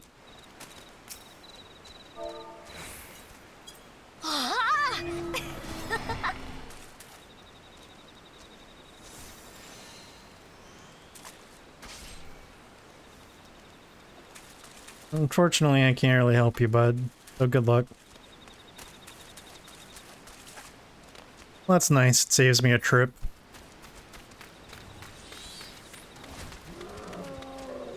Also, my Chocobo companion has ranked up. We're gonna do healer. And also... nice. And Chocobo... and do... I'll just do free stance, I guess.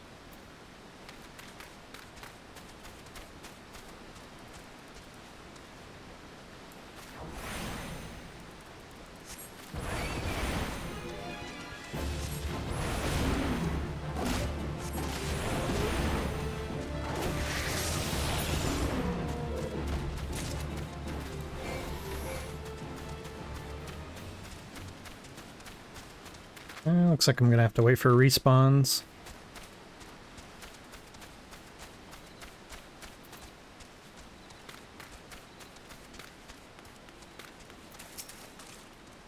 I almost got it.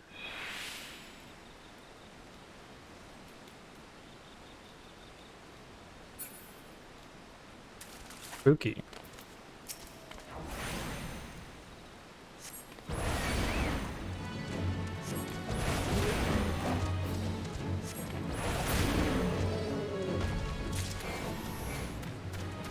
Okay, one more.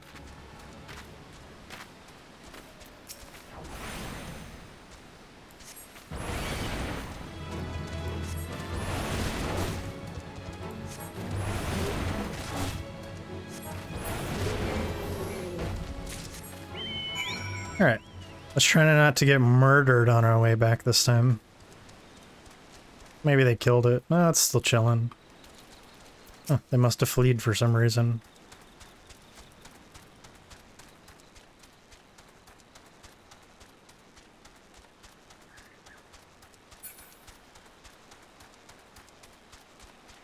Dang, this area looks like really cool when it's foggy. What the fuck?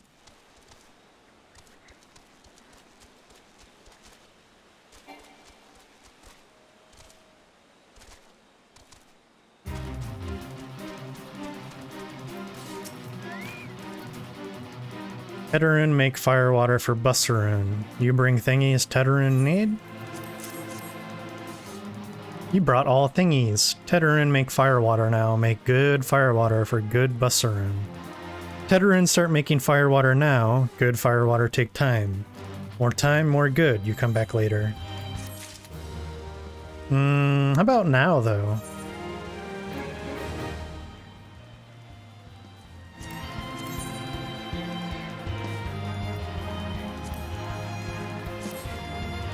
Tedarun make firewater. Good, good firewater. You talk to Bussaroon. Good firewater for good Bussaroon. Tell Bussaroon to no drink now. Tell put away 1 year. 1 year make best flavor. Tedarun hopes Bussaroon happy. Tedarun gives Bussaroon thankies. Many, many thankies. You tell Bussaroon. Tedarun make big shop someday. Biggest shop in Eorzea. I love this music, by the way. Make many, many sparklies, all thanks to good Bussaroon. Alright, we shall head back.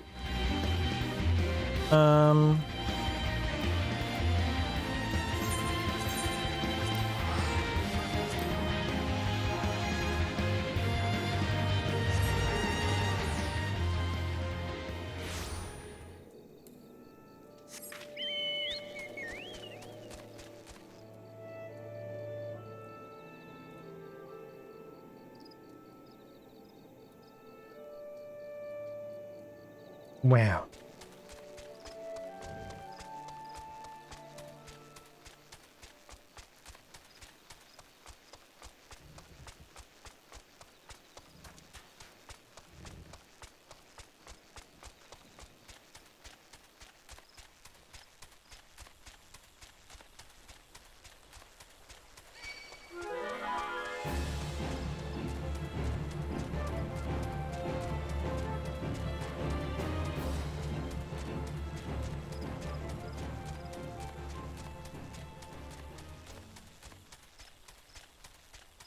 This time, before we leave this area, we're gonna get that ether right over there.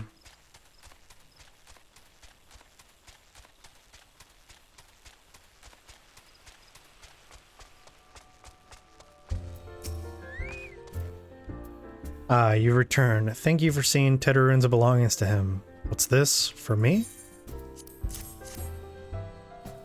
She churned firewater, so he remembers my fondness for the drink, does he? Why that old... Oh, bloody hells. Who's cutting onions back there? He says to shelve it for a year, does he? Aye, that sounds about right. I hate to have to wait, but I reckon it'll be worth it. This stuff has an aroma and body unlike any other drink I know. It's going to be a long year. What say you come back then, friend? We'll see if we can make it through this bottle together.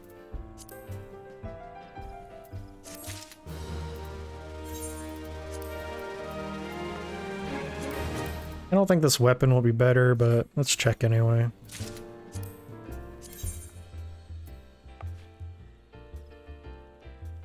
I mean, like, technically it is, but because I have the offhand, it's not.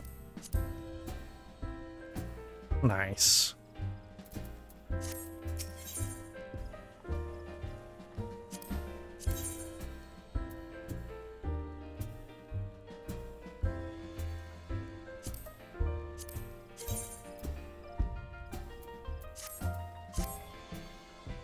There was word while you were away.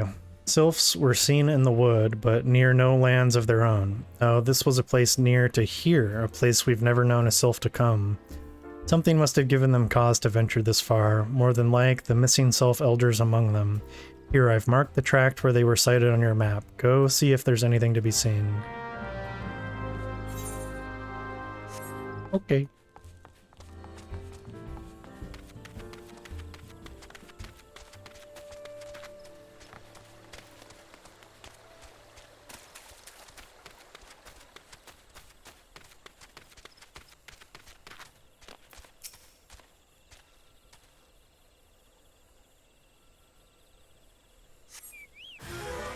Oh my god.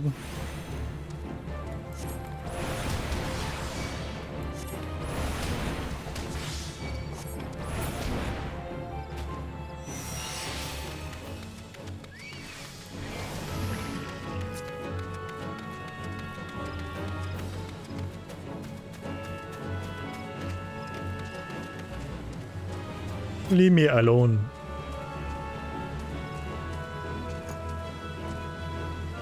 I have no quarrel with you, rather.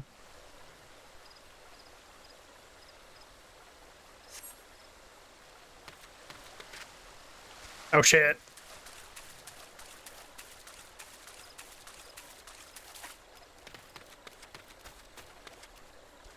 Some ugly ass fish, man.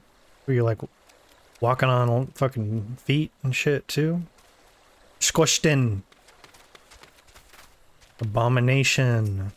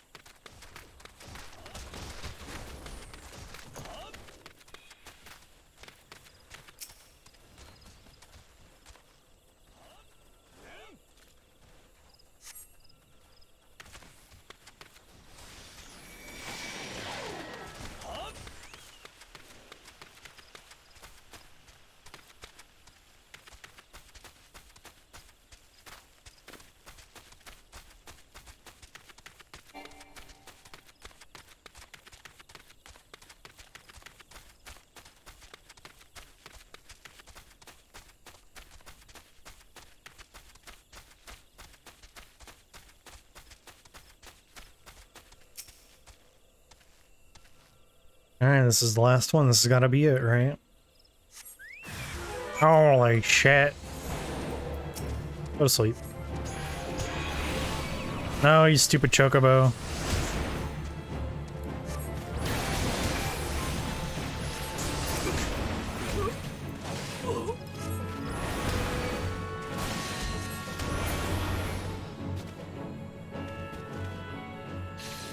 Any more?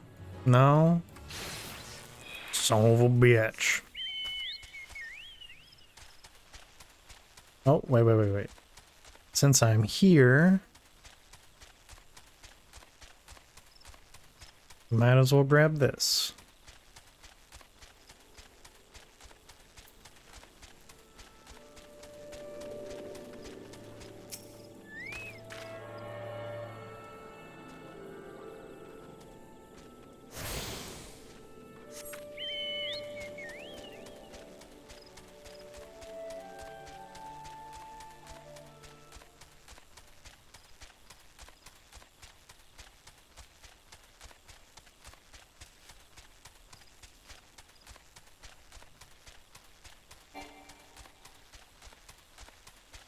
So, I'm guessing you all watched that video now?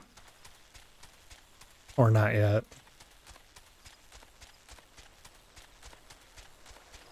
Hopefully people found it funny.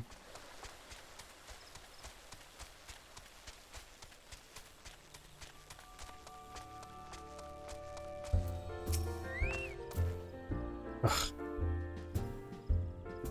So, was there aught to be found in the wood? What did you come to?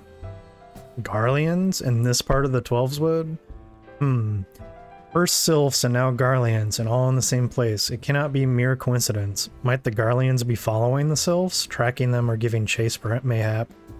But no, not this far into the forest. The Whaler spires are everywhere. Imperials could never have stolen past them all. How in the bloody hells could they? Unless someone guided them through.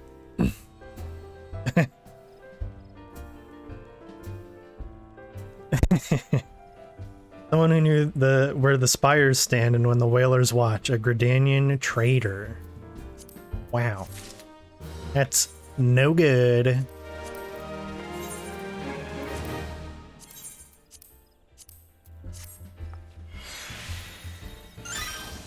Yeah, there we go.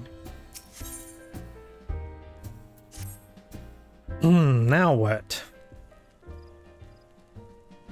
I'm glad you've come, friend. There's something I want to talk to you about. You know, I said I thought we might have a traitor in our midst, someone was aiding the Garleans? Well, I'm thinking I may have identified our suspect. There's a regular of mine who used to dine on thin soup and sip his pint on account of not being able to afford another. But of late, he's taken to ordering my best wines and the finest cuts of meat I can lay my hands on. Were he a merchant, I'd probably think nothing of it, but this lad's a wood whaler. And wood whalers don't earn that kind of coin. By chance, I was musing on where the money was coming from when you first told me about the Garleans in the forest, and I couldn't help putting two and two together. Suffice it to say, if a whaler's working for the Empire, none of us is safe. The lad I'm talking about goes by the name of Laurentius. Last I heard, he was in the South Shroud. Find him, and if he is up to no good, put an end to it, and him if it comes to that. He's up to no good.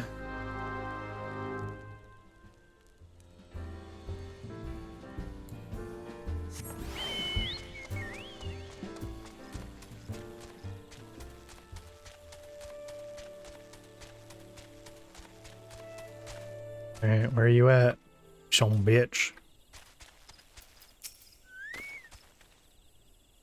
Can you not see I am on patrol? Be gone. If you have business with the whalers, take it to the barracks.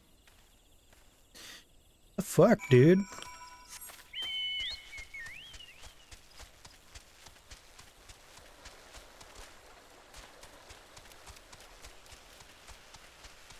Oh man. Caught him red-handed. Not long now. Think patrol routes and rations would fetch such a price. No more than I deserve, though. 'Tis little wonder the Empire has risen to such heights. If only the whalers paid men their worth. What did you... How long have you... Help, help, help! Please, come quick, my friends. It is I, Laurentius. I am under attack. Yo, what the fuck? He just goes back to checking the stuff. Bastard. Yeah. How did you just... I know nothing. I was on patrol. You just appeared. I thought you were working for the Garleans. This guy's a pretty bad liar.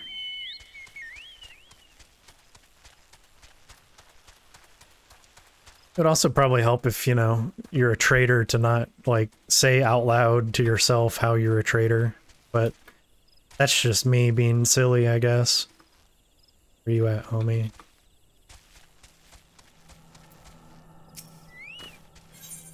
Scared, little bitch?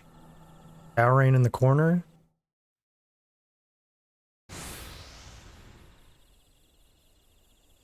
How long do you mean to keep this up? What is it you imagine I've done? Enough. Enough, I say.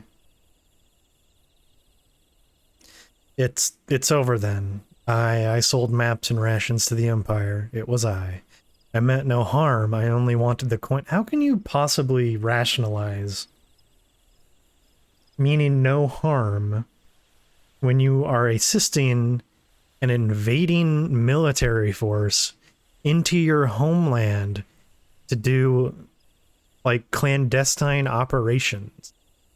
Wait, what do you think? They're bringing them cotton candy, motherfucker? So you're either stupid or an even worse liar than I previously thought. Or both. The Whalers are good, strong. I was proud to join their ranks. Am proud, but they do not provide. They preach justice, honor, duty, but in the end it is those with money who do as they will, who live as they will. This is where our fucking military budget is going? I know, right? So I sought an opportunity to change my fortunes and took it. All I've done for money. Endangered myself, my home, everything and everyone I love. Why, my actions have put your life in danger too. Why, are you like growing a conscience? No? So you do not yet realize how much. Hehehe. Bloody idiot. Did you imagine that you had cornered me? It is not I who was cornered. Okay, so you're just a bastard. Irredeemable bastard. Hey, no, I called you a bastard first. Don't copy me.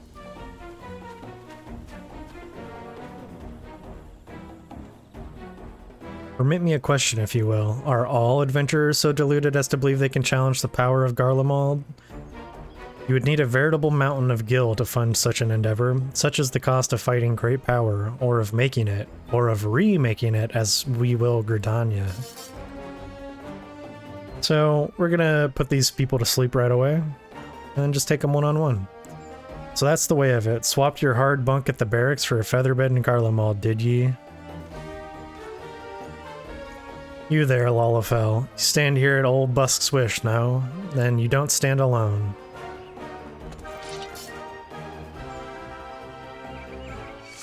Alright, change of plan.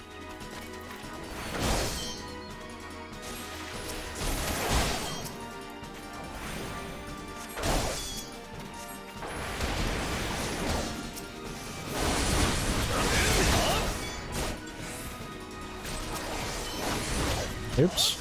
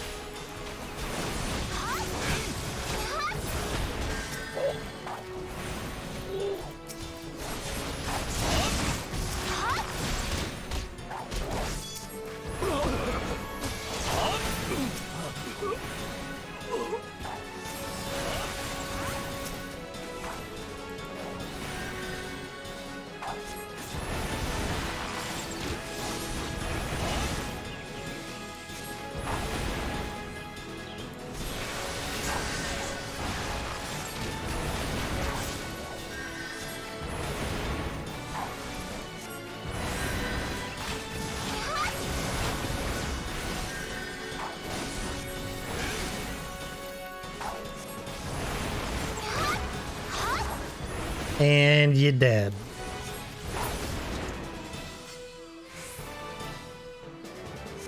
Too easy. 10 more. Impossible. How did you best the Empire's finest? I mean, you're not the Empire's finest. You're just like regular foot soldiers. They're conscripted people from other. Like you're not elite. You know, you're just a dude. With bandits and poachers at your side, they are your sworn enemies. Why do they fight with you and not against you? But I know the answer only too well. Buscaron, this is his doing. His words are wont to inspire men to act, better men than I. Gods, what have I become? What have I done? Are you growing a conscience again, or are you just gonna be a bastard? I am sorry, he says. He's sorry. He's sorry. Oh, I didn't mean to give those soldiers all those supplies. Now that you beat me, I'm really sorry. Yeah, you're chatting all that shit like a couple minutes ago, though, buddy. No more will I pursue this folly. No more lies, no more bribes. I will go to the Order of the Twin Adder and confess my crimes. There is something I would like you to tell Buscaron. Tell him Laurentius the Fool says thank you. I feel as though a veil has been lifted from before my eyes. Yeah, we're just gonna trust that he turns himself in, I guess. Why not? Fuck it.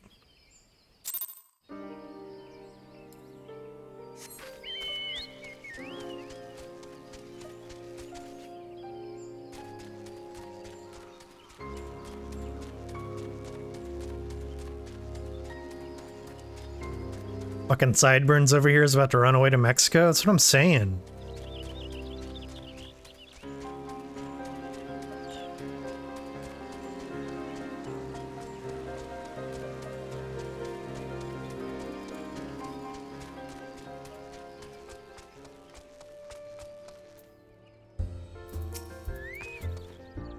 Aye, Laurentius confessed to his crimes. I just had word from the Twin Adder. It seems he marched straight into the nest and gave himself up. The lad's had quite a life, you know. His mother was killed by a brigand when he was only small. As a young man, he joined the Whalers, hoping to spare his fellow Gridanians the misery he'd known growing up. Trouble is, protecting Gridania is too big a job for one man, and he came to believe that he couldn't make a difference, that it was hopeless. There are few things more dangerous than desperation, and a man lost in the dark is easily drawn to the glimmer of coin. I reckon he thought that if he couldn't change the lot of his fellow man, he might as well change his own. Thing is, he was making a difference, just not on his own. Somehow he failed to grasp one simple truth, that those things we cannot do alone, we must do together. Eh? He asked you to thank me. He asked you to thank me, did he? Then there's good in him yet. I just hope that them at the Adder's Nest are able to see it. What he's done ain't easy to forgive, but I'd like to think he'd be afforded a chance to make amends. His head is getting chopped off as we speak. But let us leave fates to the 12. I have other news for you. The Sylph Elder has been found. Hooray! What we got here? Oh yeah, dude.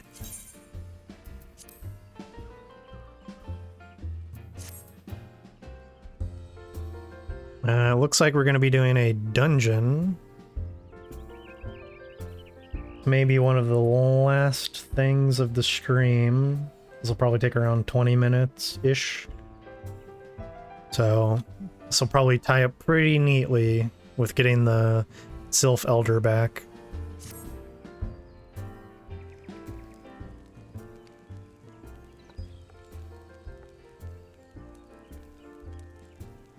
It's taken us a fair old while, but we finally got our hands on some reliable information concerning the whereabouts of your missing green friend. His name is Phrixio, and he is the eldest among the Sylphs of Little Solace. Long has he represented his kind in dialogue with the Gridanians. Yes, he's like a bridge between us and them, a small, leafy green bridge that we can't find at the moment. And bridges are no use if you don't know where they are. That's why it's so important that we find them.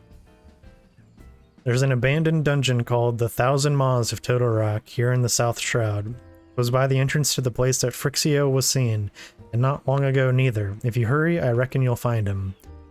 Walking ones, please help this one. This one needs help. Needs help to help Elder One. Poor Phrixio. Poor Phrixio. Whoa, whoa, whoa. Hold your chocobos. Take a deep breath and tell us what's wrong, nice and slow. Elder One went into Toto-Rak, but has not returned. This one is worried, so very worried. And you're right to be. The place fair crawls with nasties, waiting to make a meal of anyone daft enough to wander in. What in the seven hells was he thinking, entering that bloody death trap? Elder One had no choice. Imperial ones were chasing Elder One. Please, walking ones must help Elder One now. The fates conspire against us. Forgive my pragmatism, but Phrixio is our best hope of reaching an accord with the Sylphs. Were we to lose him, all our efforts thus far would have been for naught. I will tend to her wounds. Ida, make haste to the Adder's Nest and request assistance. Understood.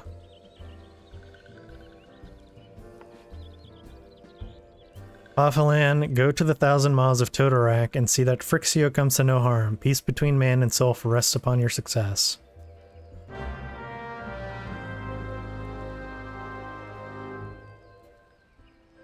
So we shall see if anyone is online that wants to come.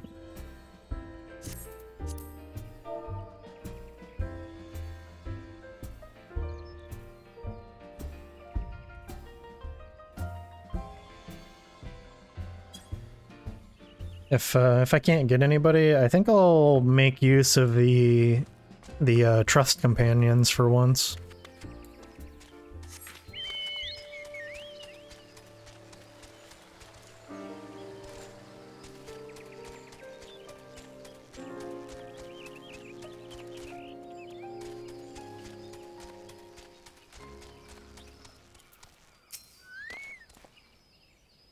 By order of the Elder Seatseer, the dungeon known as the 1,000 Maws of Toto-Rak has been placed under the control of...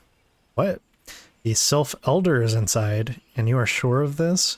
How in the seven hells did he manage to sneak by? God strike me down for a purblind fool. You must find the Sylph Elder before he falls prey to the fiends within. Entrance to Toto-Rak is ordinarily restricted, but these are exceptional circumstances. Pray assemble a rescue party and enter as soon as you are ready. We will invite to party. Unable to invite. Oh, there we go.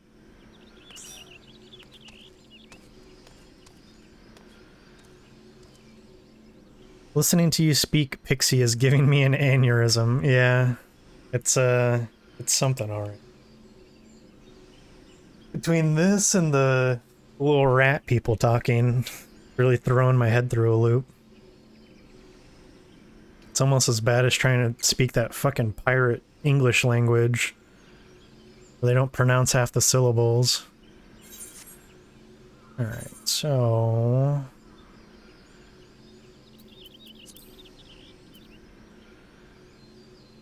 Don't the Ixals speak ridiculous too? Kind of.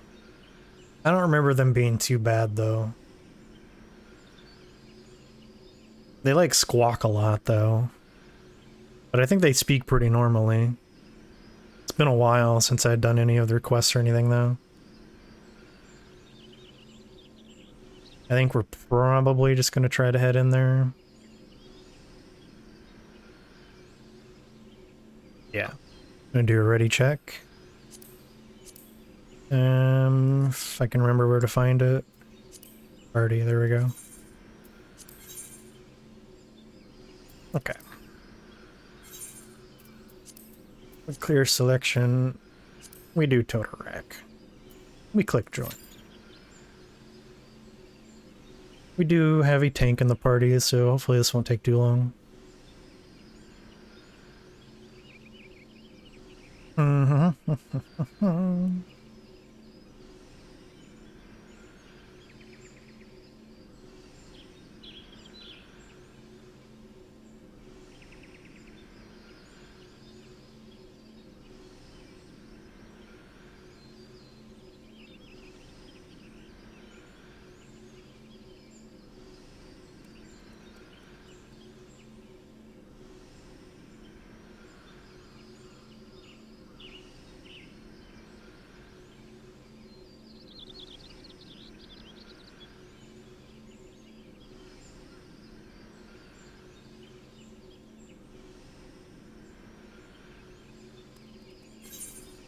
Let's dye these black as well, why not?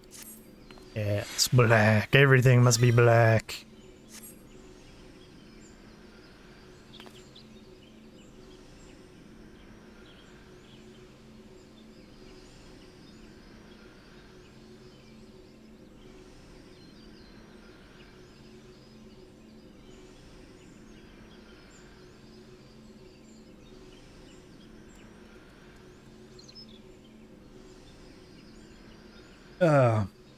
While we wait, I will remind people, anybody who might be lurking, if you have not joined my Discord, you can find the information underneath this stream. Usually I post updates there. There are also going to now be, now that I'm like doing this properly, there are going to be lore discussions if people want. It's pretty much my only social media, and in fact, yeah, that's pretty much it. I don't have Twitter or anything, so if you want to keep in touch there, you can do so.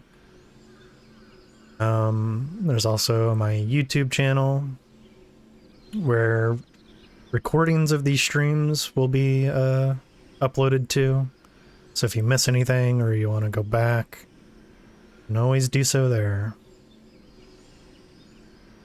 Fortunately, my plan to start recording in 1080p while streaming is not working out so hot. I'm getting max GPU utilization in random parts of the game pretty consistently, so I'm gonna have to probably tone that back down to 720p. We have a new 1-month subscriber badge, 3 new emotes, which you can see in chat now. And I have ideas for a couple more, so those will be coming out sometime during the week.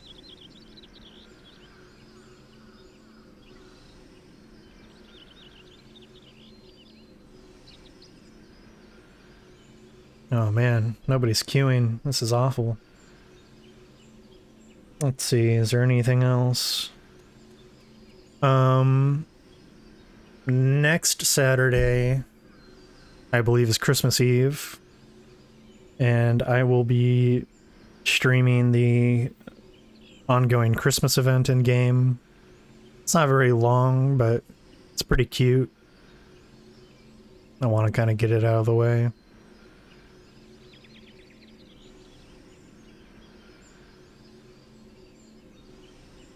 And then starting in January, sorry, I'm in bed, right? Help. That's fine.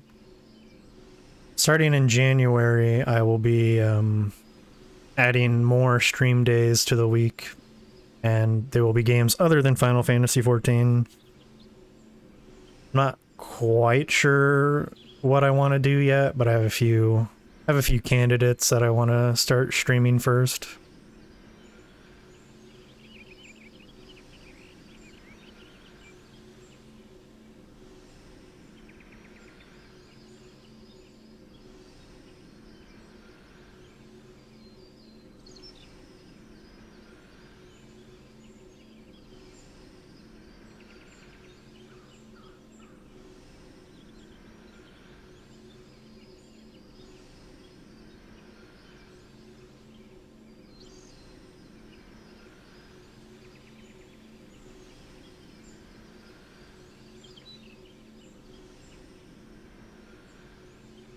My god, average wait time less than 5 minutes? It's been over 5 minutes.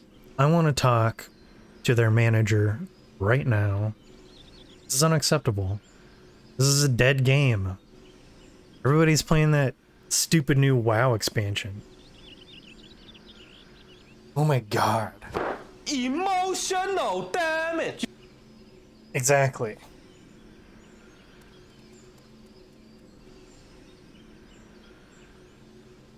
I want to boost and try it, LMAO.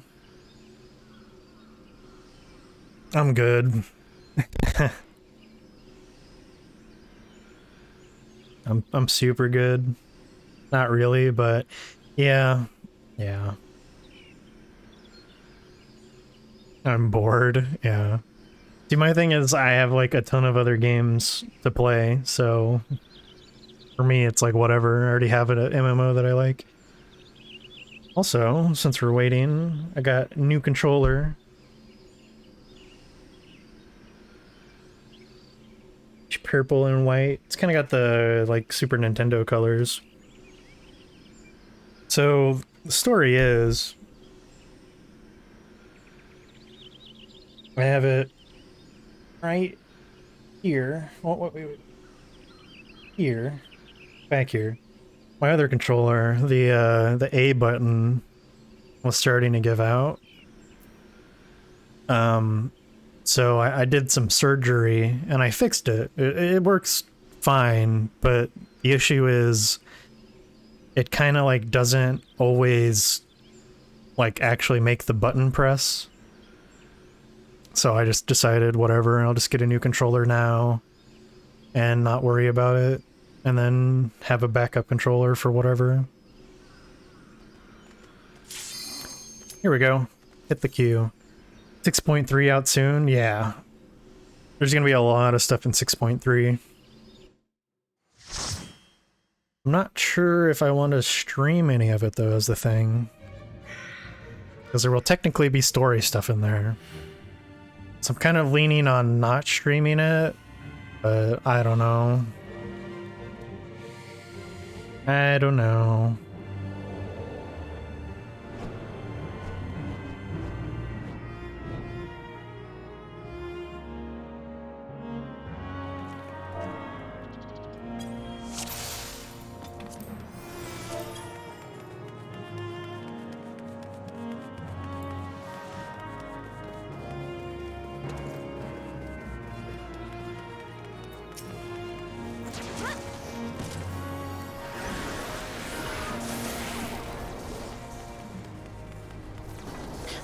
I think this is actually my first time doing the dungeon since they changed it. Maybe not, though. But I think it would be kind of sequence breaking, lol. Yeah, that's kind of what I'm thinking as well. It's much faster, yeah. I kind of imagined it would be.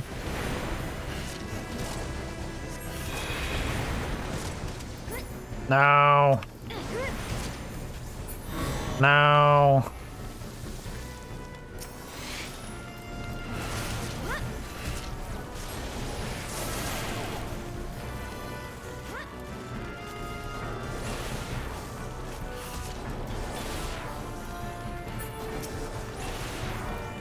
At least I have Scathe, I guess. I can just kind of throw this out.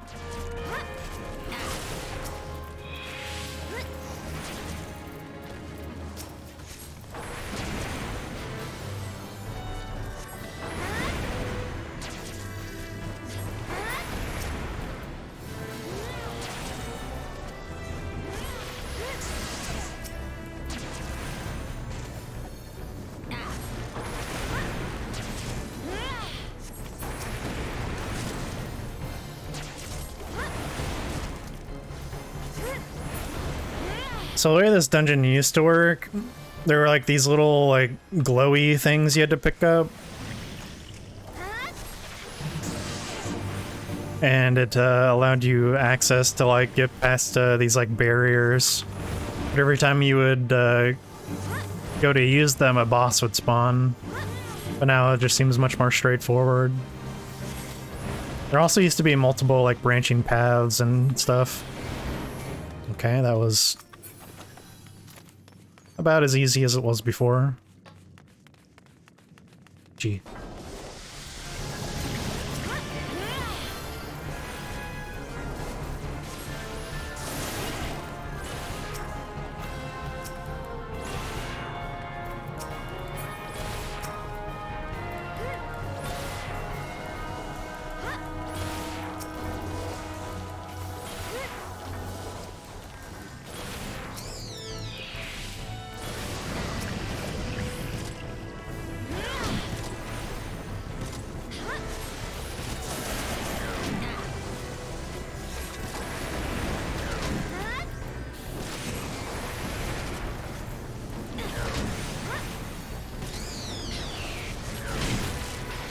Ouchie.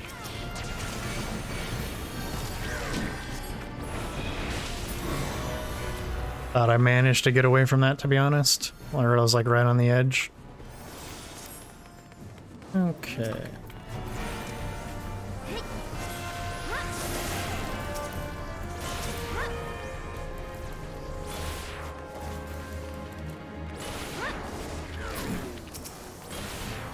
This is probably the most I'm ever going to use Scathe, by the way.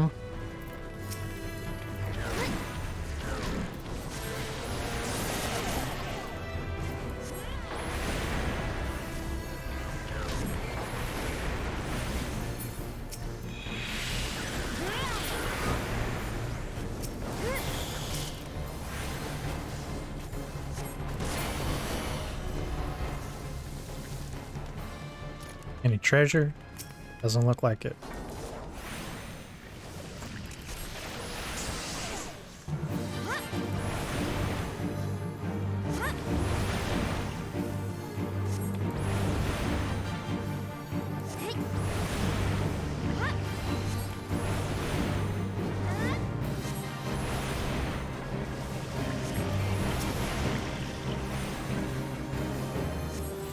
Are they gonna disappear? They do.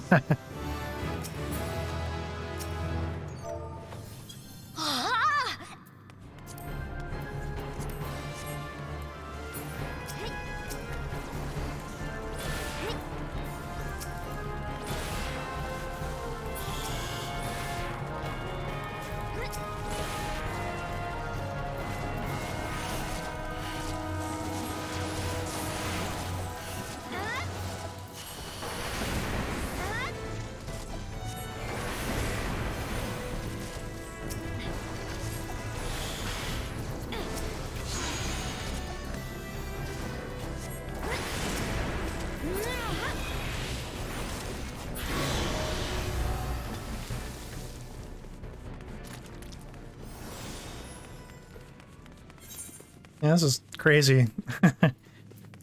They don't even have the stupid slow goop.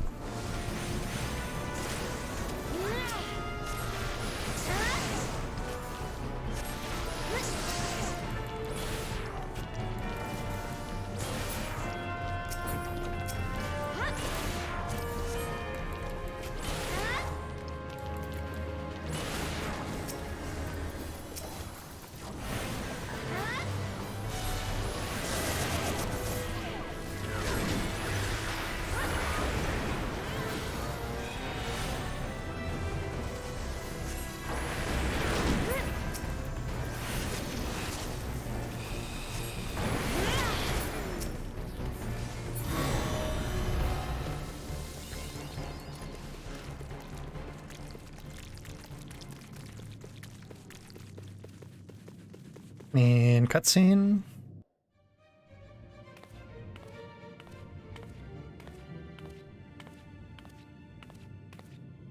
Oh my god.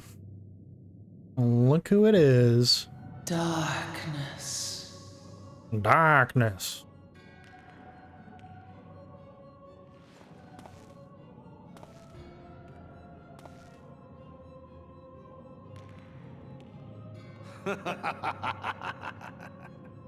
El Kol Hitra Buklo Hans. Mighty Slayer of Ifrit now comes to me. Seize that on Rajyador. With a countenance that bespeaks understanding. An intriguing power, the Echo. I must needs choose my words with care. You guys already killed the boss, didn't you? If I deign to speak in my guest crude tongue, we meet at last.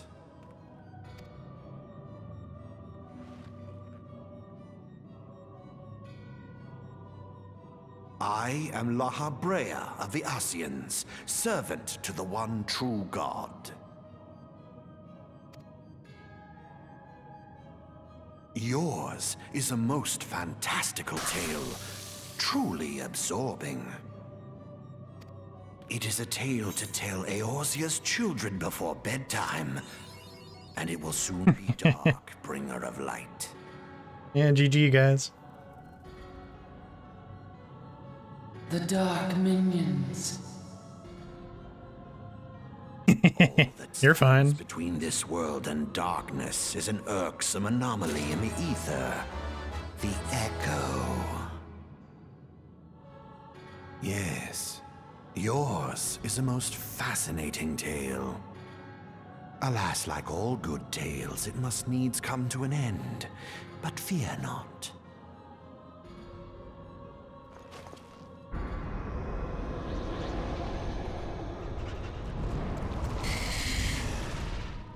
Here, feel the presence of evil. For the end of your tale is but the beginning of another. The tale of the crystal's demise.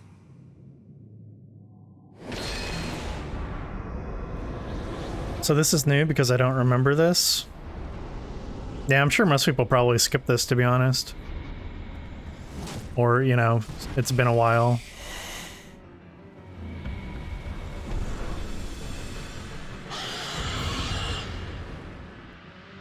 I don't know if the cutscene itself has actually changed. Also,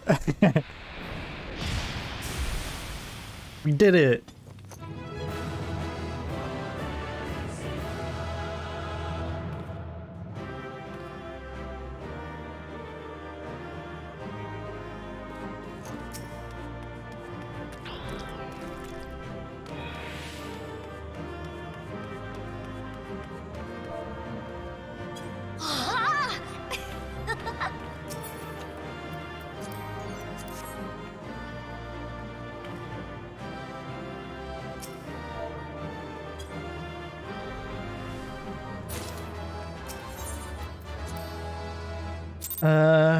Forgot about cutscenes, you know. It made it seem like the spider just fell to its death. Yeah, it's pretty funny. I was kind of wondering how it would look.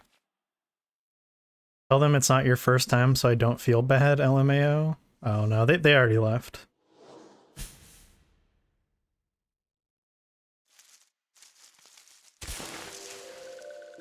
I feel like the cutscene isn't any different, but I also don't remember it super clearly.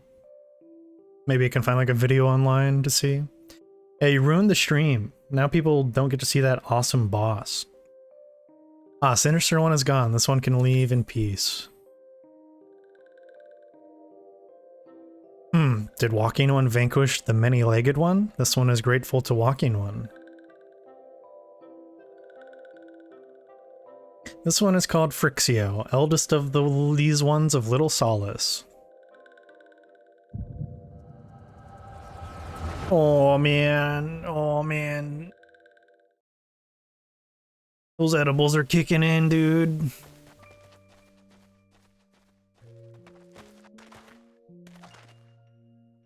Alpha Squad reporting, sir. Nothing of note at Lark's call, sir.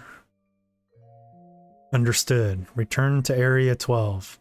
Damn it all. Where is that accursed icon hiding? It's Lobster Boy. No sign of our wizened friend? Wizened, perhaps? I'm afraid not, my lord. Shall I order that the search perimeter be expanded? Absolutely not. We risk alerting the Gridanians to our presence. His Excellency bid us avoid unnecessary confrontation. Time to wall again. Yeah. Loath though I am to admit it, I have found no evidence to suggest that Ramuh will be gracing the mortal realm in the near future. I ask you, what good is a god who does not grant one's wishes? Were I a Sylph, I should strongly consider finding myself another idol.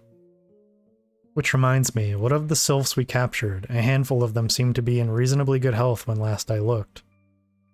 Ah, apologies, my lord. I fear we may have been overzealous in our efforts to compel them to summon their icon. Really, Centurion? Were you not aware that vegetables bruise easily? It is well that I did not entrust you with the important task of making my dinner. Well, mayhap it was a kindness. Better dead in truth than dead to one's own god, I suppose, if you believe in such things. Dawn is upon us. Make ready to withdraw. Make ready to withdraw. Useless. We are so close to completion, I can fair taste it, but at this rate... No, I must be patient. Our efforts will bear fruit in due time. What was it you always said? Ah, yes. Though it mean bringing down the very heavens, who shall challenge the limits of possibility if not we? And that alone you were right, Garland. But your star is long fallen, while mine doth begin to rise. And it shall burn so bright, that Lord Van Baelsar's ultimate weapon will seem a mere candle beside it. Ha ha ha ha ha. I monologue to myself, menacingly, in my lobster armor. Those walking ones did for Noxia. This one is certain of it. This one fears that other taken ones also suffered the same fate. This one is convinced. Walking ones have black hearts, seek only to harm these ones. Walking ones are not to be trusted. Now, Neuraxia, do not pass judgment too hastily. Not all walking ones are alike. Though there are evil ones among the walking ones, there are good ones also. Yeah. Like me. Does walking one feel unwell? This one would know. What brings walking one to this place? Came to this one's rescue at Neuraxia's bidding, then this one owes walking one a debt of gratitude. Walking one has questions about Lord Ramuh, then this one will provide answers. But first, let these ones quit this lightless place. This one will return to Little Solace. When walking one is ready, please come and see this one. These ones may speak properly then. Hawaii.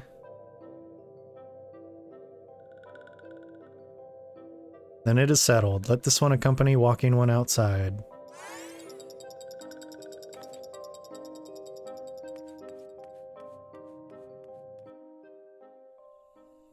Ramuh most based Primal? Yeah. I think Ramuh was probably the first Primal we fight that I really enjoyed. Also, the music is very good. Ramuh is a pedophile? Don't say that.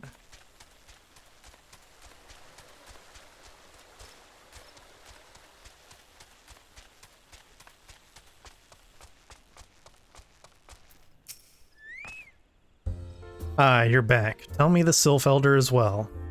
Thank the gods for that. I don't rightly know what to make of the rest of your tale, but I'm full glad Phrixio didn't come to any harm. Ah, but there I go, tempting fate. Run over to Little Solace and secure us peace with the Sylphs before aught else befalls us, eh? Rest assured, I'll send a word to our friends of Charlian and the Twin Adder both. You've done Gridania a great service this day, lad, and earned yourself a place of honor here at the Druthers in so doing.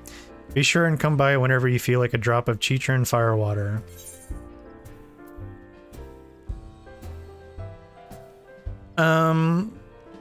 So... yes, basically. The pixies are like trapped children souls or some shit. It's not really that they're trapped, but they are like dead children, basically.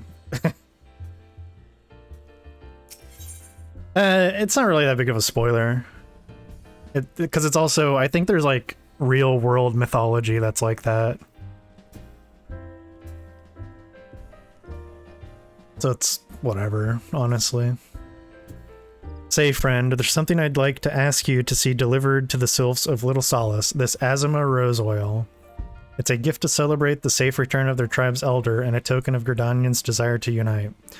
The wood is not what it once was. The calamity changed the elementals, weakened them. Until their strength is returned, we must lend them ours to keep the wood safe. But ours alone will not be enough. We must have the strength of the Sylphs as well. Only by working together and fighting together will we survive together, and the Twelveswood with us. The gift I ask you to bear is a symbol of the hope that both Gridania and the Sylph alike will live to see the light beyond this darkness. Okie dokie.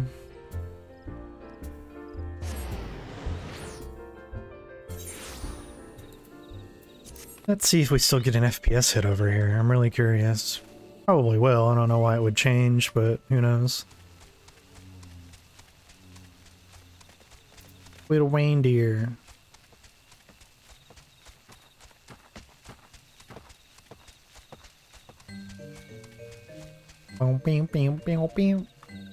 Oh, yeah, there it is. There it goes, bud. A gift from Walking One Buscaron. A gift for these ones. Such a lovely scent. This one has never smelled anything like this before. Walking One Buscaron and Adventuring One are very kind. Know that this one is deeply grateful. Many Walking Ones are scary. Many Walking Ones utter many lies and much deception. But this one is moved.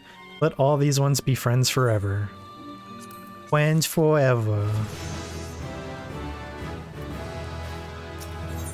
Oops. I do not need to do that.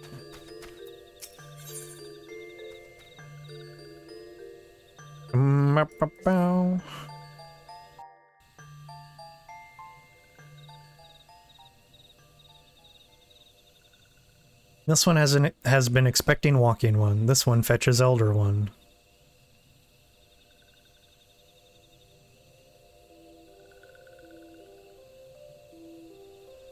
This one is pleased to see Walking One again. Welcome to the home of these ones.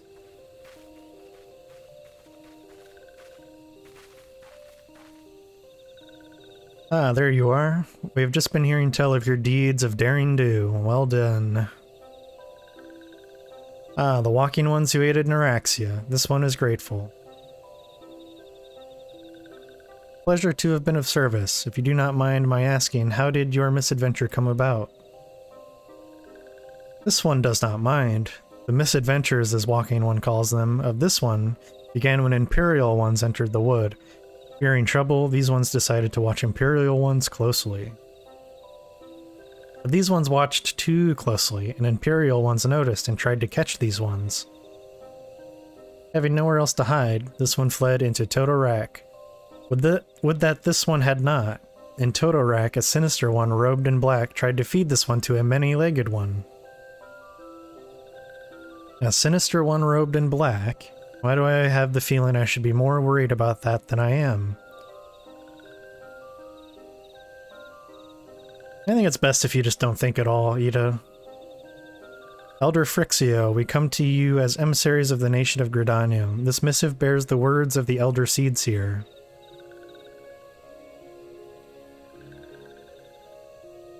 This one sees... So Walking Ones of Gridania are fearful of Lord Ramuh.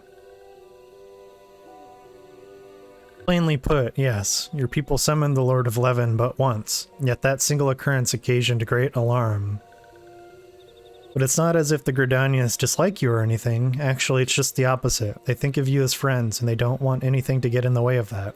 That's why the Elder Seedseer wrote to you. This one well knows and respects Horned One, Kane sent out. Be assured, like Walking Ones of Gridania, these ones have no desire for conflict. These ones resorted to summoning Lord Ramuh to protect the wood from Imperial Ones. This one counseled against doing so, but was not heeded. Against this one's wishes, Lord Ramuh was summoned, and all these ones who took part became Touched Ones. These ones want so desperately to turn Touched Ones back to normal ones, but did not know how, and still do not know. Touched Ones, meanwhile, wanted to turn these ones into Touched Ones, and did know how, but this one fled to little solace with all those ones who did not wish to be bound to Lord Ramuh. But Walking Ones of Gridania need not fear Touched Ones or Lord Ramuh. Unlike other Primal Ones, Lord Ramuh is not callous and cruel.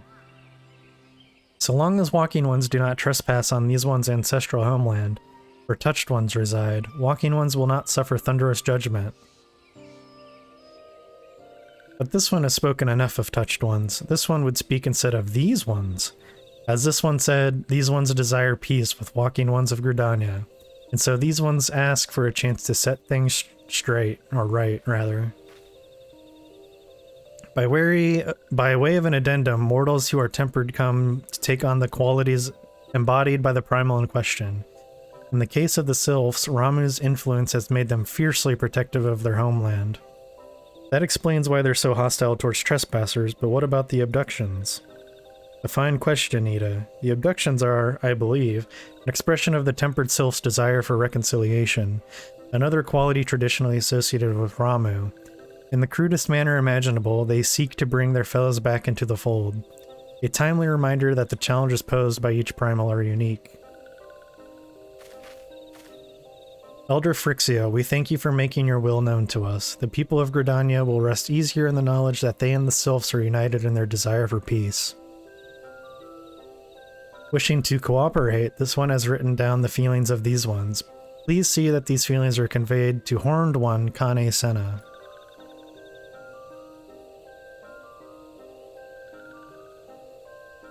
And with that, I believe we can lay the matter of Ramuh to rest. That Sylph Elder is very reasonable, I must say. You can learn a lot from him. Was that a jibe? If so, I feel it only fair to observe that one of us wouldn't recognize reason if it punched her on the nose. Did I say fair? I meant reasonable.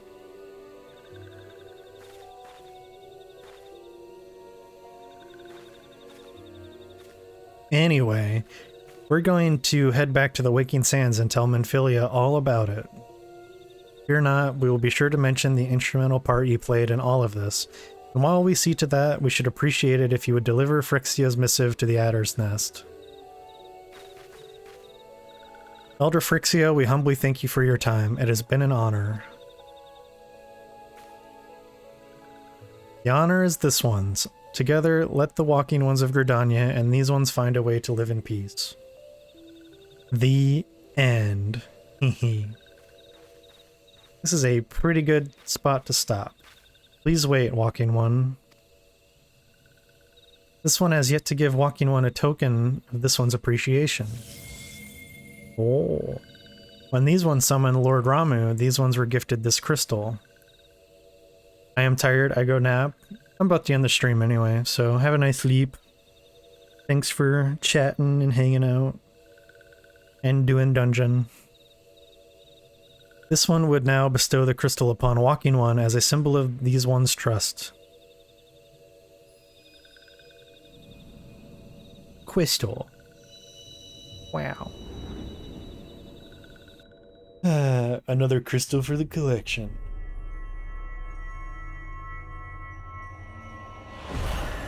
You think if I get all 6 crystals, I'll like become a real boy and I'll like be a normal height? Or am I doomed to be short forever?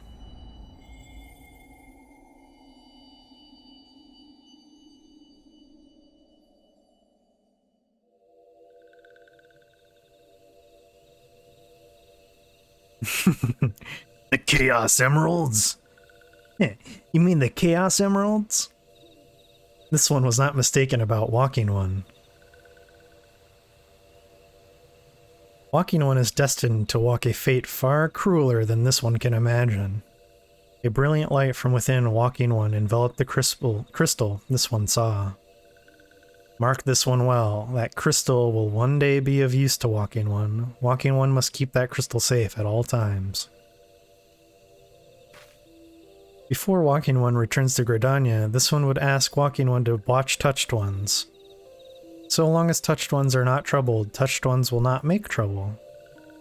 If Walking One witnesses Touched Ones making no trouble, mayhap Walking One can testify to Walking Ones of Gridania that these ones mean no harm. These ones' homeland is fraught with danger. This one marks down safe places to look out for Touched Ones.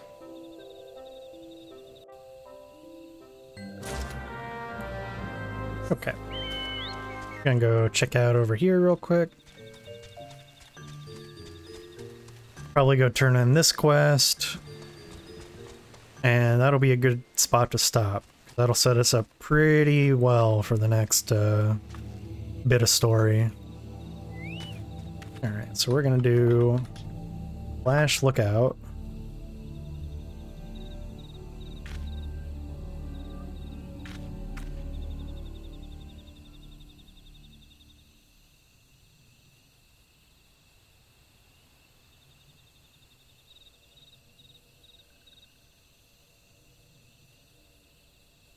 There are tempered sylphs in the distance. You not sense that they pose a danger if left alone.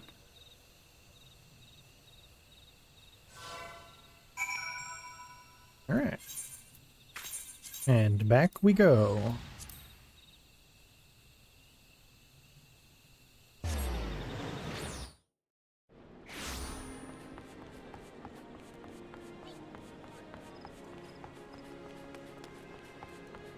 Little snowman.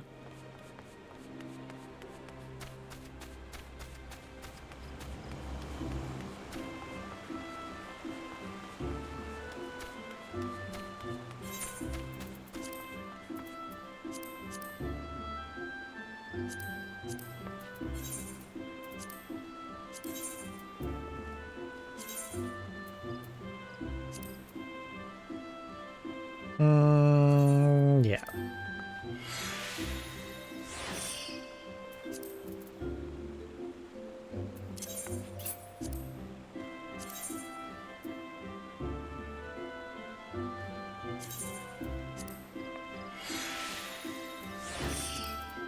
There we go. Probably gonna have to get more glamour prisms.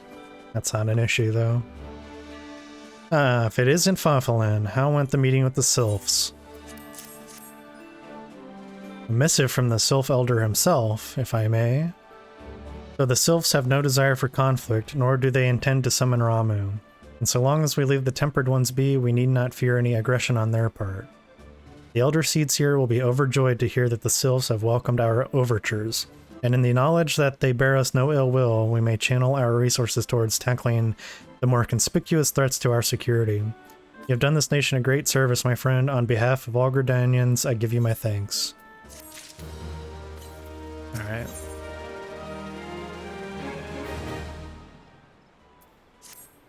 I think this will be a good place to stop. Can start this quest and it'll send us back into the next little story beat.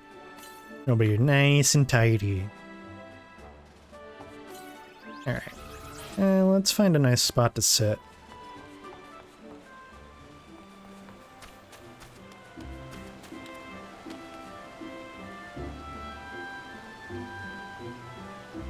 Wait, I have an idea?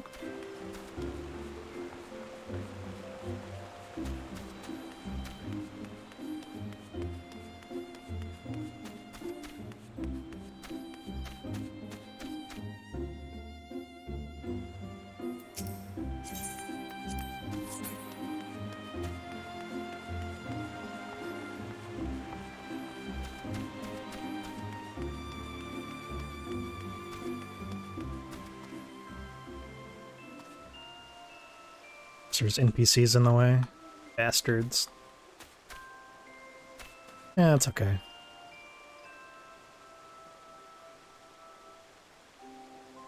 Maybe not. Damn it. Let's find a better location. Like right here.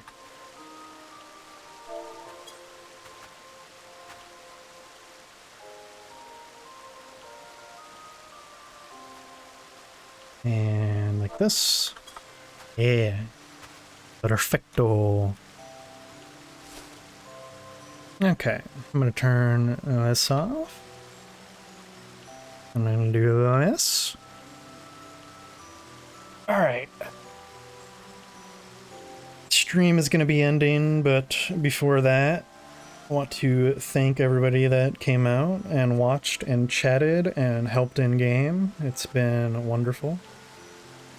The stream will be returning tomorrow at 6 p.m. Central Time. And we will be getting into more story stuff. As always, if you check below the stream, you can find all relevant information, such as Discord, and all that fun stuff.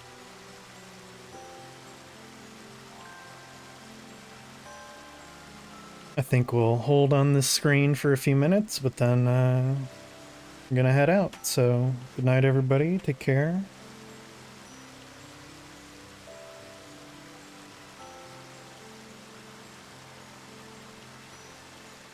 Also, I don't know why that didn't play. Or if it did, I didn't hear it. Hold on, let me check.